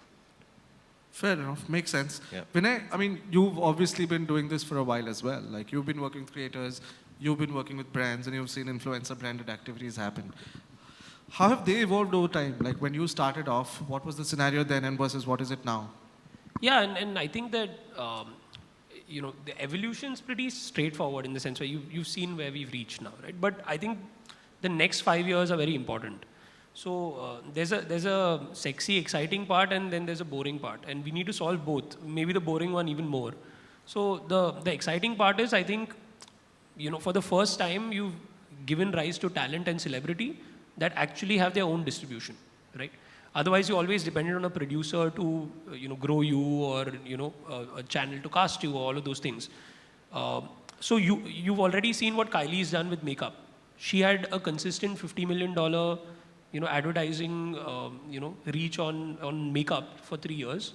So she went and created a makeup brand and sold it for $1 billion. I think that's what's going to come next. And that's the exciting, fun part, where, you know, I'm sure if Prajakta goes through her analytics, there must be some categories that are very, very strong, happened over years, like at some point in time, you know, create your own private label. The boring part is on scalability. See, the thing is, even today, to put out an influencer video or content creator video, you know, the amount of people who have to talk from start to end is a lot. You know, there's a brand, there's an agency, there's a talent manager, there's the talent, there's editors, there's too much work in that. So that's what slows it down more than anything else. It's not that people don't want to do it more, people want to do it faster. Like if you know, do a digital ad or Facebook ad, you go buy inventory, you know, you're reaching out to a fixed number of people. So I think the ROI of influencer marketing when done right is much better than digital advertising. The problem is the scale and the scalability and how we'll solve that to become more turnkey, more faster. And it's boring, but like that's what will make this larger and grow. But Prajakta, for you, like, you obviously get a ton of brand briefs that come your way, right? And you don't always necessarily take over all of the briefs and say yes to all of them. So before saying yes, because again, a lot of creators need to be authentic. They need to be true to their core to take a brand message out to the market.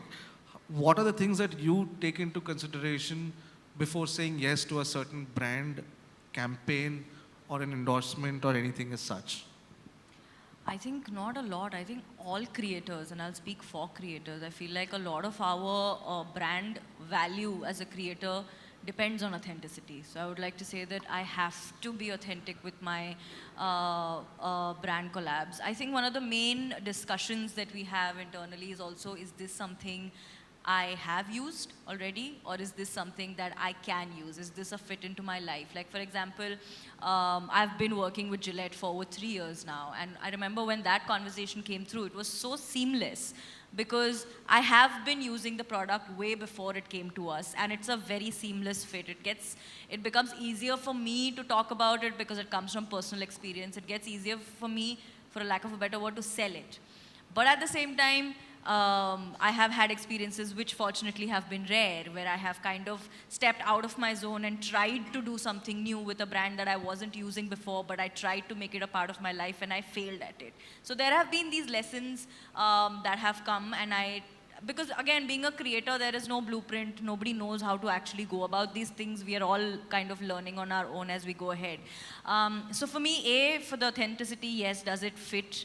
Also having brand ethics in mind, there are a few issues that I speak about very openly on my channel that are very, very close to my heart, and I want to know if that is something that's compatible with the brand. Like, I know that I cannot be someone who speaks for against body shaming and then goes on to speak about a fairness cream because there's a lot of money.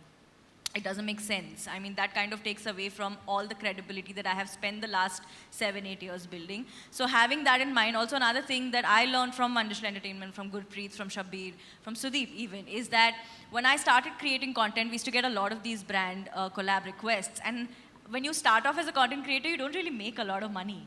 And I used to see the emails and I'd be like, why are we not doing this? They're giving me so many thousand rupees. Like, I should do this. I'd like to do this. And I remember GP and Shabir and Sudeep telling me that, wait for it. Hold your horses. Build a platform. Build your brand ethics, build your brand personality, reach a point where you know which direction you want to take your collabs in. And I think that is an advice that has stayed with me always. I mean, we still make our mistakes with brands sometimes. Most times it's great. And I'm very, very fortunate that as a creator, I've actually had the pleasure of working with brands who kind of meet me halfway, because I have creator friends who have told me horror stories of brand collabs going horribly wrong. And I'm really grateful that doesn't happen to me very often. But every now and then that it does happen, it is a big, big lesson that we kind of keep in mind going forward. So it really is a whole kind of ecosystem of not losing sight of who you are as a creator and who your audience is looking forward to watching and spending their time watching. Also, who your audience is. I think keeping that in mind makes sense. Sure. And once you've said yes to a brand, what's your process after that? I mean, I think it's never a discussion as to कि अच्छा आपने करना है चलो करते हैं. It's never that. It's always okay. What is the product? What idea do you have in mind? And I think the signing of the agreement is actually the last thing that happens, because we discuss scripts and we discuss delivery and we discuss how we want to shoot this, we discuss placement, everything is discussed, and when everything is on the table is when we decide, okay, now we'll do it. There have been so many times when we've actually had full-on conversations with brands and then it didn't work out in the end because we're like, it's not something we can go forward with. So everything happens before I say yes to the brand actually. And sir, like, do you see, Andy, do you see brands getting more and more inclined towards influencer campaigns? Is that happening more? Like you said, it could just be a fad or a FOMO. But do you see that happening more, where a brand coming and saying that, listen, cut your budgets for print and TV and I want to do more influencer work? Yeah, I think it's happening, but I think FOMO is still a big driver, right? I mean, the fact is that every managing director and CMO or senior person in an organization will have teenage kids who go and one day tell them that, you know, I follow this influencer, and the next day the marketing person is called up and said, "Inke saath kyun nahi kar rahe?" Or somebody shows them a campaign. So I think FOMO drives a lot of it because, like I said, the truth is that, look, we are a massive country, right? We're not, I mean, everybody knows India and Bharat. And the truth is that brands want to reach out to millions of customers who maybe we don't even understand as brand custodians. And a lot of times I find a lot of influencer marketing campaigns somewhere missing the point. Who are you talking to? Are you talking to people sitting in South Bombay and South Delhi? Is that relevant? Look at the product. We have audiences across the country. How is this reaching out to them?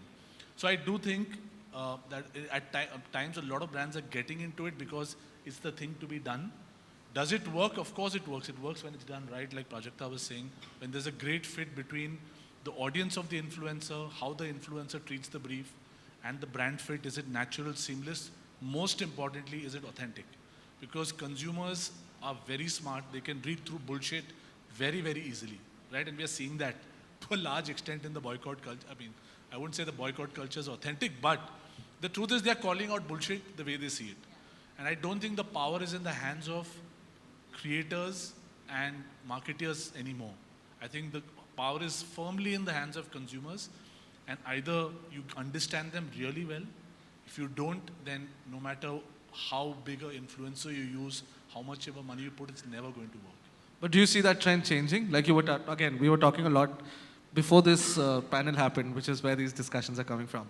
Do you see that changing? Like you were saying that it's already changing in the West, the entire influencer bubble. Right, I think that in the West there's a big question mark now. The more I talk to colleagues across different countries, people are questioning how do you measure the ROI and should I put more money in it or not. It's very simple, it's as simple as that. For every marketer, like a Digvijay, they want to grow. They want to grow their business, that's the mandate on them. And marketers today are under massive pressure from their CFOs and CEOs to get more, what you call bang for the buck. So his budgets are not increasing, but expectations are. So when you do something like influencer marketing, which has potential, unless you're able to really put the finger on it and say, okay, this has led to this, either increase in sales or consideration or some form of, you know, what you call North Star metric that the company is interested in, after some point of time, investments will slow down. I think obviously in India we are at a nascent stage where it's growing. But I think the danger we have is that if we don't answer the obvious question, we'll potentially see us hitting that same point of inflection that Western markets are seeing. Fair. Sir, Digvijay sir, my last question to you before I ask one question which everyone answers together. For you, I want to ask you that when, you know, we've just had the opportunity of doing a campaign with you where we activated about 3,000 odd influencers, right? Which included micro, medium size and macro influencers. And obviously you take these to your management and say, this is the best eclectic mix of people that will now talk about my brand or my chutney challenge that is about to happen. How do you decide that, okay, this is my right mix? Ki haan, theek hai, macro se ye 10 jan chalenge? Because again, you have plenty of options. So how do you decide the right mix? First, Sudeep had lot many sleepless nights because of the campaign, the entire team. Yeah. He won't say it upfront, so I'll say it. See, the thing is, you can't really put one cloth fits all approach, right? So first, for marketeers, he pretty much cleared the JD for me. The job description of a marketeer is pretty clear, thanks to Anand. I think you need to know your market, right? That's the most important thing. For example, what we typically do is, if I want to mount an campaign which is pan-India basis, right? I will pick content creators who have a wide reach, right?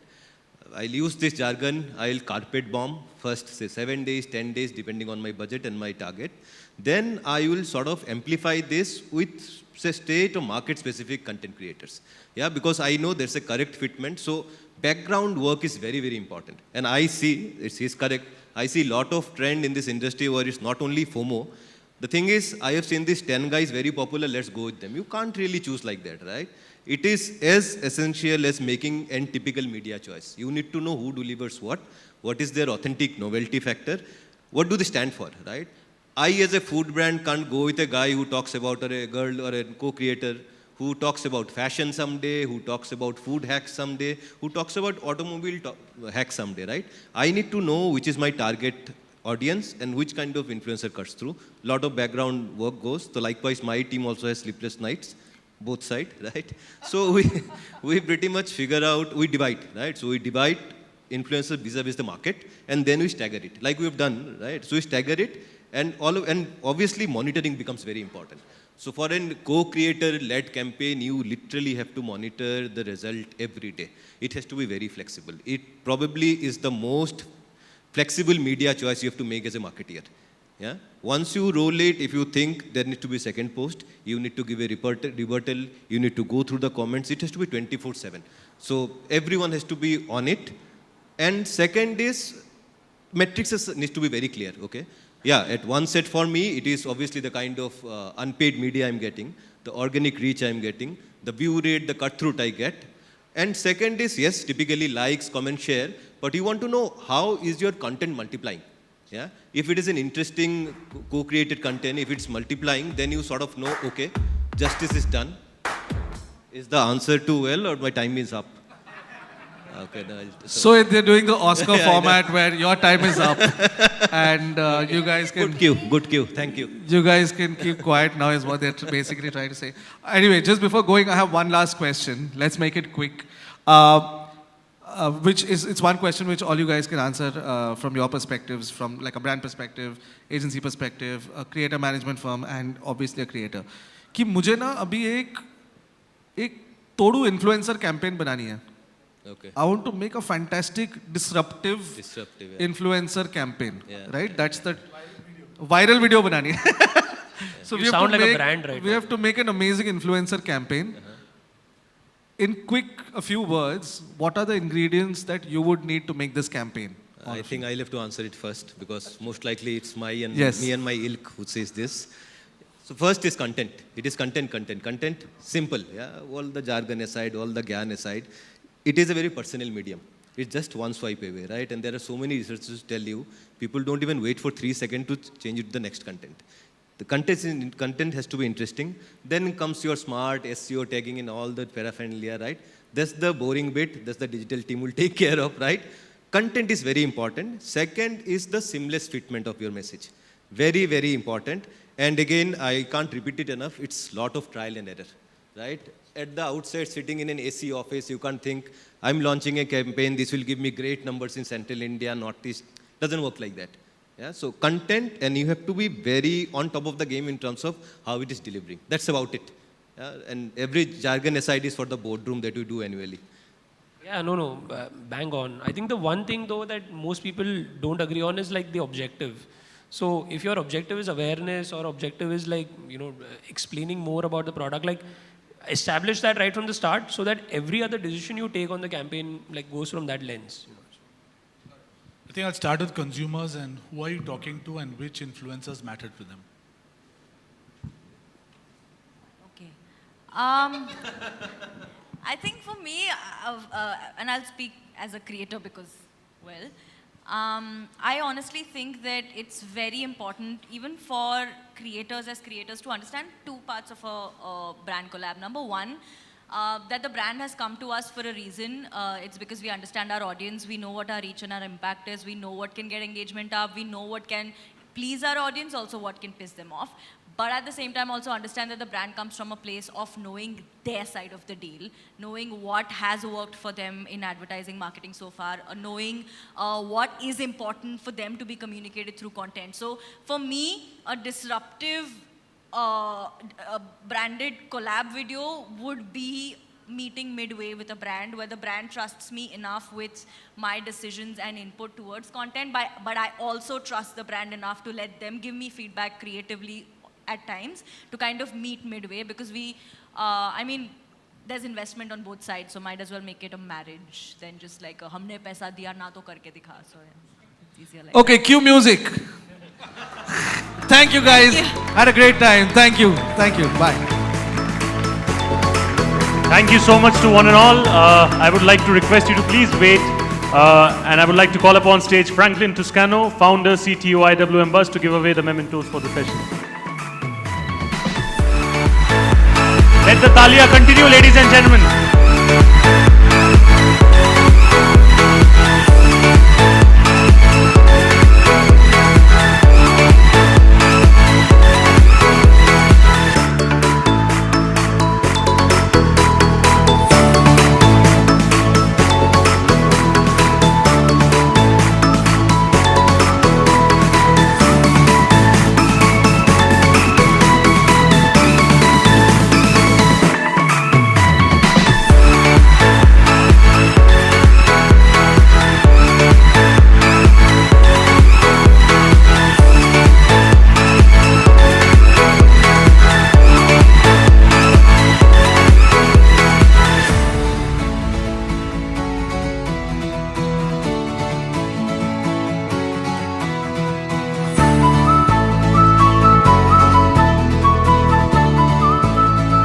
Thank you so much. Now that we quickly move forward, our next topic for the moment is why the world watches crime dramas, Delhi Crime and beyond. I think we all love crime thrillers, and I think Delhi Crime has to be one of the best that we have seen so far. I would like to call upon stage Ram Kamal Mukherjee, journalist, author, biographer, columnist and filmmaker, donning multiple hats at the same time to moderate this session going forward.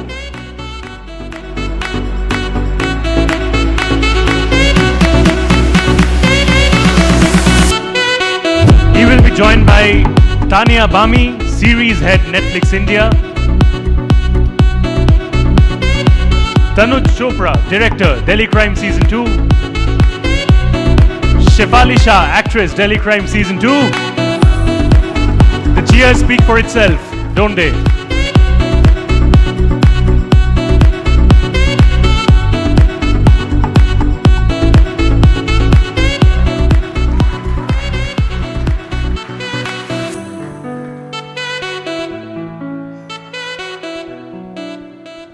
Thank you so much. Over to you, Ram Kamal Mukherjee. Good evening. Thank you, everybody. Good evening, good evening, good evening. Since we have a timer and it says 29 minutes 47. So we need to just start. Welcome. I'm very, very excited personally because Delhi Crime Season 1 is my favorite show, and I'm sure it's it's a resounding thing for you guys because the whole India must be saying the same thing. And now we have season 2. So I would like to first start with Tanya only that, you know, since 2020, since setting a benchmark with a show like Delhi Crime, getting nominated at Emmy, which was the highest of its thing to happen.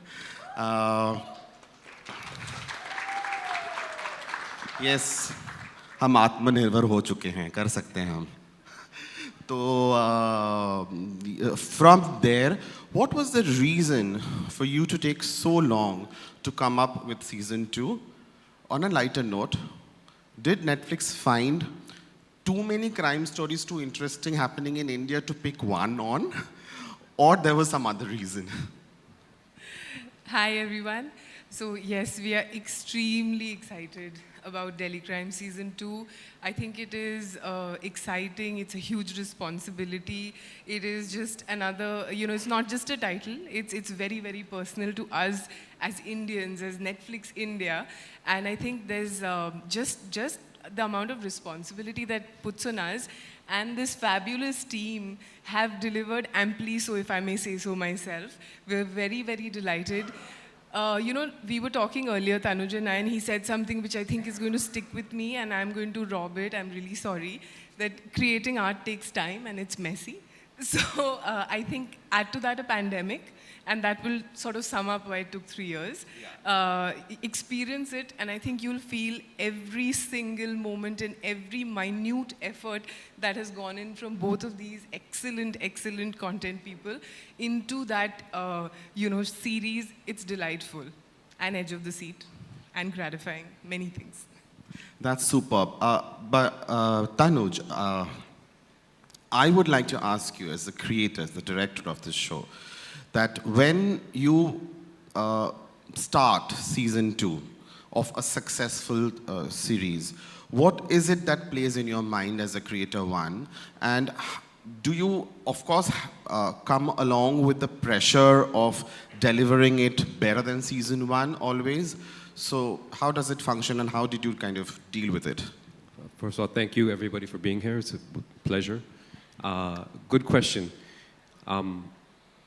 Look, everybody, there's pressure on the show, but you know how hard it is to get a show on the air with the first season that everybody connects to the characters.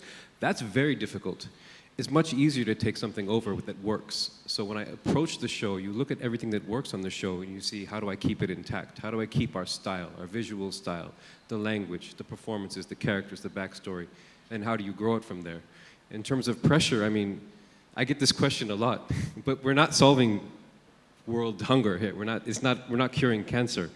It's a TV show, so there's pressure, but let's take it down a notch a little bit. There's opportunity with this show. More than pressure, there's an opportunity to make this show go on and make it even better and see where these characters go. The pressure, I think, was on the first season. Which is so true.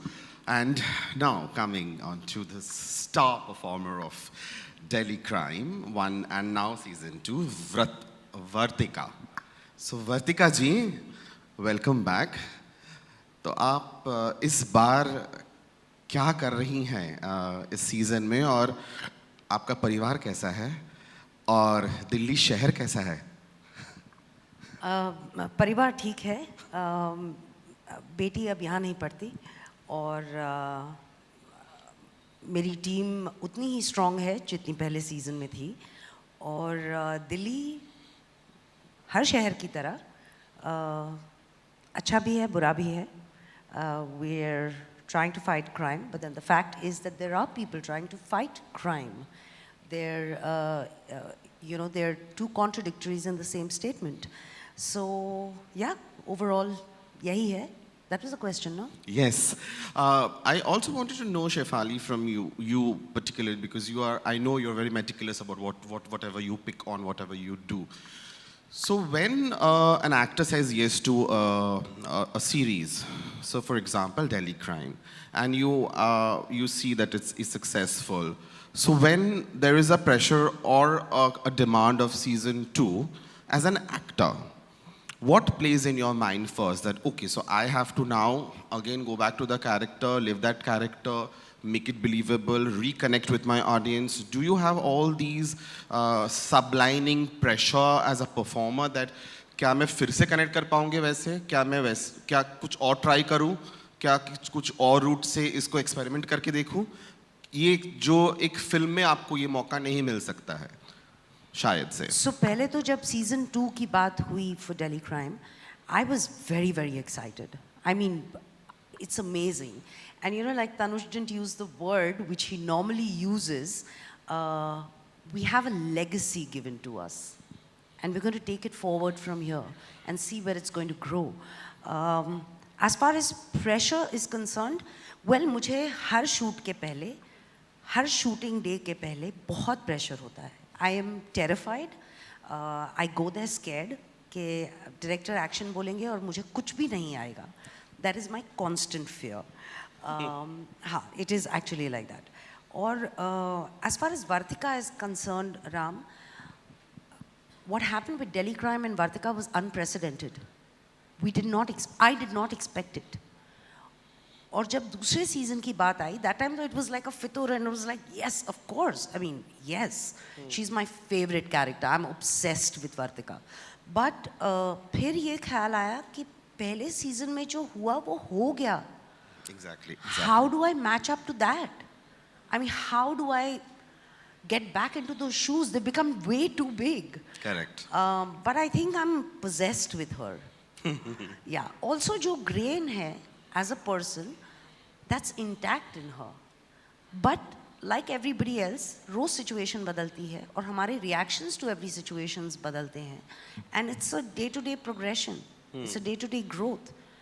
So I think all that is a part and parcel of doing a season 2, but I take great pride in it, to be associated with something like this.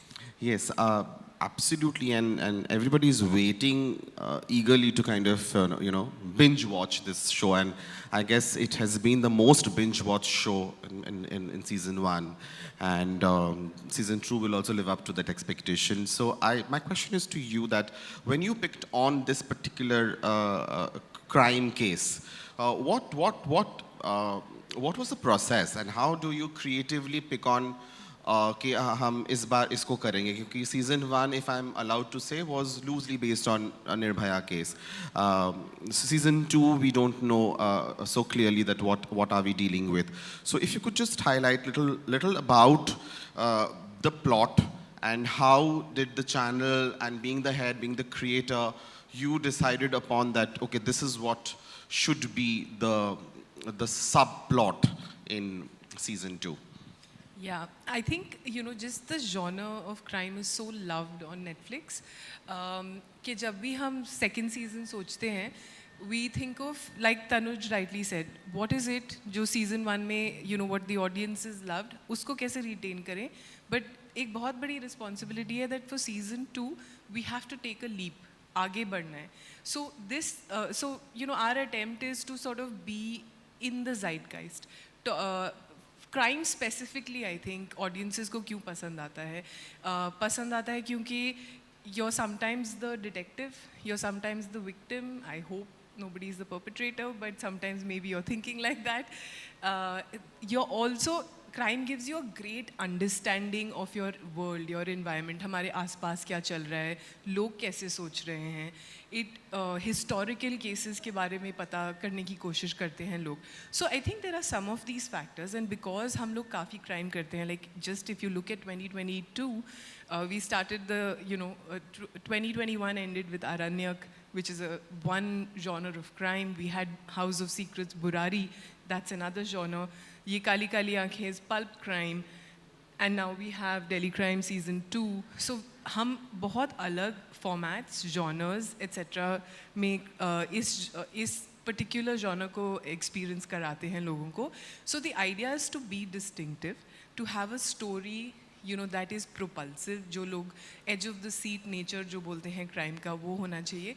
But I think सबसे ज़्यादा जो इस season में है वो है relevance. बहुत relevant themes हैं. For example, the vulnerability of senior citizens, or really criminal profiling. These are some of the themes. And of course, I think most pertinent, जो जिस बात की conversation होनी चाहिए, is the class divide, the दो Delhi that exist within the Delhi. And I think all of these themes come together. I always feel कि एक जो series होती है, it should not just entertain, it should not just be an experience in the moment. It has to leave you with something to think about, something to talk about that enriches your thought process and your conversations. And I'm very happy to say with Tanuj's efforts and the way, Shefali has sort of fulfilled the nuances जो उन्होंने लिखे हैं वर्तिका के लिए, I think it is, all of these promises are there. We are waiting for it to launch. Superb. Tanuj, as she just mentioned that Delhi में दो दिल्ली हैं, and we were chatting just few minutes ago, and आपने ये बताया कि आप India से नहीं हैं लेकिन आप इंडिया में आते हैं. तो मेरा सवाल आपसे ये है, I'm asking you in Hindi, you don't have to answer in Hindi because we had this joke just now, but मेरा सवाल आपसे ये है कि you are from US, but you come and you stay in Punjab and in Delhi and etc. So when an Indian creator who is stationed in a different country visits Delhi, sees Delhi, is it a different vision through which you see, a different lens that you use to see your own country? Because even, when we saw Delhi Crime Season 1, the way you captured Delhi is completely different from the million directors who are, making films in Delhi or around Delhi. So this time in Season 2 also, do you see it in a different light? Do you have a different perspective of seeing the city? Delhi mera second ghar hai. Let me say that first. I've gone to Delhi almost every summer of my life. Grandparents, their sisters, brothers. I've grown up partying in Delhi. I've grown up working in Delhi, making films. So it's a city I have a familiarity with. It's not a city for everybody, to be honest. It's a tough city. Log thoda gussa hai. Thoda? बहुत गुस्सा है और लोग बहुत अकल है though. Very smart people. There's great art, but it's a challenging city. I don't know about insider outsider lens. I think it helps the show, but I think it's filmmaking sensibility that comes in a little bit more than the lens for me, because I think Delhi Crime requires a documentary sort of handheld, free-flowing style. Exactly. And as a filmmaker, that is a hard thing to master. That takes practice, that takes a lot of failure, that takes a lot of building those skills. So sometimes that lens you see is not just an outsider's lens, it's a certain filmmaking lens. And I think that's the IP of Delhi Crime. That's what was established in Season 1 with Johan and this free-flowing documentary movement. And I think that's the lens that feels most different in this season to me. I think Shefali and Rajesh Talang and Rasika and all of our actors bring all the authenticity to the show. I'd let them guide me. This woman can do anything, to be honest with you. So I don't have to. Me. I don't have to think after a certain point. No, you're absolutely right. And I also feel that Shefali can do anything. She's like a superwoman in disguise, which we all believe. So coming on to Shefali, is that it's a very tricky question though, that in Season 1 also we saw that you are completely focused in the case. You are completely gung-ho about getting this criminal, nabbing him by the collar. But at the same time, there is a very human side of Vratika, the cop. And you're saying that Season 2 is going to elaborate more on the human side of the cops. We as citizens, we have this habit of police karti kya hai? हमारे लिए कुछ नहीं. This is the attitude that we have. It takes time to change. Maybe once in a while we see Singham and we stand up and we salute, or we have our 15th August and 26th Jan to say thank you to them. But overall signal पे ये हो रहा है, crime हो रही है, police क्या कर रही है? घर से पैसे निकल के चोरी हो गई तो पुलिस क्या कर रही है? तो ये पुलिस क्या कर रही है कि जो सवाल है ये हर पुलिस ऑफिसर को झेलना पड़ता है. And then they have a family. So the pressure at work level cannot be matched with any other profession that we know under the sun. So when you play a character, and that too a woman cop, who needs to also balance the house, fortunately or unfortunately because of the Indian societal structure, a Singham doesn't have to really care about the daughter. But Vratika might have to take care of the daughter if the daughter is in trouble. How do you deal with that? Vratika doesn't have to take care of her daughter, she chooses to take care of her daughter. The family that she comes from, thank you. Thank you. I'm going to repeat this line again every time. Tali wala So I line. get clapped for it. No, also, luckily, in season 1, when you see the family that she comes from, her husband, he's from the force and he's extremely supportive. Correct. So that is one part of it. We'll go by, you asked many questions now. Yeah, I'm saying that, you know, as a cop, how does one, when you're playing a role of a cop, how does you balance it? Like, you know, your professional life that you're seeing on screen, and the softer side, like what you're saying, that we are going to get to see more of the human side of the cops in the story. In the first, I can, you know, actually demarcate 1 and 2 very clearly. Because 1, she was just obsessed with getting these guys. There was no wavering of moral compass. These are the bad guys, I'm going to get them. That is what it was. She had anger, angst. She also knows she had the ability to do something about it, and she does something about it. In season 2, it's kind of different. 1, when the show itself begins, you realize that she does this every day. It doesn't mean she's not driven. It just means that she sees this every day. So she has to distance herself and not be so affected personally, otherwise she's going to be destroyed. And the way she looks at it is, the damage is done, what is the damage control I can do? That is the way she approaches it. But in season 2, there is a lot of internal dilemma. It's not as simple as, ye kharab hai, inko pakadna hai. It's really not as simple as that. There's a lot of dilemma. She's left to question. So I keep saying this in my interviews. Delhi Crime 1, Vartika became hero. In Delhi Crime 2, she's human. She falters, she makes mistakes, but she doesn't shy away from apologizing or acknowledging it and correcting it, even if it's putting herself, you know, at risk. Also, you know, the question you asked, that we blame cops. I think somewhere we're trying to find some shoulders to put that responsibility on.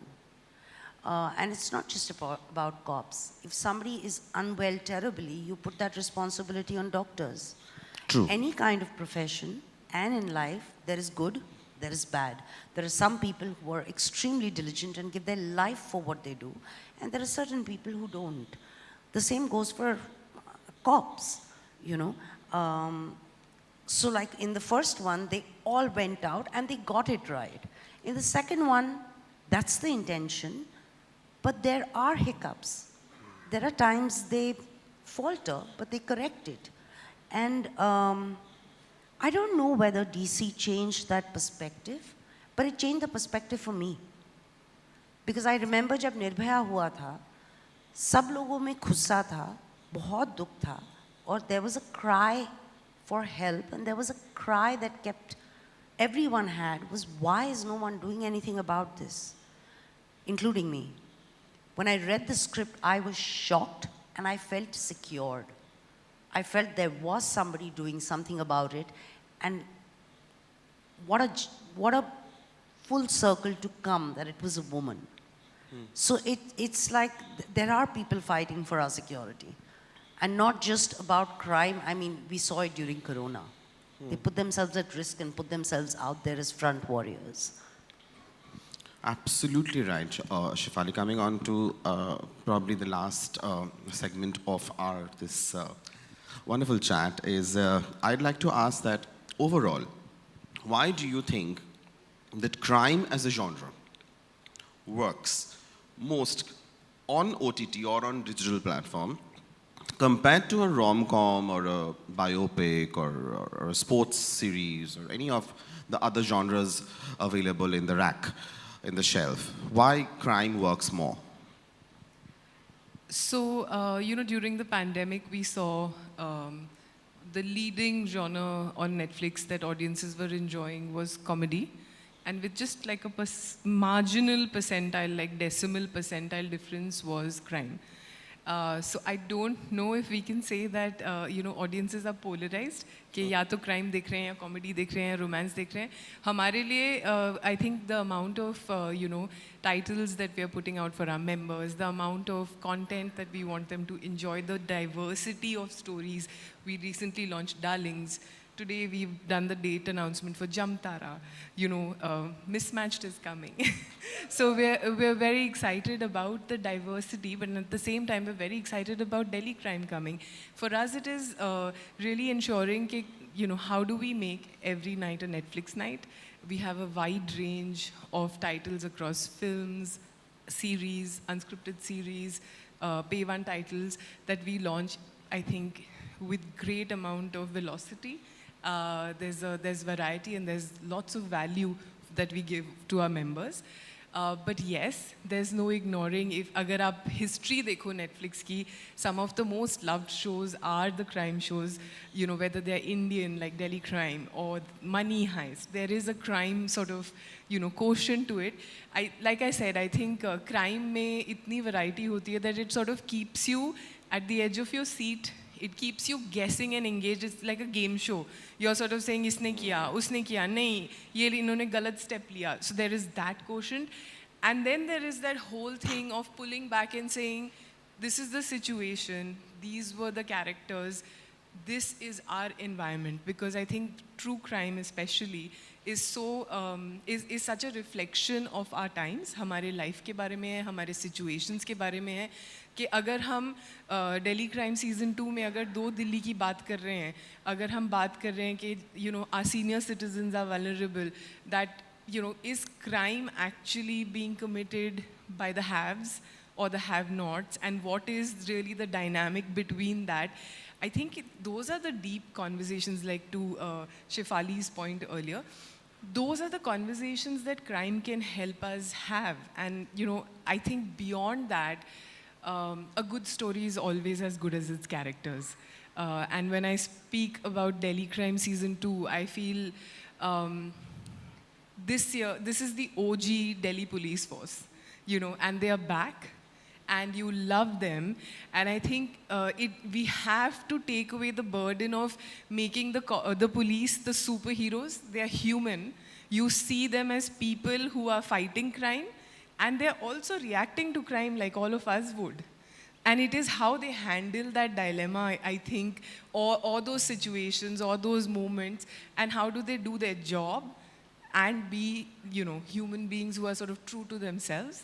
And I think that's the opportunity that a dynamic crime story offers you. Superb.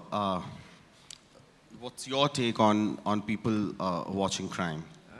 I think, people watch OTT on their phones. They watch it home in their rooms. There's something about absorbing yourself in the darker nature of humans in that environment. You're able to do it in your safety of your room. And then the simple episodic nature of OTT really lends itself to crime as well. Crime is a genre that keeps you engaged. The viewer is always trying to solve the mystery. And you get to the end of the episode and there's a cliffhanger that increases the mystery. It's like crime novel, a crime series of books. It's just the modern version of that today with OTT. And there's something about the way episodic breaks down that is a nice marriage with a viewer's spectatorship with crime. So as a maker, when you're making like particularly this Delhi Crime 2, season 2, is your treatment different from the kind of other Indian directors they're making content on Netflix itself? Is it different? How do you evaluate your way of telling a narrative? I don't know. You tell me. He's true to the genre. I think, you know, this show for me is a love letter to Delhi, and I've made the show for audiences in Delhi and audiences in India in my heart, and I think as much as it can take from what's been built, that's where my heart is with this show. It's for India. And definitely, and Vartika is obviously one of the most loved character as far as web series, as far as Delhi Crime is concerned. And we have seen the kind of reaction that we got in season 1, and I'm hoping that it's going to get better with season 2. So now that it's out there and audience are waiting to kind of, you know, watch and judge, as an actor, are you still having those butterflies in your stomach, or you're pretty confident this time that no, it's an accepted character, it's a loved character, so I'm pretty chilled? So in movie, it doesn't happen like that. It's every movie is a new movie. Every time you have a different character. But when a character is established, a character is already loved, does that really take away the tension of an actor? No. From the I don't think release? so. No, I don't think so. It doesn't take away the tension because, like I said, one is that an actor is as good as the story. We are all working together to create one project, and the victory or the failure does not depend on one singular person. It's a cumulative effort. I'm as good as my team is. And in fact, when you've done something that has been so loved, I think the thought that, what if I don't stand up to it again? That's a fear. And, you know, it works both ways. It's the credibility that comes with it and the love and the respect. At the same time, you might be put under a bigger scrutiny because of a certain legacy that unknowingly you've created. And I'm extremely nervous. I normally do not get nervous. I do not, for me, creating the whole project is the high point of doing something. So after that, I don't care kahan, kya, kab, kaun dekhega. And people are, I mean, art is subjective. Everyone has a point of view. Not everyone has to love or hate something. But I'm really nervous for this. And I'm extremely proud of what we've created. Extremely proud. And the only reason, I want to say this right now, the only reason I'm nervous is this one. You know, like Tanuj said earlier, it's not a competition between 1 and 2. It's really not. The point is not trying to become DC1. The point is creating something which is equally powerful in its individual entity. And I can proudly say, or I'm very, very proud to be a part of it. I think the audience also needs to give it its fair chance and look at it in separation. Of course, I mean, the grain and the root of DC and the soul of DC is always going to be there. The characters are there. But it's a different creator. It's a different case. And, you know, there is growth. One growth is where a tree grows from here to there. And one is where it spreads out. I think DC is that kind of growth. Absolutely. And I'm so hopeful and I'm so sure that audience will also love Delhi Crime Season 2 because it is one of the most talked about show, loved show. And you have a star, Shefali Shah, who is kind of taking this entire show on her shoulder. So give it her. I have to correct that. I'm not the only one who's taking this on my the shoulder. entire team. I have the entire an amazing team. Obviously, team. as she said that you cannot make movie, web series, anything without your team. So definitely we have an amazing team putting up real hard work for 2 years, for almost 2 years. And it's out there for you to kind of, watch, love, and definitely judge. But thoda pyar se, kyunki Delhi crime hai, so dil se karna. Thank you. Thank you so much, Ram. Thank you, everybody. Thank you. Thank It you, was everyone. lovely. Thank you so much. As Ram Kamal Mukherjee just now mentioned, crime nahi hai yahan pe, pyar mohabbat se. So please, can we have more loud of cheers, please? To present the mementos for the session, may I please call upon stage Siddharth Laik, founder and editor-in-chief, IWMBuzz.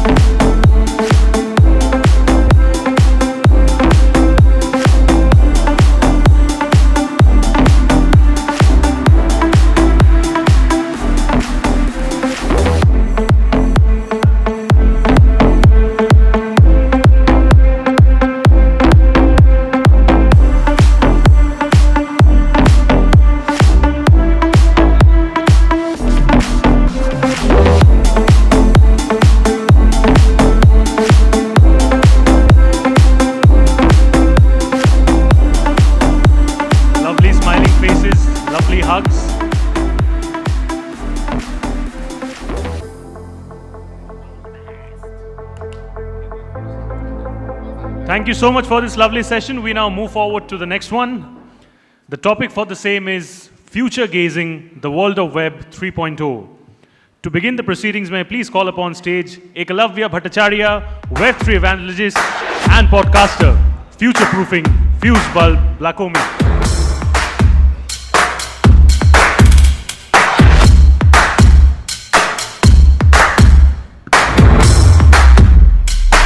Join him on stage. May I please welcome Saurya Mohanty, COO, Epic On and StreamSense.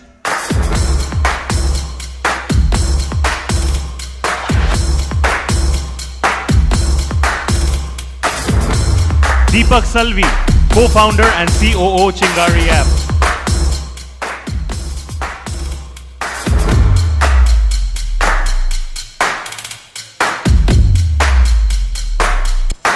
We also have Prateek Gauri, founder and CEO of Fire, and Shabir Momin, managing director, New Media Holding, joining us virtually for this session.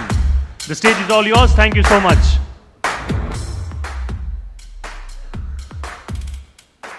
Good evening, ladies and gentlemen. I think everyone's like, what is Web3? Bahar jate hai. We don't want to know more. Let's just wait for Shabir and Prateek to join in. Hey, Shabir, what's up?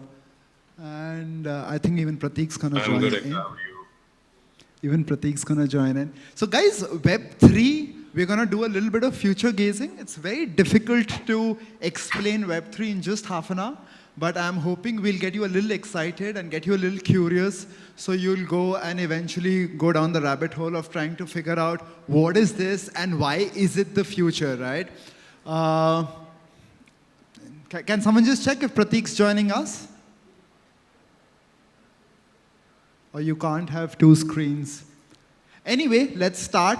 Shabir, I hope you can hear us well. I wanted to start off by, one of the most common words when it comes to Web3 is metaverse. When someone asks me what is metaverse, I say meta stands for most efficient tactic available to make some more money, because a lot of brands are like, we want to do something in the metaverse.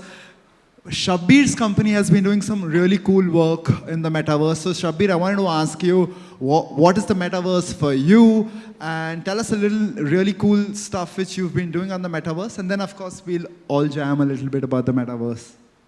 Hi, Glavia. Hi, everybody else. I think what we are seeing today is the Gen 1 of Metaverse, which is already live and people are experiencing it. And like Gen 1 of any product or any technology or any new evolution, it will be a little harder to get in, difficult to glitchy and all of that. But what's coming in Gen 2 is, I think, what is the more exciting one, because Gen 2 will be hyper-real. When we say hyper-real, it will be difficult to distinguish between a real person and a hyper-real virtual avatar.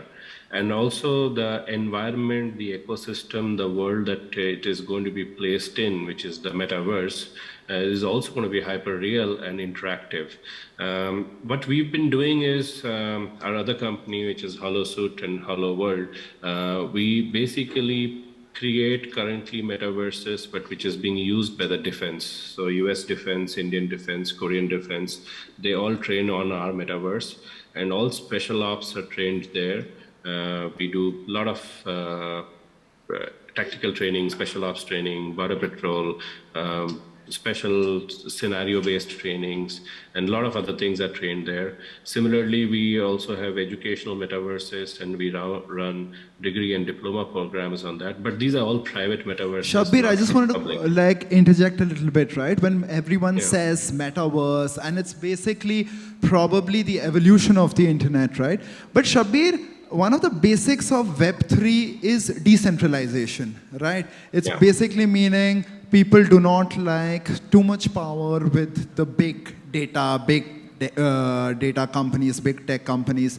So amidst all this, how much do you think, like, how much of the metaverse is actually going to be decentralized, and how much is just going to be just an extension of AR, VR?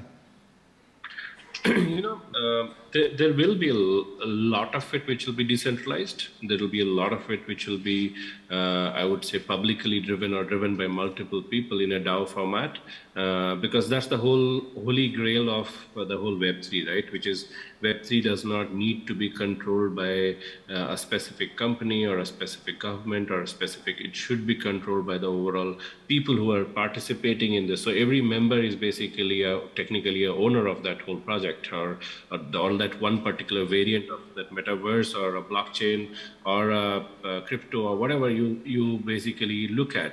And that is what is important to understand, that it will remain decentralized. But yes, while it will remain on blockchain, which the format is decentralized, there will also be private blockchains. I mean, there will also be private networks. Just for example, if you look at internet today, which is what we experience today, there are public networks and there are also private networks. Like, for example, the whole defense network is a private network. There are also many other private networks that work globally, which are either sensitive because of healthcare or because of national security or because of some surveillance or something else. Similarly, metaverse will also have private sector and public facing and decentral, but is internal, or a network which is internal in nature. So it will also have, I mean, the best way to explain it is, imagine what we are experiencing, everything is going to become Web 3. Like what we used to have in Web 1, where the society started having a digital version of their shops, their page, their visual, their information, everything started going to in Web 1. Web 2 actually took that to the next level, which is social media interactions, commerce, and all of that. Web 3 is basically taking it to the next jump, but it is going to have a lot of virtual reality, a lot of augmented reality, a lot of machine learning, a lot of AI, a lot of things that people usually earlier used to ask for an in-person interaction. Now, so fascinating, Shabbir. You know, and we'll just quickly come back to you in a while. You know, Shaurya, I wanted to chew your brains on something. So one of my favorite dialogues, favorite quotes about the future is actually William Gibson quote in 2003. So he said, the future is already here. It's just not equally distributed, right? And a lot of AR, VR stuff, a lot of crypto's been around for a while. It's not like suddenly in the last year, crypto's been around. Mainly because slowly people are getting aware of what's happening. But I wanted to primarily talk about the media industry, right? Like you work with Inten. Tell us, how can a media content maker avoid FOMO when it comes to Web3? Hello. Yeah. So I think very interesting topic, and where Momin left. So I would just take the discussion from there. So I read a very interesting quote where it said, Web 1 is companies created, company earned. That means it was one-sided, unilateral content that used to come and they used to earn. Web 2 is where companies, people created and companies earned. Because in today's economy of Web 2.0, so there are a lot of ecosystems already there where, content creators are creating and then companies are earning through via subscription and ad. True. Web 3 is basically people create and people earn. So this is where the decentralization, the secret sauce comes here. And, talking about the content piece, so basically it's a connection between the fan and creator. So this decentralization or Web 3.0 has actually made the connection between the fans and the creators so seamless that, whether it is voting. But what do you mean by that, Shara? When you say it's become seamless, the content, honestly, just seems like a fancy sentence, right? So what do you mean by that? So there are three parts to it. Sure. The first part is decentralization. That means there is no hierarchy in this DAO. So everybody has the equal share. Why don't you explain what's so DAO everybody to a has couple of people? everybody has an equal participation across, and they can vote what they like, what they don't like, and it is also publicly displayed. So there is Decentralized autonomous organization is what Shara is talking. So unlike the current traditional organization where we have a hierarchy, there are limited empowerment to the participants there, where the company decides how the content should be produced, how it should be exhibited, whether it should be exhibited or not. So all of these discussions goes out of the window, and the decentralized mode basically gives the equal authority and power to all the participants in the community. So there's a community feature that comes into the picture where it is equally distributed. But Shara, how will production houses, do you actually see a production house working in the form of a DAO? Are people open for that level of transparency? Or you still think it's more of a theoretical concept and will take time? No, I think the tectonic change is still happening. We are at a layer one kind of change or transition, where slowly the creators are coming forefront, and also there is an equal amount of participation from similar interest participants within the community. Now, to basically advocate this, that is where the tokenization comes or the NFTs come. And that is where you sort of incentivize the participants for their contribution into the community. I will take that token, the mention of tokens, and we'll come back to you. So a little about Chingari, right? So Chingari is a platform which helps creators earn more money, and also people who consume content can make more money.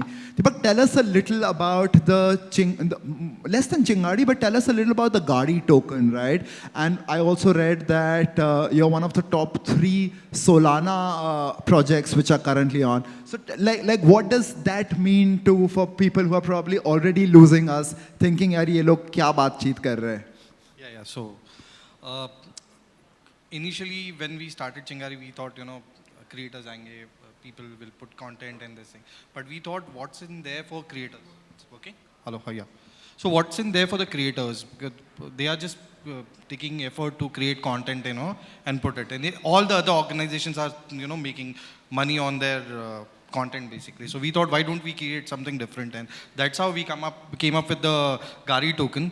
And we integrated Gari token on Chingari. So whenever a creator who creates a content, whenever the content gets views, likes, shares and everything, as per the contribution score, they get tokens. So that's the real way of decentralization. We don't have anything in our hand. Whatever they are taking an effort to create content, and as per the response to their content, they get tokens basically. So that's a simple way of doing things.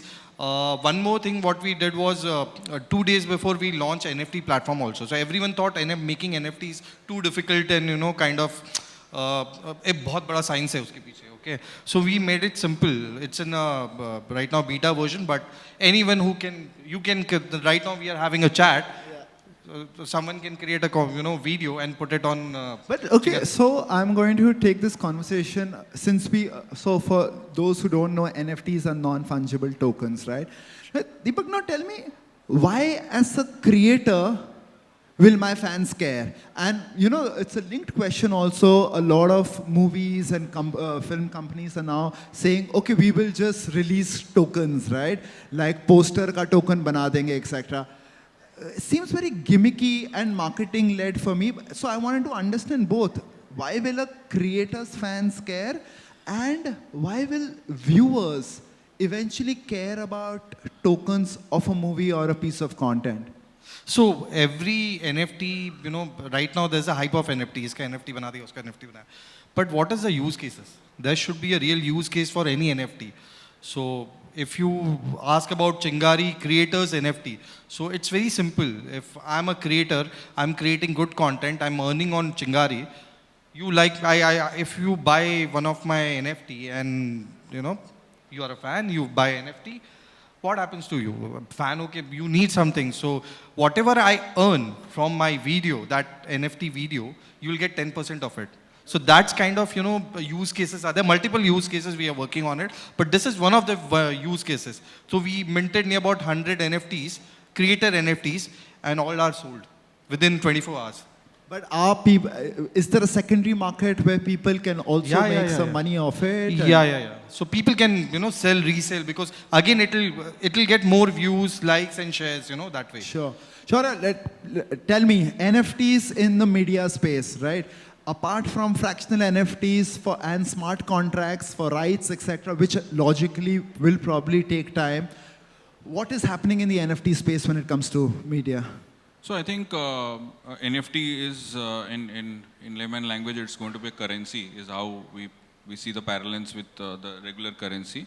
Yes, so NFT has its value when it is highly circulated within the community or in the DAO, right? So the circulation basically gives the power or the prowess to sort of have its value going up.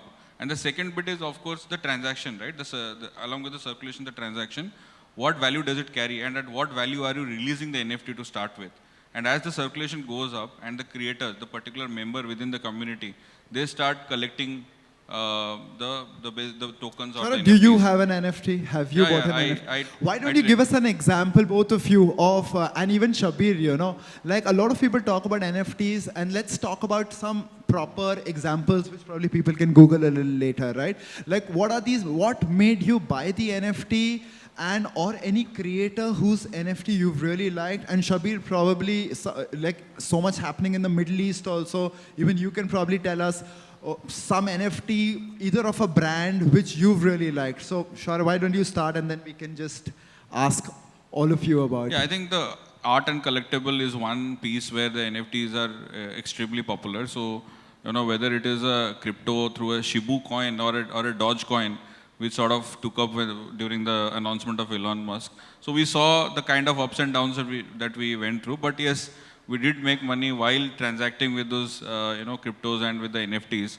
And they did carry value since the circulation went up. But there was a recent bloodbath, right? Like there was so many, like initially there was so much hype. Everyone was like, ha, aap artist ho, aap NFT bana do.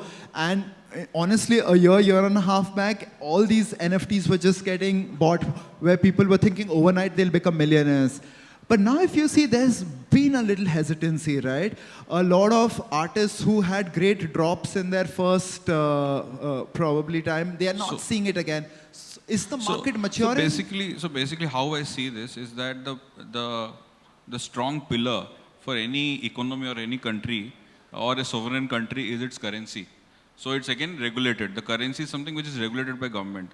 So there are certain regulations which have come recently, in recent past, where it had not been a good precedence for NFTs, and definitely that creates a lot of it's a lurking fear among the collectors who have the NFTs already, having the whole in the asset wallet. aspect and taxation. We'll talk a little about that. A little bit of that.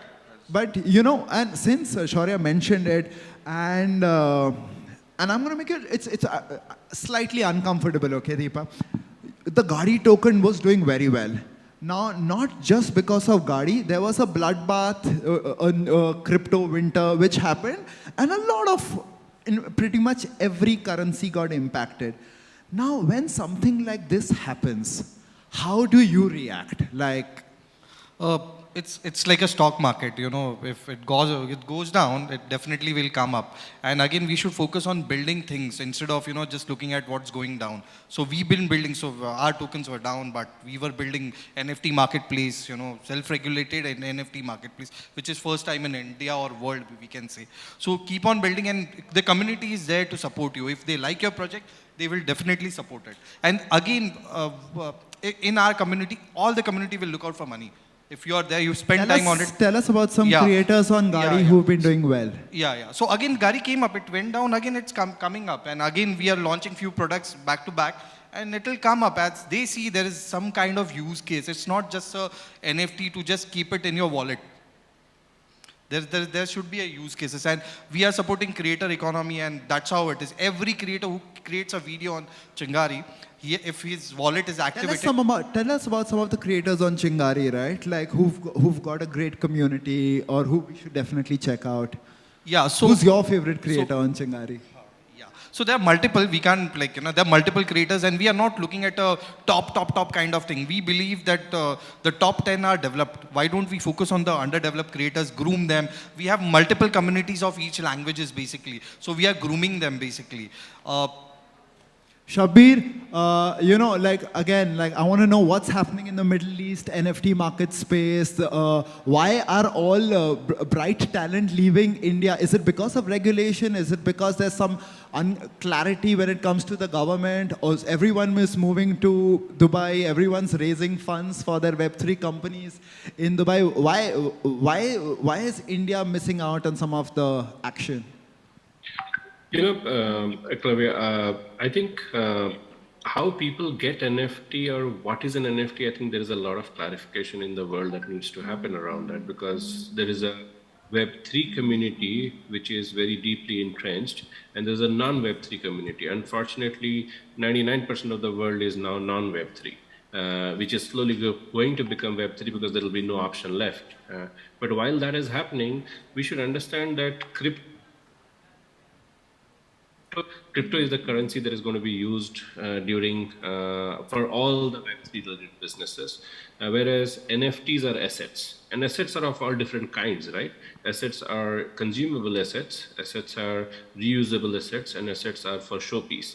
Now, for example, let's take MF Hussain painting. MF Hussain painting is what makes the painting industry look good, because it's a great piece of art and also sells high, and a lot of people aspire and idolize a painter like him, and then try to follow the path and become decent painters over the years. Similarly, Sanjeev Kapoor as a chef is a creator who's creating great food in his industry and is making his industry become bigger. But if you look at the metaverse universe, or you look at the Web3 universe in all formats, all assets that exist in that are, in other words, in some form NFT. I mean, not everybody, like for example, there were earlier days, I mean, Stone Age or earlier 200 years, 500 years back, people used to make their own house. Now they don't make their own house, they hire somebody to make the house.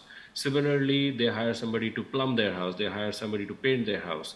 There are a lot of things in America, for example, people still paint their house, people still fix their window. In India, people don't do that. They have people who come and do it, no matter whether they're rich or poor. But similarly is NFT. Creators will create products which others will buy. Some will be bought for consuming, some will be bought for showing sold. We also want to just welcome Prateek. He was really sick. Thank you so much for joining in. A little about Fire. They are one of the fastest growing unicorns in the world, I think. And they're doing a lot of stuff in sustainability. So Prateek, why don't you tell us a little more and then explain to us that this energy-sucking process of minting and forging, how are you trying to change that world and actually move towards, you know, say proof of fire, or in a way that we don't waste so much energy and towards a more sustainable Web3? So first of all, thank you so much for having me. It's a pleasure being with all of you. So what we've built at Fire is something which we're trying to revolutionize the whole space. So we're trying to do two things in the whole Web3 space. So the first is we figured out that the biggest problem in the whole space is sustainability, because most of the consensus mechanisms, so consensus for a lot of people who don't know is the way any blockchain works. So what we've done is we've created a layer one blockchain, which is an infrastructure, and anybody can actually use that infrastructure. So it's like creating Google of Web3, similar to an Ethereum or a Solana, but the difference being that we don't use proof of work or proof of stake as consensus. So two of the most widely used consensus mechanisms have been proof of work or proof of stake. Now, when you talk about proof of work, it basically means that you have to spend more energy to get a block rewarded to yourself. So the way the validation process works, so when you have to enter data into any block, it happens through a consensus mechanism. Then when it's proof of work, it basically means that you have to spend more energy, which means you can never solve the problem of sustainability if you use that consensus mechanism. So we figured out very early in our journey. Then the second consensus, which has been very widely used, is called proof of stake, which basically means that you have to stake more money to get a block rewarded to yourself, which also takes you back to the traditional finance problem that the rich get richer and the poor get poorer, and you can never attain the problem, or you can never solve the problem of financial inclusion, where 1.5 billion people in the whole world out of 6.5 billion people have been left out of credit and banking. And traditional credit services. So what we figured out, what we built is called proof of benefit, or also proof of fire, where what we did was we tokenized 17 UN Sustainable Development Goals, and we built one of the world's first mathematical models, which not only measures sustainability, but also rewards it financially. So the way our consensus works is if, for instance, you use geothermal energy and I'm using coal, so there is a weighted average for everything that a company uses. So for instance, any government or any Fortune 500 that uses a blockchain, they get rewarded for using sustainable practices. So what that does is a layer one infrastructure is actually going to transition the world from a for-profit paradigm in the age of fourth industrial revolution to a for-benefit paradigm in the age of fifth industrial revolution. And the name FIRE actually also comes from the fifth industrial revolution, a concept that I started promoting about 15 years back to prove the thesis that you can actually make more money if you do more good to the world. So the more good you do, the more money you make. I built 8 businesses before FIRE, but I figured out that blockchain and Web3 is a mechanism, or is a tool or a vehicle to actually impact 1 billion people the quickest, fastest, in the most secure way, and to make the world not only more abundant, but also more green. So that's why, I started FIRE, and now we've become a team of about 110 people. About 11 months old, we just raised 100 million in a Series A at a valuation of $1.5 billion to become one of the world's fastest growing unicorn or $1 billion company.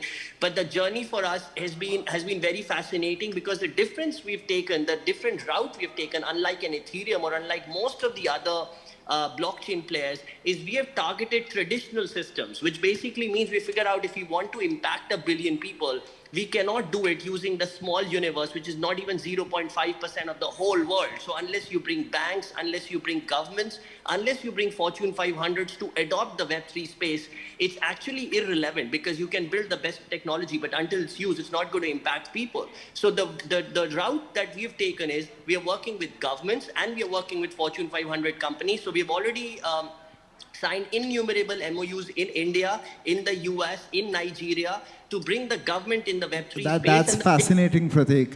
Really well done. I'm going to just continue this conversation a little bit, because Shabir mentioned about getting more people. You mentioned about getting more people. You mentioned about getting 1 billion people. Personally, what do you feel is going to drive Web3 consumption, right? Is it going to be gaming? Because a lot of people have realized that since the basic stuff of MMORPGs have existed for nearly 20 years, the whole aspect of collecting assets have existed in games again for multiple years, right from GTA to what we are seeing. So I wanted to know a personal little point from all of you, say probably Deepak starting with you and then Shaurya, about what do you feel most passionate about in this Web3 space? And then what do you believe will get in more people, more conversations, so that everyone gets a little more curious about Web3?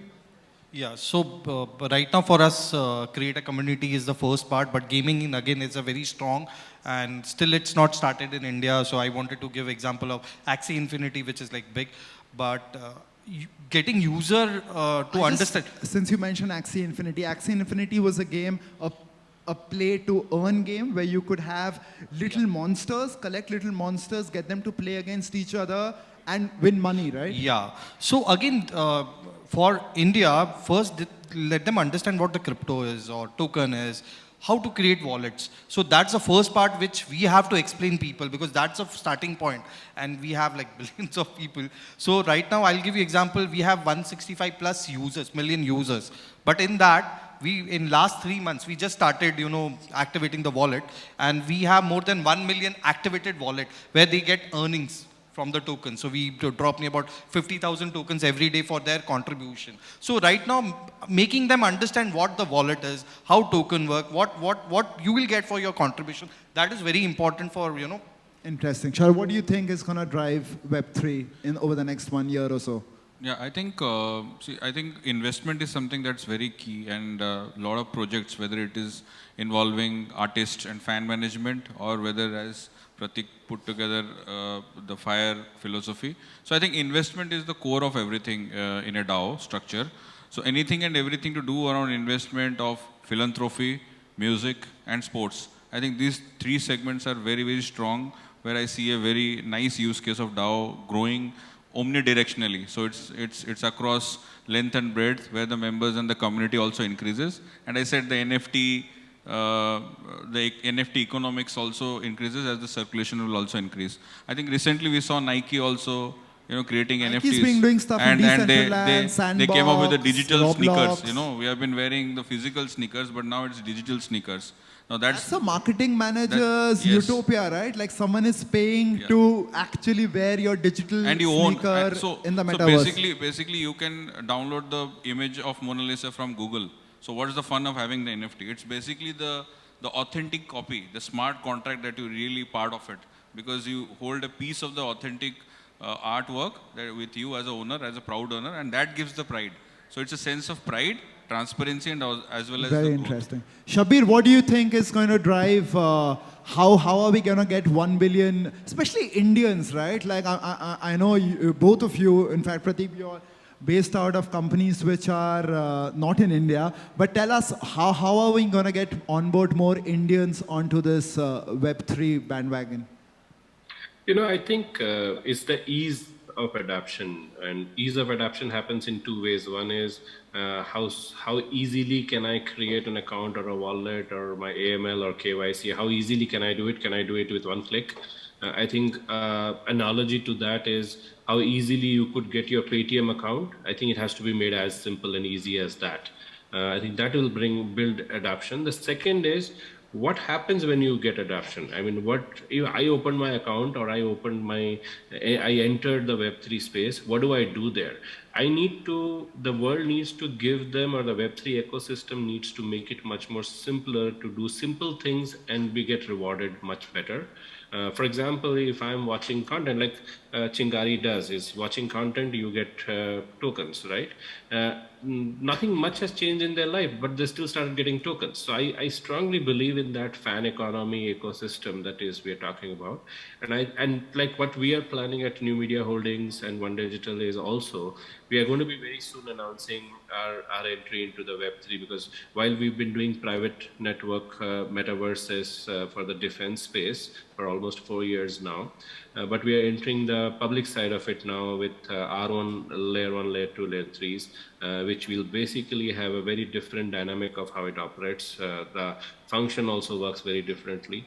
And once we declare and we come out with it, we will explain more of how we are looking at, because our goal is not just to adapt, but also to educate, teach, because one of the strongest reason why Hollow World, which is the other company of ours, exists in the firm is because we are using very strong algorithms, and we own patents around those algorithms, about 200 of those, where we are basically teaching robots and human beings.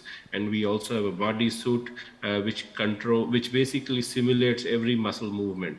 So if you look at a metaverse today, a metaverse has very fixed characters with very fixed motion. Now we're talking about exactly human replication motion. So you could be doing things in real world and doing at the same time in the virtual world, which is in the metaverse, and which we in our own language call it phygital, because it's physical and digital together.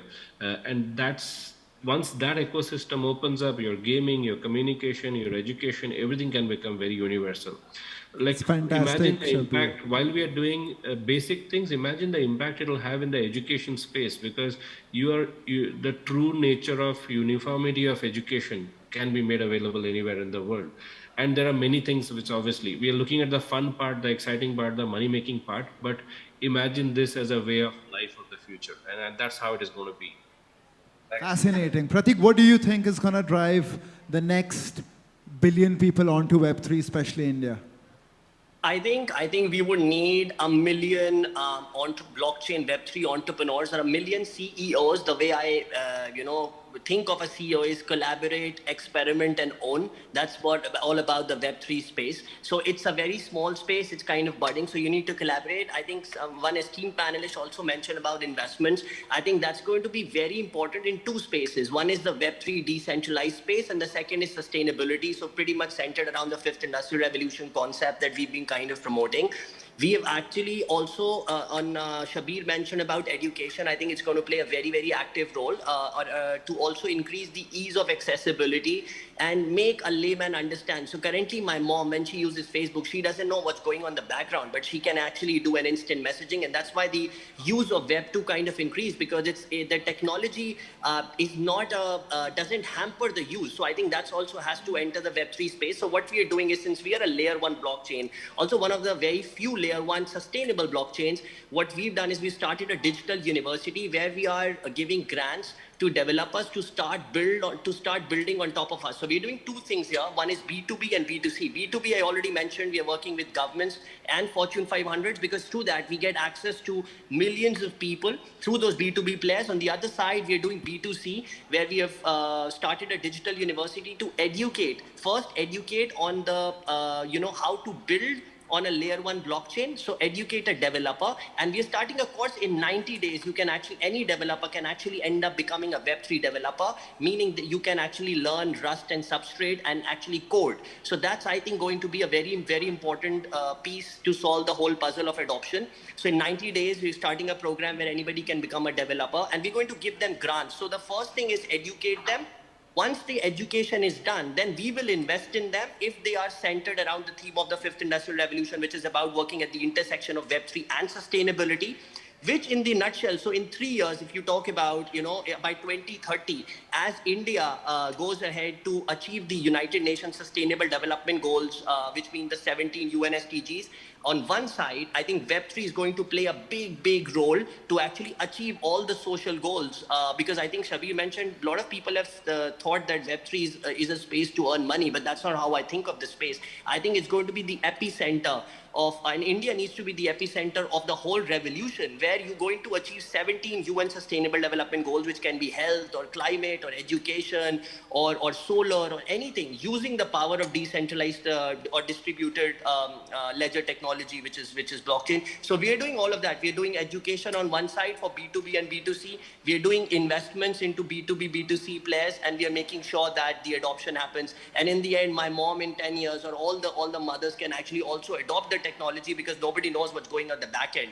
So we are actually also making use. So for instance, everything is going to be linked to a mobile. So you don't need to remember those 16 hexadecimal addresses. It's very hard to for adoption. So we are doing a lot of innovative stuff there as well, apart from the consensus. That's so fascinating, Pratik. Congratulations on all that you, Shabir. Guys, I think time is up, and I hope a few of you got a little interested and intrigued by what we were talking about. Not a heavy plug, but Go down, start Googling a lot, figure out what's happening. I personally have a podcast. It's called Future Proofing with Eka. And I pretty much discuss about how blockchain is going to impact in various different fields, right? From sports, gaming, healthcare. So if what we spoke about, got you a little curious, then please go down the rabbit hole about everything everything's going to evolve, right? Like the web, like the evolution of the web is here. Thank you so much, guys. Thank you, sir. Thank you. Thanks. Thank you so much. Looking forward to the future. Very excited about the same. May I please welcome Franklin Toscano, founder and CTO IWMBuzz Media Network, to come on stage and give away the mementos of the session.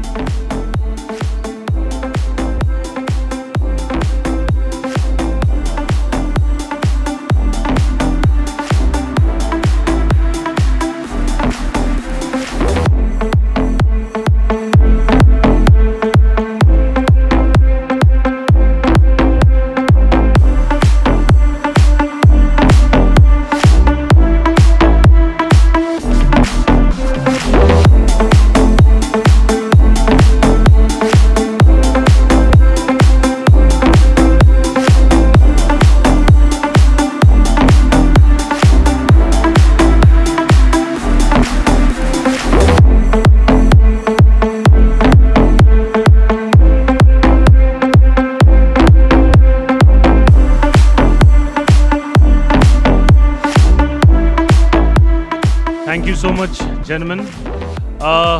Right now, we are gearing up for the final session of the day. It's a fireside chat.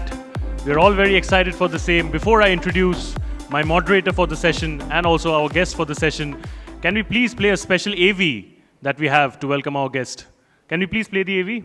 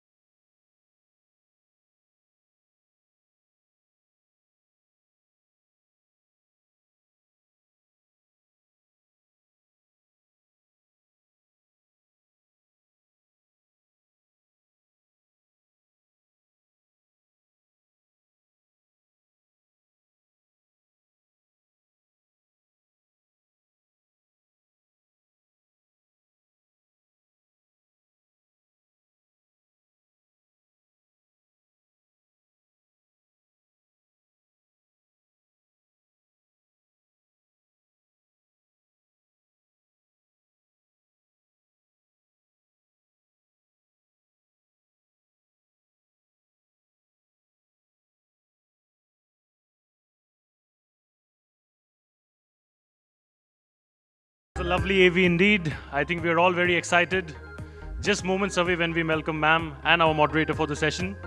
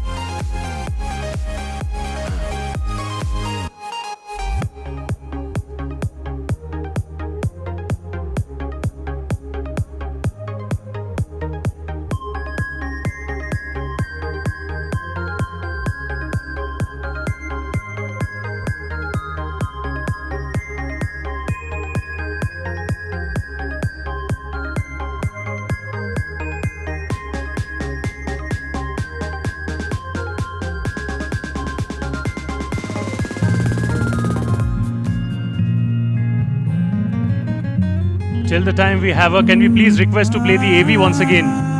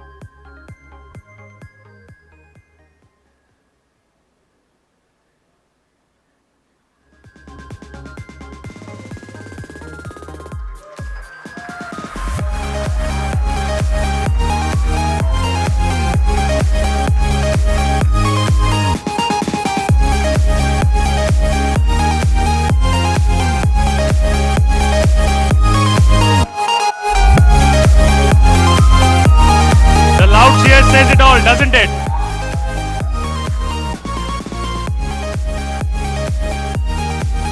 All right, guys, so we are gearing up for the final session of the day, the most awaited one, I'm pretty sure. The loud cheer says it all.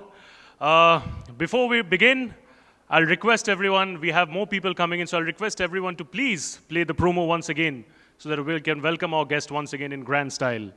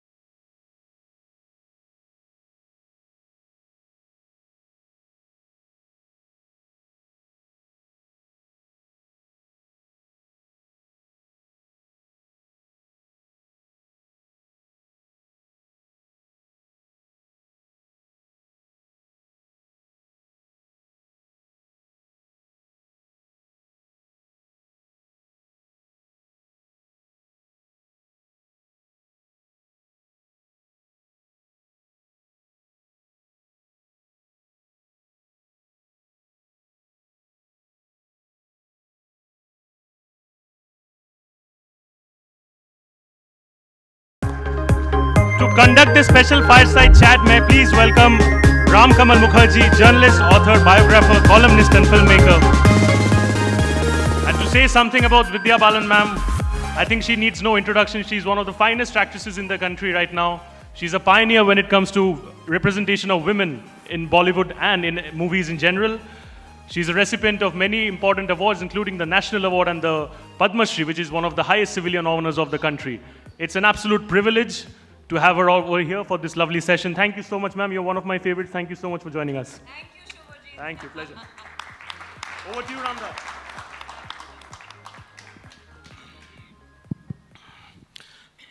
Good evening, everybody. I'm sure you all are waiting for this moment because though there's a time frame and a timeline for this chat session, but I have to really speak today about my special guest because I know Vidya for many years. I'm not mentioning the years, but really many years, decades now, I guess. I met her first time having jhalmuri at Dada's office, just immediately after completing Parinita. And I was a journalist, and when I met her, Dada introduced me saying that this is this new girl we're introducing and this is this new film that's going to come up. This is the teaser trailer, and she just came in very casually, walked into the office with a bowl of jhalmuri, which is a Bengali snack. Very unlikely a heroine. She sat very casually and she said, tell me. And just 2 minutes back, I saw this Parinita. I'm like, okay, she is new, she's different. And when, cut to after many years, she spoke that iconic line of hers that entertainment, entertainment, entertainment. She really means it. Because today's topic is, in the changing time of medium, how Vidya Balan, the actor, has evolved herself in the profession that she is in. She is all heart. She worships her vocation, and I know how serious she is. And I am being lucky that I got opportunities to interact with her in various levels as a journalist, as an editor, later on working with a corporate house where she did a film. For me, Shadi Ki Side Effect with Farhan. So different layers. I mean, we had different experience seeing her in different avatars. And today I'm very happy that I'm interacting with her because Vidya, when pandemic happened, 2020, while the world was thinking that its industry ka kya hoga, cinema hall band ho gaye hain, hum entertainment ka kya karenge. That's when your Shakuntala Devi, Sherni, Jalsa, back to back, you had your digital films. And all critically acclaimed, 3 films completely different from others. So did you as an actor who is a big screen, celluloid, celebrated superstar, had any inhibition that, okay, chalo, am I ready for this experiment? Am I ready to kind of see that whether audience sitting at home will again enjoy me or not? Because from Hum Paanch as a serial, which was again a blockbuster, you moved on to a very bigger space. No actor, at given a choice, would want to go back to something which he or she had left. But you broke that and you proved yourself once again that you are acceptable and you are loved in that medium too. Was it easy? Firstly, hi Ram, and hi everyone here. Thank you for that very warm welcome. Yes, Ram and I have spoken on many occasions over the years, and like he said, in many capacities. So I'm glad to be chatting with him again today. As far as, it wasn't, content has evolved over the years, and even though now the OTT platforms are accessible on your TV screens or even on your mobiles, I think the content is far more varied. It's not like the shows, the TV shows that we used to watch at that time, you know, which I remember when I did Hampach, I also got other television offers, but I found a television to be a very exacting medium, you know, because you have to constantly deliver. There's a constant deadline. It's not like, acha, hum film agle saal release karenge. So under that pressure, you know, to perform and to deliver your best becomes difficult, I think, a lot of times, which is why I didn't enjoy it. And thankfully for me, films worked out. I was still doing a film, and when we made the film, we didn't know it was going to be released on an OTT platform. But when the opportunity came, I'm a very greedy actor. I want people to watch my work. And I was like, okay, this is new. You know, maybe we should, I remember speaking to Vikram Malhotra, the producer of all 3 films that you mentioned, and saying that, you know, I'm open to an OTT release because you have to move with the times. At that time, people couldn't go into the theaters. But now the theaters were coming into their homes. So I said, okay, as long as people watch a ready film, I'm glad. And you know what's amazing is, yes, these 3 films were critically acclaimed, but even though they don't share numbers with us, I know that all 3 films were amongst the most watched films on Amazon at that time. Correct. So that's very gratifying. At least they have the metrics, they have the numbers, they know what. So I felt very happy about the fact, and the fact that, you know, your film was now reaching 190 countries with Shakuntala, countries, regions, territories, and then by the time we reached Jalsa, it was 240. So I'm greedy. If more people are going to watch my work across the world, I'm more than happy. You know, I'm medium agnostic like that. But yes, I'd love to have a theatrical release sometime soon. I don't know how soon, but at some point, you know, because I want releases everywhere. I want people sitting at home to watch me. I want people to go into the theater and watch me. I just want them to watch me all the time. That's going to happen very soon, Vidya. Don't worry. You're not going anywhere away from the celluloid or the 70mm. But coming on to a little bit of a technical question is that, as you said that when the movie, like particularly Shakuntala Devi was not made keeping in mind that it's going to release on OTT. But I guess Jalsa was. Yeah. And I know that how you work और आप कैसे अपने किरदार पे काम करते हैं और मेहनत करते हैं और हर लाइन पे और हर चीज़ पे आपका एक इनपुट होता है जो फिल्म को कहीं एलिवेट भी करता है. तो in that, as you said, that your audience is now no more, it's not restricted to the Indian market or the Friday, Saturdays weekend collection. It's now 190 country to 240 countries. So हम जब international content देखते हैं और जो OTT में जो audience हैं, they are exposed to international content of different languages. Performance of an actor is always very underplayed in international cinema or international content. When we make films for theatre, when we make Indian films, we have our Indian sensibilities. Without being judgmental about what is good, bad or ugly, we have our sensibilities in place. We like to be a bit loud or bit more musical in our approach, which is not that an international scenario. So as an actor, do you have to change your way of performance when you are doing it for an OTT where you think that no, अच्छा ये तो बाहर में भी देखेंगे लोग, तो they should not feel के it's not matching their sensibility? No, I think my performance is always dictated by the character. So for example, Shakuntala Devi was more vibrant. She was, effervescent. She was so full of life. She was really. So that was a different person from who I played in Sherni or who I played in Jalsa. In Sherni, she was slightly, she was a more reticent person, a woman of very few words, the absolute contrast to Shakuntala. And in Jalsa, extremely confident woman, knows her mind, and yet at this point when you see her, you catch her at a very vulnerable time. So it's really dictated by the character, not by the medium. Not in the kind of films I do, at least. You know, wherever you release it, whether you see it on a phone, whether you see it on the big screen, I think it will have the same impact because the tone of the film is dictated by the story, not by the medium. Exactly. Vidya, do you admit that we are going through a time where audience is changing and we really don't know what they want?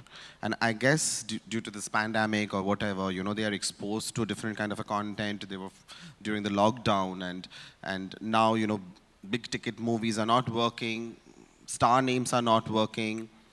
So you being a part of this industry, what is your take on this changing phase of audience? As an actor, does it bother you? You know, it saddens me that so many of our films haven't worked in theaters lately. But having said that, I'm also they, as in I'm also the audience you're talking about. True. A lot of times these days, I think the world is changing, right? The pandemic has changed something in all of us. And I think, therefore, also in the way we consume content, the kind of content we consume, the way we consume content. So I think my tastes have also changed. But if you actually ask me, what is it that you like? I don't know. I'm also going through a very confused phase. So As an you are also audience, feeling that? As an audience, I'm feeling that. And therefore, I feel that that's reflecting in the numbers, you know, in the ticket sales in theaters. Because I'm also, we're all part of the audience, right? You're all consumers. We are all consumers. So I think we are going through a very confused state, and clarity will emerge. This is I think the Hindi film industry is going through a churn, but I believe that, you know, at the other end of the churn, there's always clarity and there's progress. So this is a phase, and I'm sure it won't last too long. And even though it's heartbreaking for all those whose films haven't worked at this point, I think things will start looking better sooner than we think. True, but Vidya, at the same time, do you also agree a fact that as we are celebrating digital revolution and evolution and everything, and we are here to talk about the digital world that is kind of taking India to a different level altogether, that of course there's a positive side to it, but the negative side is that, which is the social media, without seeing a film, running hashtags, running down films, paid campaigns to kind of pull films down without seeing them, without watching them, being over-judgmental, being kind of, you know, every person is a critique now. I mean, as we were talking about since, like, you know, we met at, before Parinita released, it wasn't like that. We didn't have the social media pressure of any person can pick up their phone and tweet and talk, and in the very first scene they start reviewing it.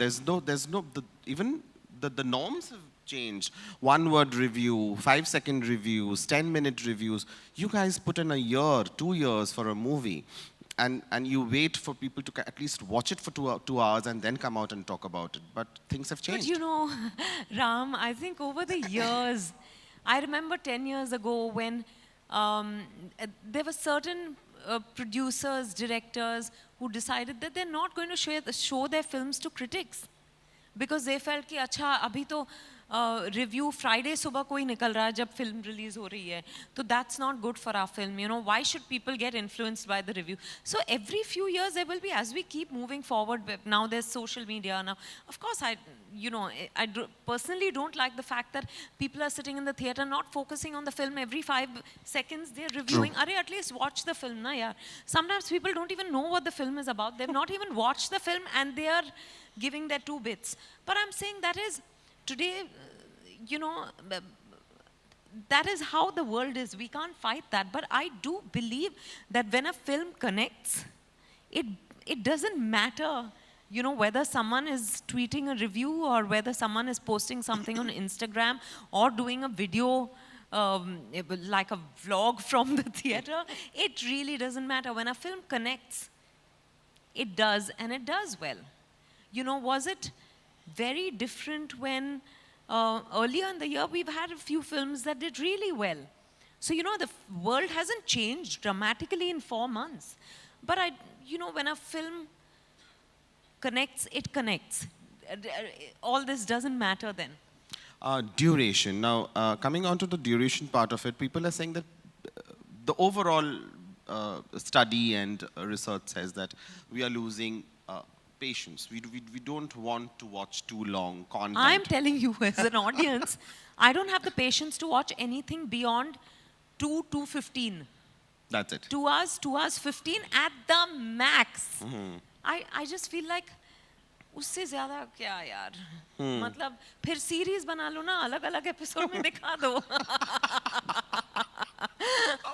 क्योंकि आप popcorn popcorn खत्म हो गया popcorn first half में ले लिया आपने interval तक खत्म नहीं हो गया आप डबल खा भी रहे हो फिर no jokes apart I just think that 2:15 से ज़्यादा I don't have the patience so I know that we keep talking about audience as them but we are the audience look at all of us, what are we? So I'm very cognizant of the fact that, I don't have the patience, so I can't put out a film that's 3 hours and say कि अच्छा लोगों को देखनी चाहिए. So that's where probably you stand out because you have always experimented from television to celluloid to mammoth films like a massive production films to experimental cinema to films on your shoulder, probably. First heroine to have 100 crore film. Round of applause, please don't forget. Kahani, she started the journey. Today we are celebrating womanhood. Today we are talking a lot about women doing pretty well in this industry, but that was Vidya Balan who started it all on her shoulder. So Kahani, not cut. You did a short film. You are on digital films. I told you I'm actually medium agnostic. मुझे फर्क नहीं पड़ता. I like to tell stories. I like to live different people's lives. That's why I'm an actor. So if I'm getting an exciting opportunity, tomorrow if you come and tell me I want to shoot a film on a phone, will you do it? If I like the story, I might just do it. Wow. That's amazing. So what drives you? So when which I started asking this question in the beginning of the session is that the changing time, the changing medium for an actor, as you're saying that I just want to tell this story. But there must be certain benchmark, there must be certain rule book in your system where you say that I can do it. Like for example, I will do a mobile film for you. But there must be some scanner for you. So what is the scanner of an actor that ये experiment मैं कर सकती हूँ लेकिन ये मुझे चाहिए इसमें ये parameters meet करना चाहिए तो मैं ये experiment कर सकती हूँ. One, I think the story has to connect with me. I should be excited about playing this character, and the director is important. My rapport with the director is very important. So it's not necessary that it's an established director, but it's very important that it has a very credible producer backing it. Even if it's a mobile phone, a film shot on a mobile phone. Because a producer is the one who makes sure that your film gets the right kind of platform, the release. So that is very important to me. So these are the things that, these are like absolutely non-negotiable. When people approach you for films these days, when they come and say that आप ही hero हैं और आपके ऊपर ही पूरी film है, you feel happy or you feel burdened that you have set a trend where you have to now take all the films on your shoulder and if it works, of course it is fine, but if it doesn't, then the entire brickbat is yours. So are you okay with dealing the whole thing? But because these days I see that it is only Vidya Balan in and as. Salman Khan के कंधे दुखते हैं कभी? अरे वाह! उनके कंधे नहीं दुखते तो मेरे क्यों दुखेंगे? No, I just mean that I enjoy the fact that people come to me. It's been 14 years since I did Ishqiya in 2008, when I started getting offered these female-led films. And, I'm enjoying it because the variety of roles and the kinds of stories that I'm getting to tell is just mind-blowing. It's mind-boggling, actually. I'm enjoying it, and I'm getting paid well. And most importantly, I'm getting to be at the center of the narrative. Yeah. I love it. Yeah, in a recent interview or a recent media interaction, you said that everything is fine, but you're still probably fighting and struggling with the fact that our industry is not equal as far as the pay package is concerned with the male lead and the female lead. So what's your take on that? I mean, the effort that you put in as an actress, though it's a wrong term in today's time, a female actor, as a female actor, the effort you put in is probably more, if not, compared to a male actor. Why the disparity is I actually have to tell you, I don't have a problem with the word actress. Okay. I am a female actor, yes. But So actress actress is fine. कहने में क्या problem है? ठीक है, तो actress You know, I होने think people are fighting non-issues these days. I'm sorry to say this, but there are bigger things to fight about, like equal pay. तो equal pay पे हाँ, मुझे आपका कुछ भी बोल लो. पैसा दो दे बस.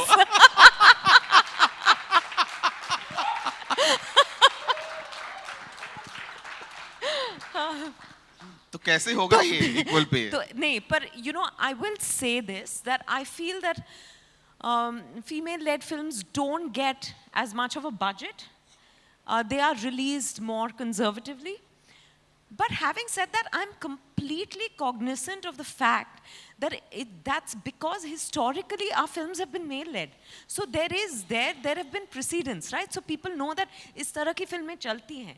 But when you're taking steps in a new direction, you're always a bit more cautious, which is why I think our budgets are smaller. But having said that, how much do I get versus a male hero? In terms of percentage of the budget, I think we get the same. Except मेरा budget, उनका, you know, उनके budget का 1/3 या 1/4 होता है या उससे भी कम. So I think it's really, I think it's understandable, but I'd like to see it change because now we are seeing success. I'm a little worried that, you know, with films not doing so well theatrically, people are going to become conservative about female-led films again, but I don't think that's fair because even this year when only two Hindi films have worked, one of them has been a female-led film. So we are seeing equal success. Yes. Yeah, I don't see why we shouldn't see, if not an equal investment yet, at least a bigger investment. Yes. So there are these changes which you voice for often, and we all want to see these changes, but unfortunately we are still a little far away from seeing those changes. It'll take time, Ram, as long as it's underway. You know, मैं suddenly उठ के नहीं बोल सकती कि जितना आप अक्षय कुमार को दे रहे हो, आज मुझे उतना ही दो. काश कि मैं बोल सकती. पर But मिशन मंगल को ऐसे कहती तो शायद जितना वो खाते हैं मुझे उतना ही मिलता. वो बहुत कम खाते हैं. No, jokes apart, I just think, you know, but as long as we're getting better. So now, as we are talking about the digital world and the kind of content that we are seeing is completely different from what we were consuming earlier, maybe just 5 years ago. So you as a consumer, as you said, we all are consumer, what kind of content you like to consume on digital platform, which we have never heard? Like, we always ask about your films, your character. But as an actor, what is it that intrigues you when you are alone, when you're in your space? What is it that you want to watch? When I'm watching it as an audience, right? Yeah. I really love to watch thrilling content, but not violent. Oh. Because a lot of it is extremely violent, and I can't bear, like, you know, blood and gore and all that I can't stomach. But I have to tell you, I'm going through a phase where I don't feel like watching anything currently. So I'm only watching stand-up comedy. Oh. Whenever I feel like, I watch Dave Chappelle, I watch Ricky Gervais, I watch Kevin Hart, I'm not taking any Indian names because एक का लिया और किसी और का नहीं लिया तो problem हो जाएगी. मैं बहुत होशियार हूँ.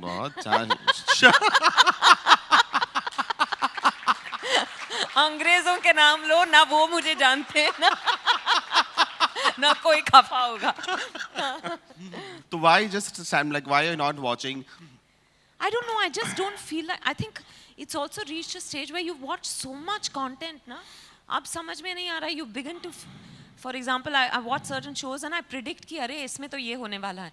And when it feels like it's going in that direction, then I lose interest. You know, because I want content to outsmart me. Correct. And, you know, for example, there was one human drama that I really liked, which was called This Is Us, which also came to an end. So that was, in that, you know, in every episode I used to cry, I used to smile, that's also over. So I'm not really watching anything anymore. When I have the time, I'm watching all these men who make me laugh. That's pretty interesting to know that you actually kind of, you know, you're not watching movies, but you're watching something else.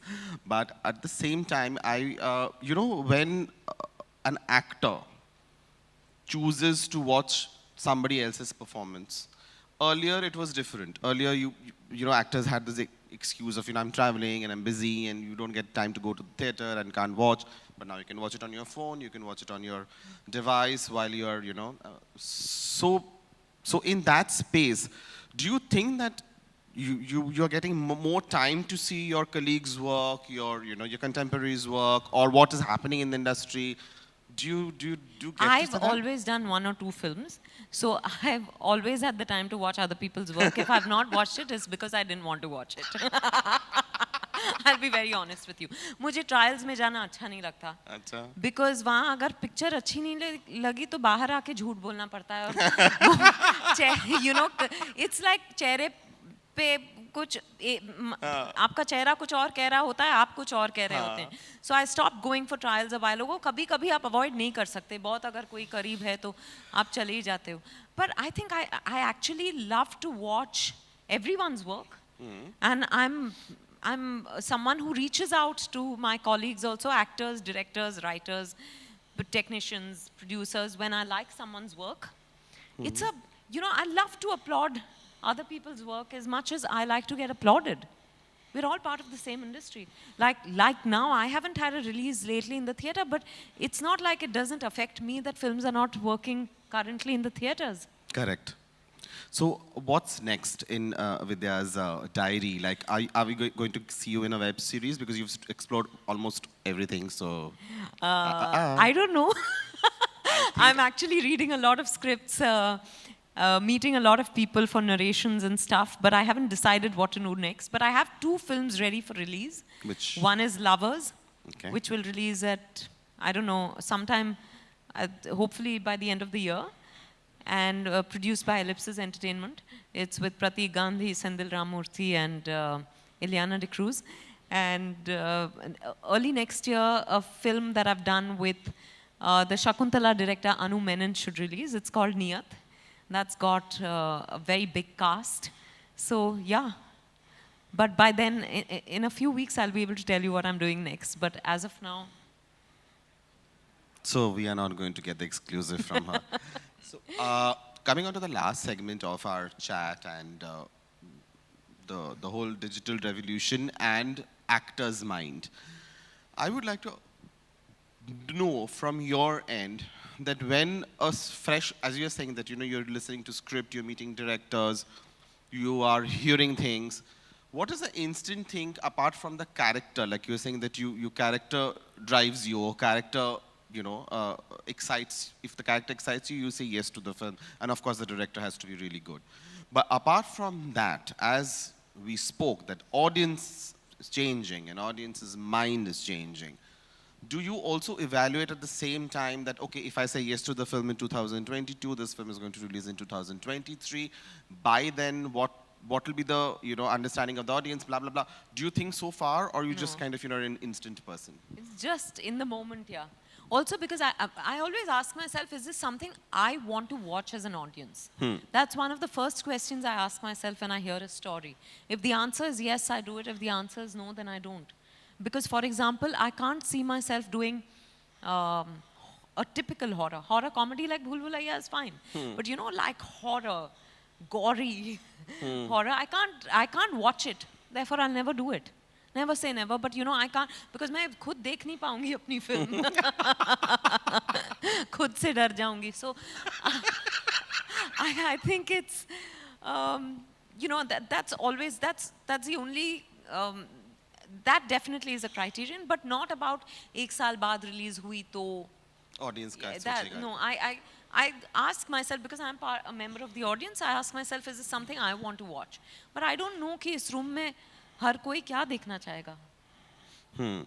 That is a fact, and that is what I guess everybody is struggling in today's time. All the makers and all the channel, all the OTT head honchos. There, we had a discussion before our session, and everybody was like, you know, wo tension chala gaya hai. There was a very nice statement somebody made very recently that you now with the kind of audiences that we have, the various genres that we are exploring, we don't have the tension that इसमें एक item number डाल दो, इसमें एक Punjabi joke डाल दो, या इसमें कुछ ऐसा कर दो, कुछ action कर दो, वो नहीं करना. अगर आपको जैसे शेरनी, what a film, what a brilliant film, because your character, as you said, that the character didn't speak, but it had that affirmity throughout. Yeah.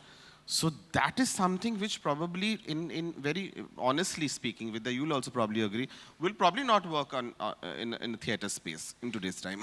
Yeah, may have, one doesn't know, Ram. That's the beauty today. Yeah, you because I think there is no one kind of film that's working in the theatres. But Sheni worked brilliantly across, because Sheni is something which people wanted to watch. They gave that time. So कुछ cinema होता है ना जिसमें आपको समय देना पड़ता है. It's not an instant thing that you know you शुरू हो गया, or you, it's not. It is a dirty picture. Correct. So Sheni is that film that you want audience to come in and to kind of, you know. So that's one. And then Jalsa. The beauty of Jalsa, which I felt personally seeing you on screen, was that the tension was in the screenplay. Yeah. And for me, it was almost like a Hollywood Fast and Furious. Maybe you... Yeah, edgy. Yeah, it's very edgy. The screenplay was so edgy, but the characters were so calm. Yeah, but you know, it's so amazing that I've had people tell me they had to watch Jalsa over 4 days because it would leave them palpitating. But the funniest, I have to tell you, was my mother. Why? She said, मैं तो ऐसे बैठी थी, मुझे लगा कहीं police पकड़ के ले जाएगी. I said, film में ना? Why were you nervous? So funny. She said her heart was in her mouth because she thought I'd get arrested. Yeah. And I told her, but if it's in the story, how does it matter? So that's the kind of, that I feel, you know, for example, on the big screen might have worked. Yeah. Because people were like, really, it was edge of the seat. But it's not the kind of edge of the seat that is visually large, like a, you know, Fast and Furious. Correct. But you never know. Today it could have worked in the theatre, or maybe not. So, but I'm so grateful that we have OTT platforms today that give you such a wide reach, and where there is an audience for every kind of film or every kind of show. You know, like they say, water finds its level. Films find their audience. Content finds its audience today. True. On that note, we wrap up because, you know, Vidya Balan is somebody who has always experimented, and always with all her experiments, she has always scored the best. She has, maybe the film worked, some film didn't work, but her performance has always been memorable. And I still remember, Vidya, in Guru, you had such a small role, but what an impactful role you had in that. And this growth of you as an actor, and why we are having this session with you today, is that you have never said no to a good role, and you actually meant that. Because whatever has come out in public, whatever we have seen, it is completely different. And probably in today's time, you, amongst the contemporary actors that we have in our industry, has the most brightest and biggest bouquet of performance as an actor. Vidya Balan. Thank you, Ram. Thank you. And thank you all. Thank you, IWMBuzz. And I think on this note, we would call season 4 of India Web Fest. And I would like to thank IWMBuzz, all the organizers. Yes, surely. Yes. Hi. Yes. Yeah. Oh, of course, most definitely. As long as it offers me something exciting, you know, it has to call out to me. Well, I'm happy to do a film in any other Indian language besides Hindi, even though films are my first love, but I'd want to do films in every Indian language. I'd want to work all over the world. Thank you. जी. कई superhit फिल्में दी हैं। Parineeta film के लिए आपके लिए संघर्ष भी था और चुनौती भी थी। जी. वो थोड़ा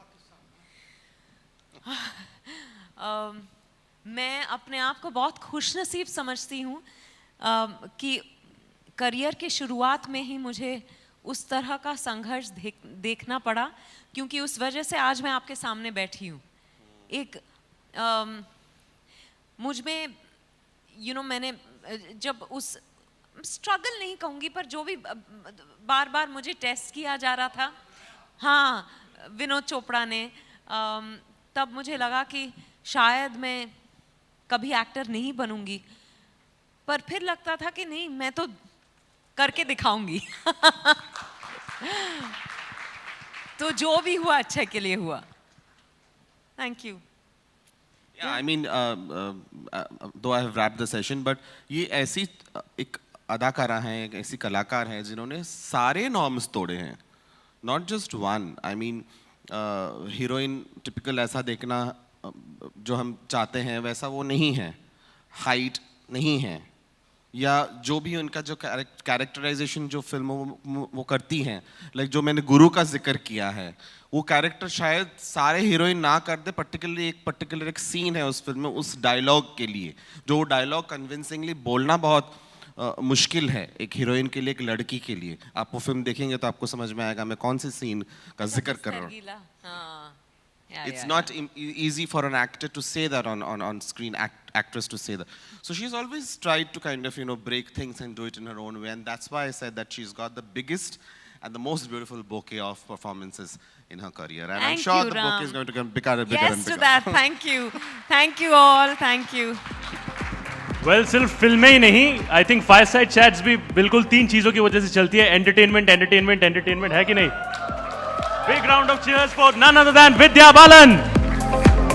May I please call upon stage Siddharth Laik, founder and editor-in-chief, IWMBuzz.com, and Franklin Toscano, CTO, IWMBuzz Media Not-for-Profit, to please give away the memento for the session.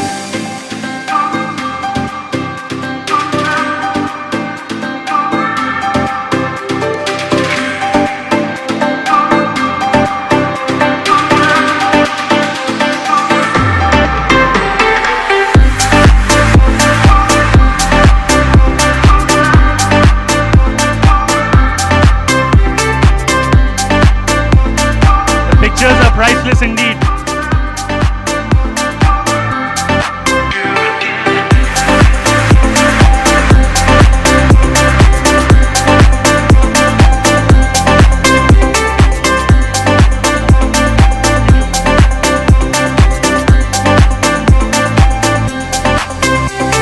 Well, ladies and gentlemen, with that we come to an end of a fascinating and power-packed day of discussion.